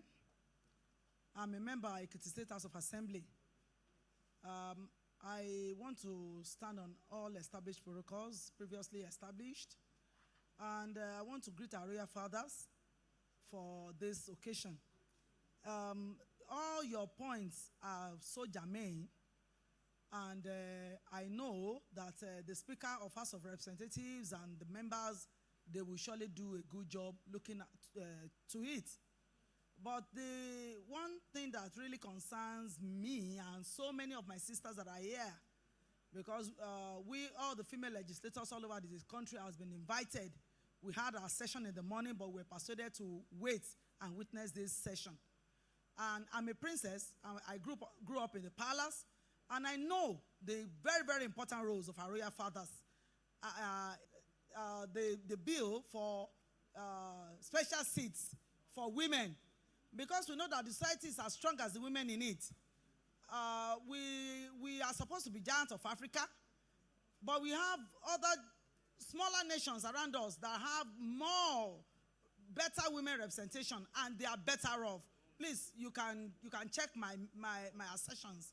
So please, we need your help, we need your assistance, we need you to help us prevail on the House. Thank you. Thank you, Honorable. I think the Royal Highnesses and the Royal Majesties are all he for she. They will also do their own, they will give their own contribution when the time comes. What's your name, please? His Excellency, I am Chief Barrister A.B. Austin Ogionwo, MNI. Okay, go ahead, please. His Excellency, I want to thank you for giving me the privilege to say just a few words to the traditional rulers' role in Nigeria. And my simple appeal will be that the role of women, female chiefs in Nigeria is also needing some attentions. We know that it is the royal fathers that gives chieftaincy titles to the women, because the community is made up of 80% or thereabout women, and needs to be heard when their issues are being raised. And so I will lend my voice to what our royal fathers have said here, that in considering the bill, there should be some clauses to take care of the female chiefs that are being given some responsibility by the royal fathers. Thank you. Thank you, Honorable. I'm sure the Royal Majesties and the Royal Highnesses are hearing you, and I think what you said is apt, very important, and I hope in due course they will have time to consider this very important request.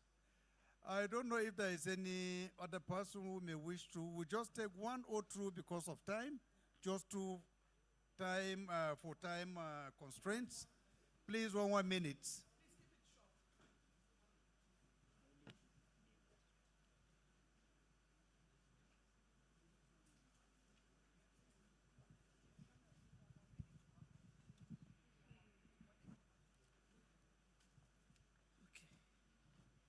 Your Excellency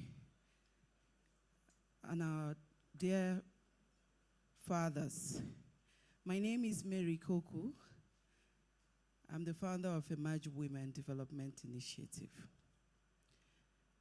I want to commend the House and our fathers for a very insightful conversation. And first, to thank you about the bills for the traditional leaders.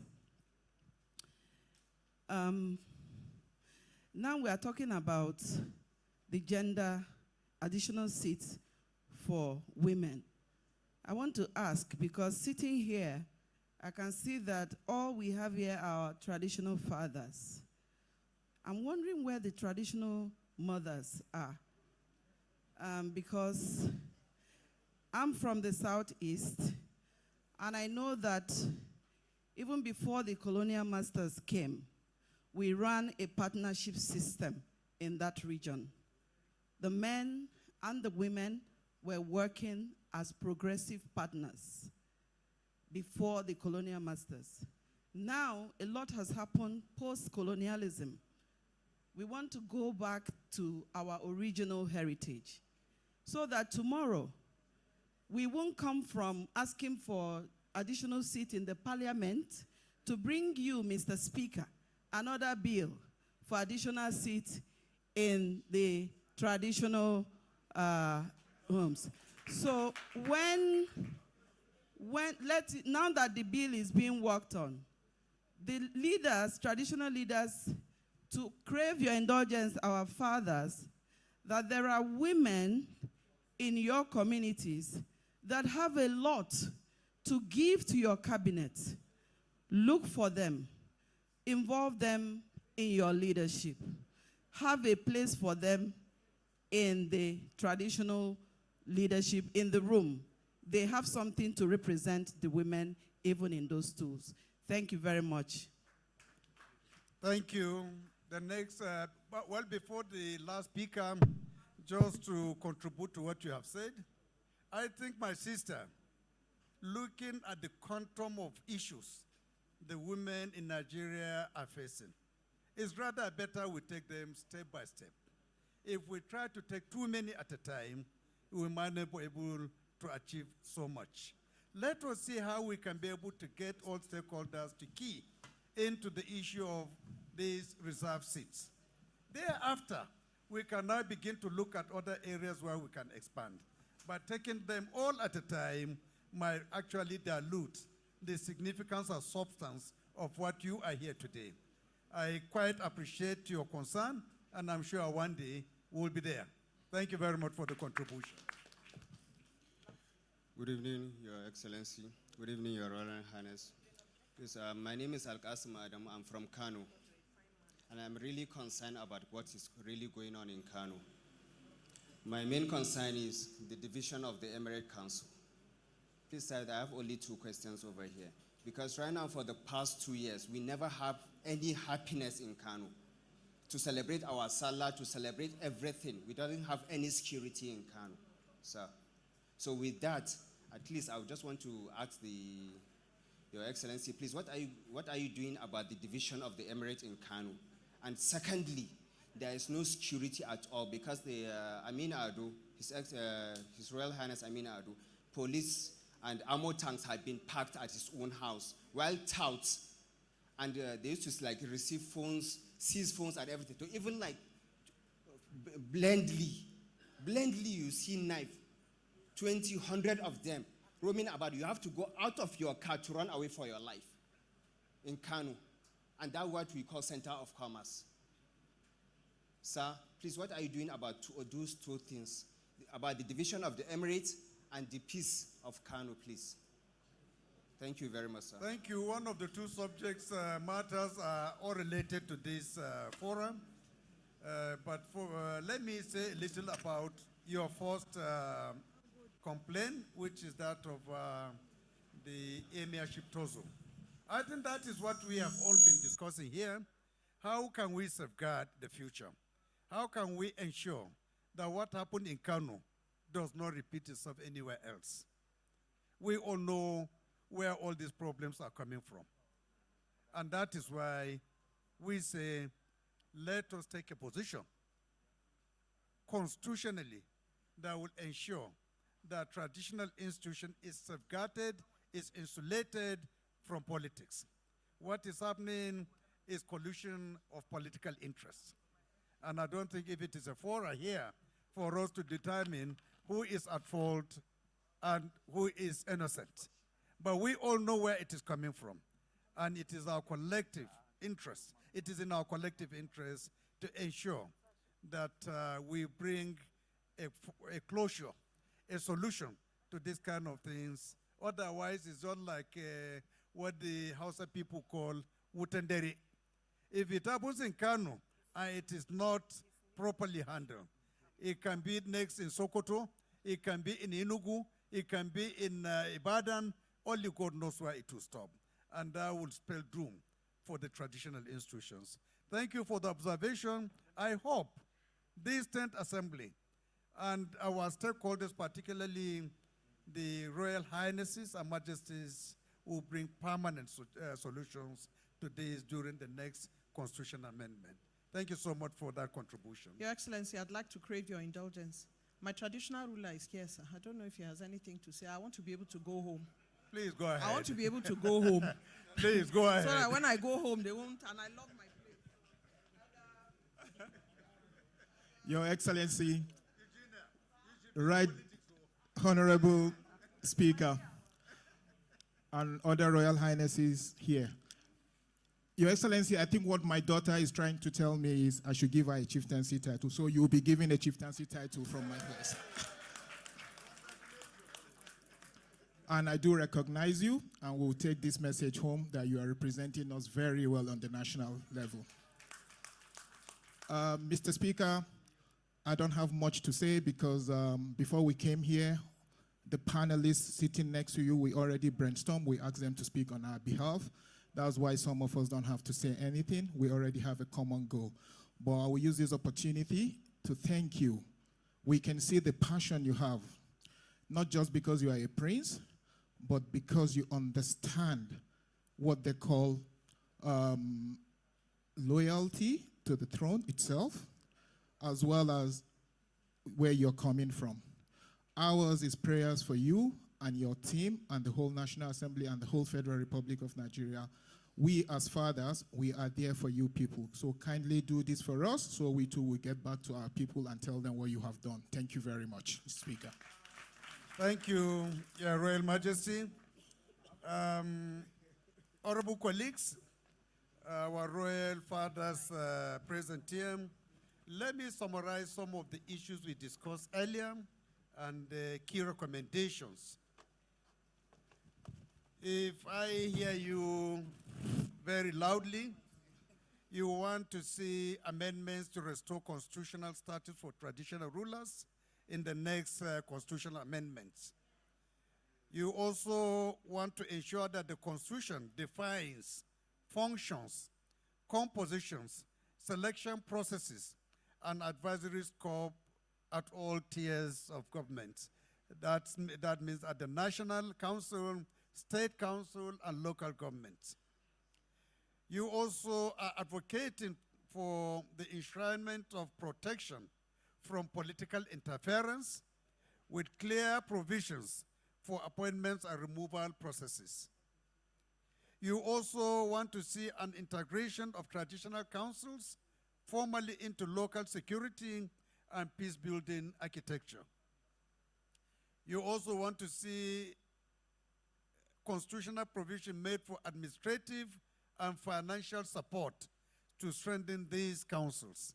And in so doing, some of you have advocated for the 5% introduced during the Sani Abacha regime to be revisited and enshrined in the Constitution. You also want to see that we uphold non-partisan, traditional rulers uphold non-partisanship as practiced in Ghana and Botswana. You also want to see traditional rulers being proactive partners in grassroots security, dispute resolution, and community mobilization. You also want to see traditional rulers being part of the documentation and codification of customary laws to ensure consistency and protect culture. You also want to see traditional rulers promote progressive cultural practices that align with national values and human rights. Support the House and Senate through constructive advice as we develop these reforms. I think this speaks your minds, and these are the things that we discuss here, and these are the positions we have taken. So I will give our royal fathers one minute to recapture in summary what they want us to move out of this gathering with in our own minds. And I start with His Royal Majesty, His Royal Majesty Chibodem Iweka Ize Obosi. After he has finished, he will hand over to His Royal Majesty King Dr. Apollos Chu Ibere, and then to our Oba here. Thank you.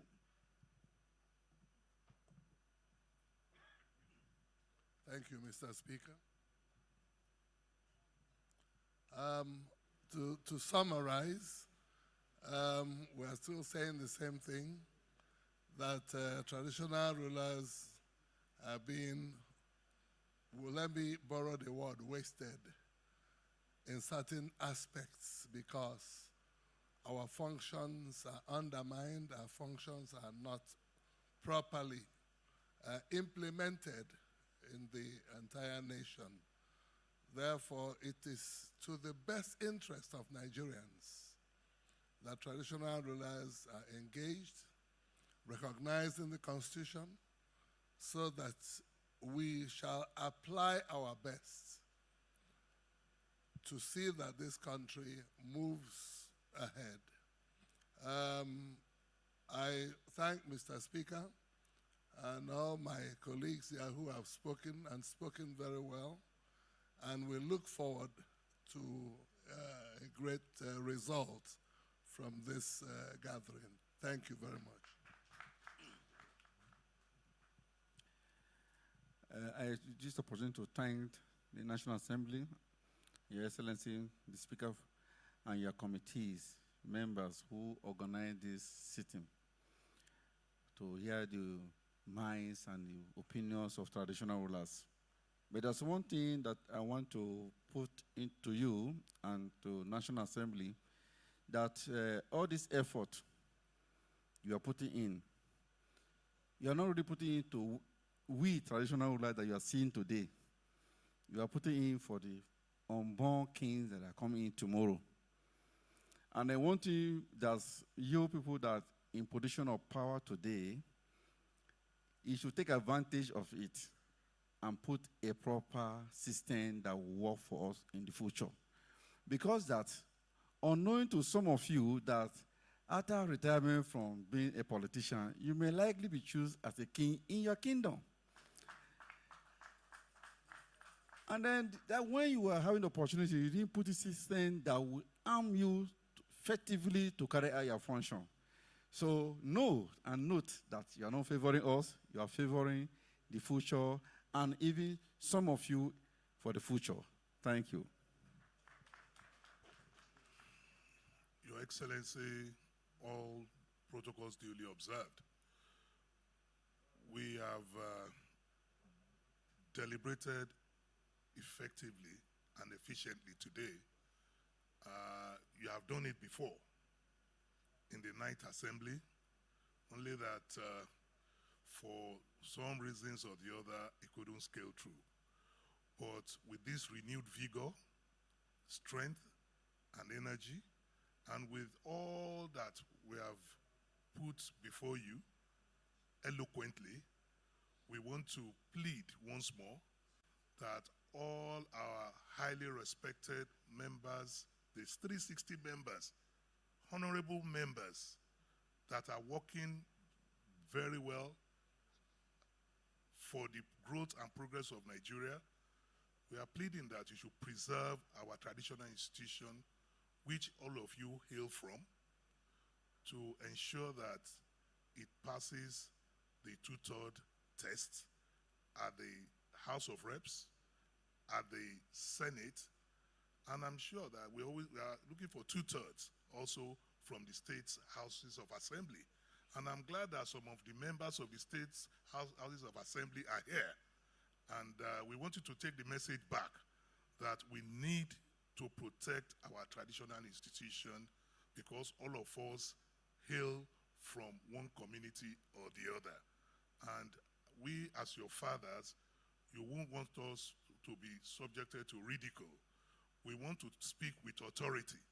We want to speak and do things in tandem with the law in order to continue to protect you, in order to continue to uphold the tradition and the culture that each and every one of us represent.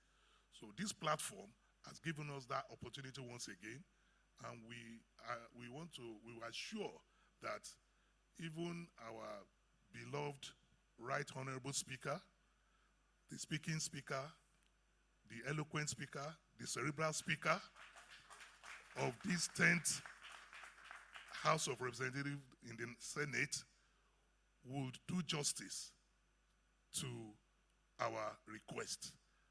And we are thanking you in advance. Thank you, and God bless you, sir. Thank you, Kabisi. Mr. Speaker, other principal members of the National Assembly, Royal Highnesses, other distinguished ladies and gentlemen here, Well, I think they've said it all, but I'd like to add a few things. First and foremost, we're looking forward, to this bill, passed by the National Assembly and being part of what they're going to amend in the Constitution, so at least we can have legal backing as stated earlier. And then secondly, we hope and pray that in your time, this passionate appeal will come to fruition, so that at least when you look back, you'll proudly say that when I was in the National Assembly, we did this. We brought back this item in the Nigerian Constitution. It's a legacy bill, and I hope and pray that in your time, it will be passed.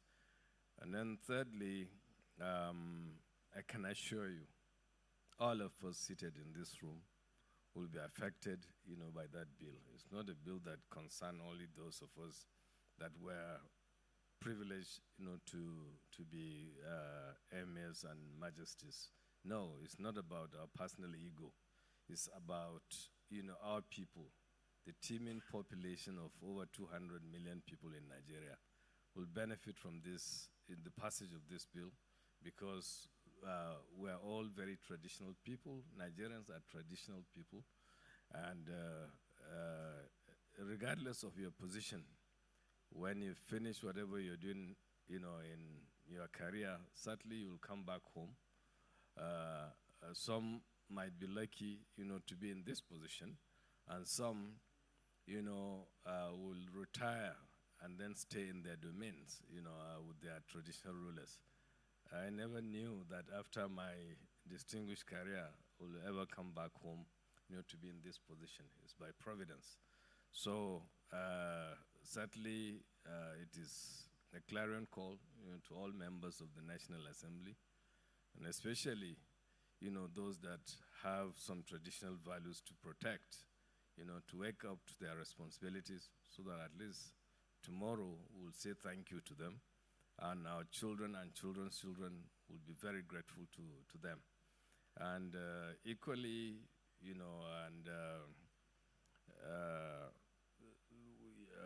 certainly using this structure, as someone mentioned here, will alleviate, some of the sufferings of, even the politicians and the people in government, because this is a structure that is being underutilized in recent times, because in the past you can see clearly, the history on what transpired in the past. Yes, those things that were not in tune with, the realities of today, yes, should be addressed and, repackaged, so we can have a very sustainable, platform, to operate without any hindrance and without going outside the ambits of the law of the land. So all we're asking for from the National Assembly, from the executives and everybody concerned, is to have a legal backing, so that whatever you do, you conduct yourself, within the parameters, provided by the Nigerian Constitution. So I thank you all and appreciate you very much, for driving this process, and especially, the anchor person in the National Assembly has been doing wonderfully well, as stated by His Highness Emir of Fika, and we appreciate all other members, in this area, that are trying to see that, we have this bill passed, by the National Assembly during the Constitution review included in the Nigerian Constitution. And thank you. Thank you, Your Royal Highness. Honorable Larry? Is okay? Thank you, Your Royal Highnesses, Your Royal Majesties, leadership of the House of Representatives, honorable colleagues, our distinguished stakeholders. It has been a very mutually beneficial engagement. We have heard from our royal fathers. We have taken also contribution from other stakeholders. I think this engagement has been a very fruitful one. One thing that I want each and every one of us to take away from is the House is very committed to this project. And because we are committed to this project, that is why for the very first time in the history of the Nigerian Parliament, a full-fledged standing committee on traditional institutions is established. It has never happened before. And we want to assure you that we'll continue to do everything humanly possible to make sure that this time around your collective aspiration and ours will see the light of the day. Your Royal Highnesses, the National Assembly is dedicated to creating a system that blends modern governance with our cherished traditions. As history demonstrates, when our traditional institutions are strong, yet shielded from excessive political influence, our communities become stronger and our democracy more resilient. I believe we will be able to get it right this time around, but our traditional institutions, our colleagues and stakeholders, we all have work to do. And that work is first and foremost on the 12th day of this month. There will be constitutional review engagements in 12 centers across the country. We want the traditional institution to be at the driving seat. Go there and talk of what we have agreed here. Continue to talk, sing that song. It is the only way it will resonate at the end of the day. Don't allow we, the politicians, to do the fighting alone. You are also stakeholders. You need to make your voices heard in those fora. And you should additionally also use the opportunity given to you to speak to your members of the House of Representatives, your senators, your state members of the houses of assemblies in your state, and even your governors, so that they can also reason along the same way we are looking at these issues. Because as the Oba mentioned, the war could not stop and end with the House alone. The Senate has to also concur with what we have done, and the State House of Assembly will have to also affirm by giving two-thirds majority in this particular issue. And we believe that State House of Assemblies and governors are linearly tied to this. So if you really want to get this done, we should not only speak to the State House of Assemblies, we should also speak to our governors to also see the reason why this time around these noble intentions are allowed to see the light of the day. Distinguished ladies and gentlemen, thank you so much for being here. Thank you so much for listening. Thank you so much for your contribution. May God bless you all. May God deliver you back to your destinations safely. God bless us all. Thank you. Thank you very much, Right Honorable Speaker. As chairman of this panel, I would like you and your panelists to have a photograph for the purposes of history. So if you will rise and join Mr. Speaker, will the photographers please come forward for this photograph at this time? Yes, of course, both of them. Leaders, sir.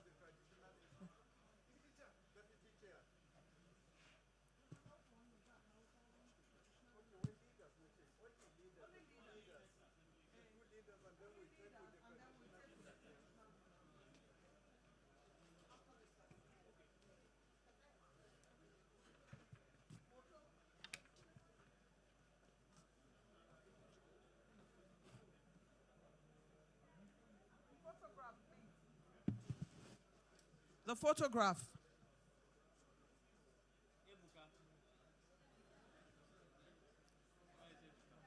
The photographs.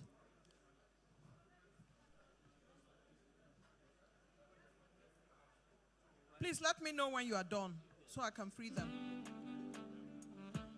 One more. Photograph done. The traditional rulers can please join. Be careful, sir. It's a very high step up. Very high. Be careful, sir.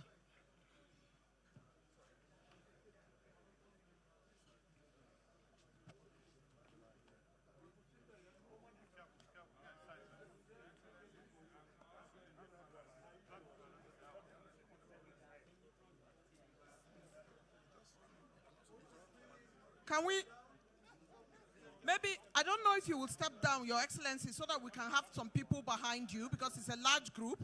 Your Excellency, please. Your Excellency, please. Members of the state houses of assembly that are here, I know you are here, I see you. In a short while, I'll be speaking to that.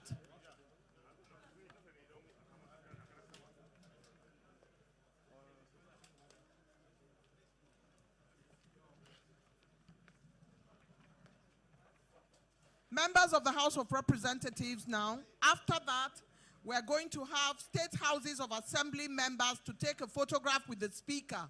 State houses of assembly members to take a photograph with the speaker.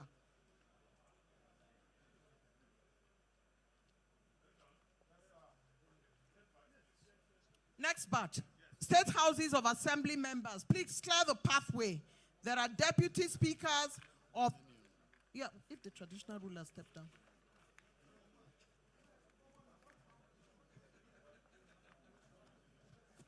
This is the first batch. I'd like to thank the traditional rulers at this time. This is you can step down, sir. The traditional rulers, your royal highnesses, can return to your seats. We will now take state houses of assembly members. Can traditional rulers, please, I crave your indulgence.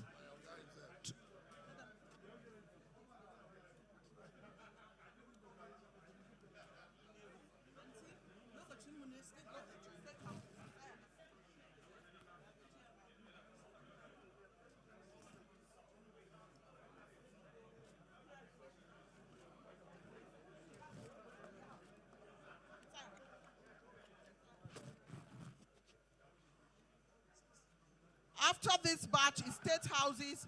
After this batch, traditional rulers will please step down. Please clear the pathway for traditional rulers. Please clear the pathway. No, they can hear me.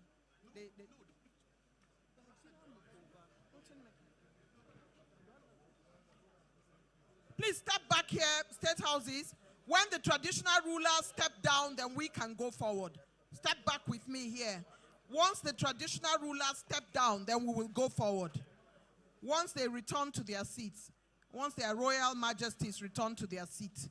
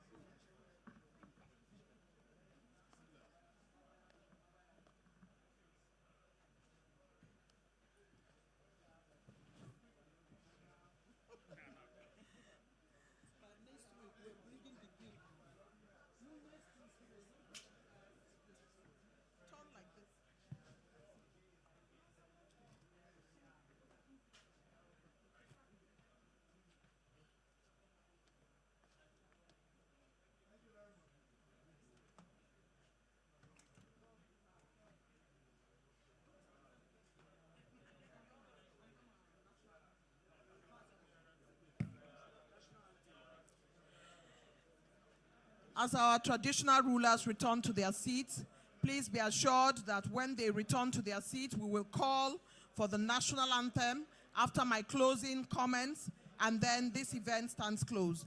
We want to congratulate Mr. Speaker for an excellent moderation of this session, a very important session, which is the session that has to do with our traditional rulers, the constitutional role of traditional rulers. Please return to your seat so that we can take the closing comments. And the speaker, once we've saluted the nation, the speaker will take another photograph outside. But for now, I would urge you to please return to your seats. Please return to your seats. Thank you very much. Today, as part of the session for the People's House Open Week, we have had two sessions, one on the special seat bill for women, and the second one on the constitutional role of traditional rulers. Once we return to our seats, we will take a determination of how we go. There is going to be a photograph outside.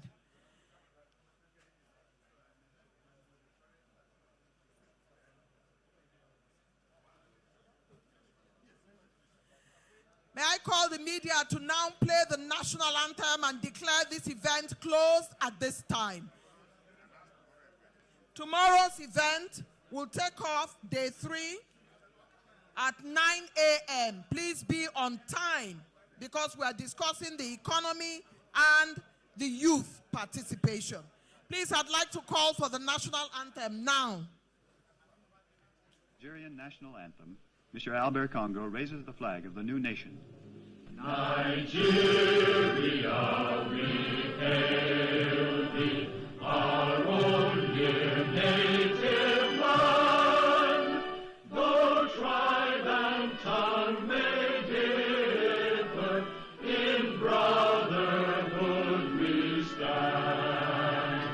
Nigerians all and proud to serve our sovereign motherland. Thank you very much. This event stands closed. My name is Eugenia Abu. It has been a pleasure to serve. Good afternoon.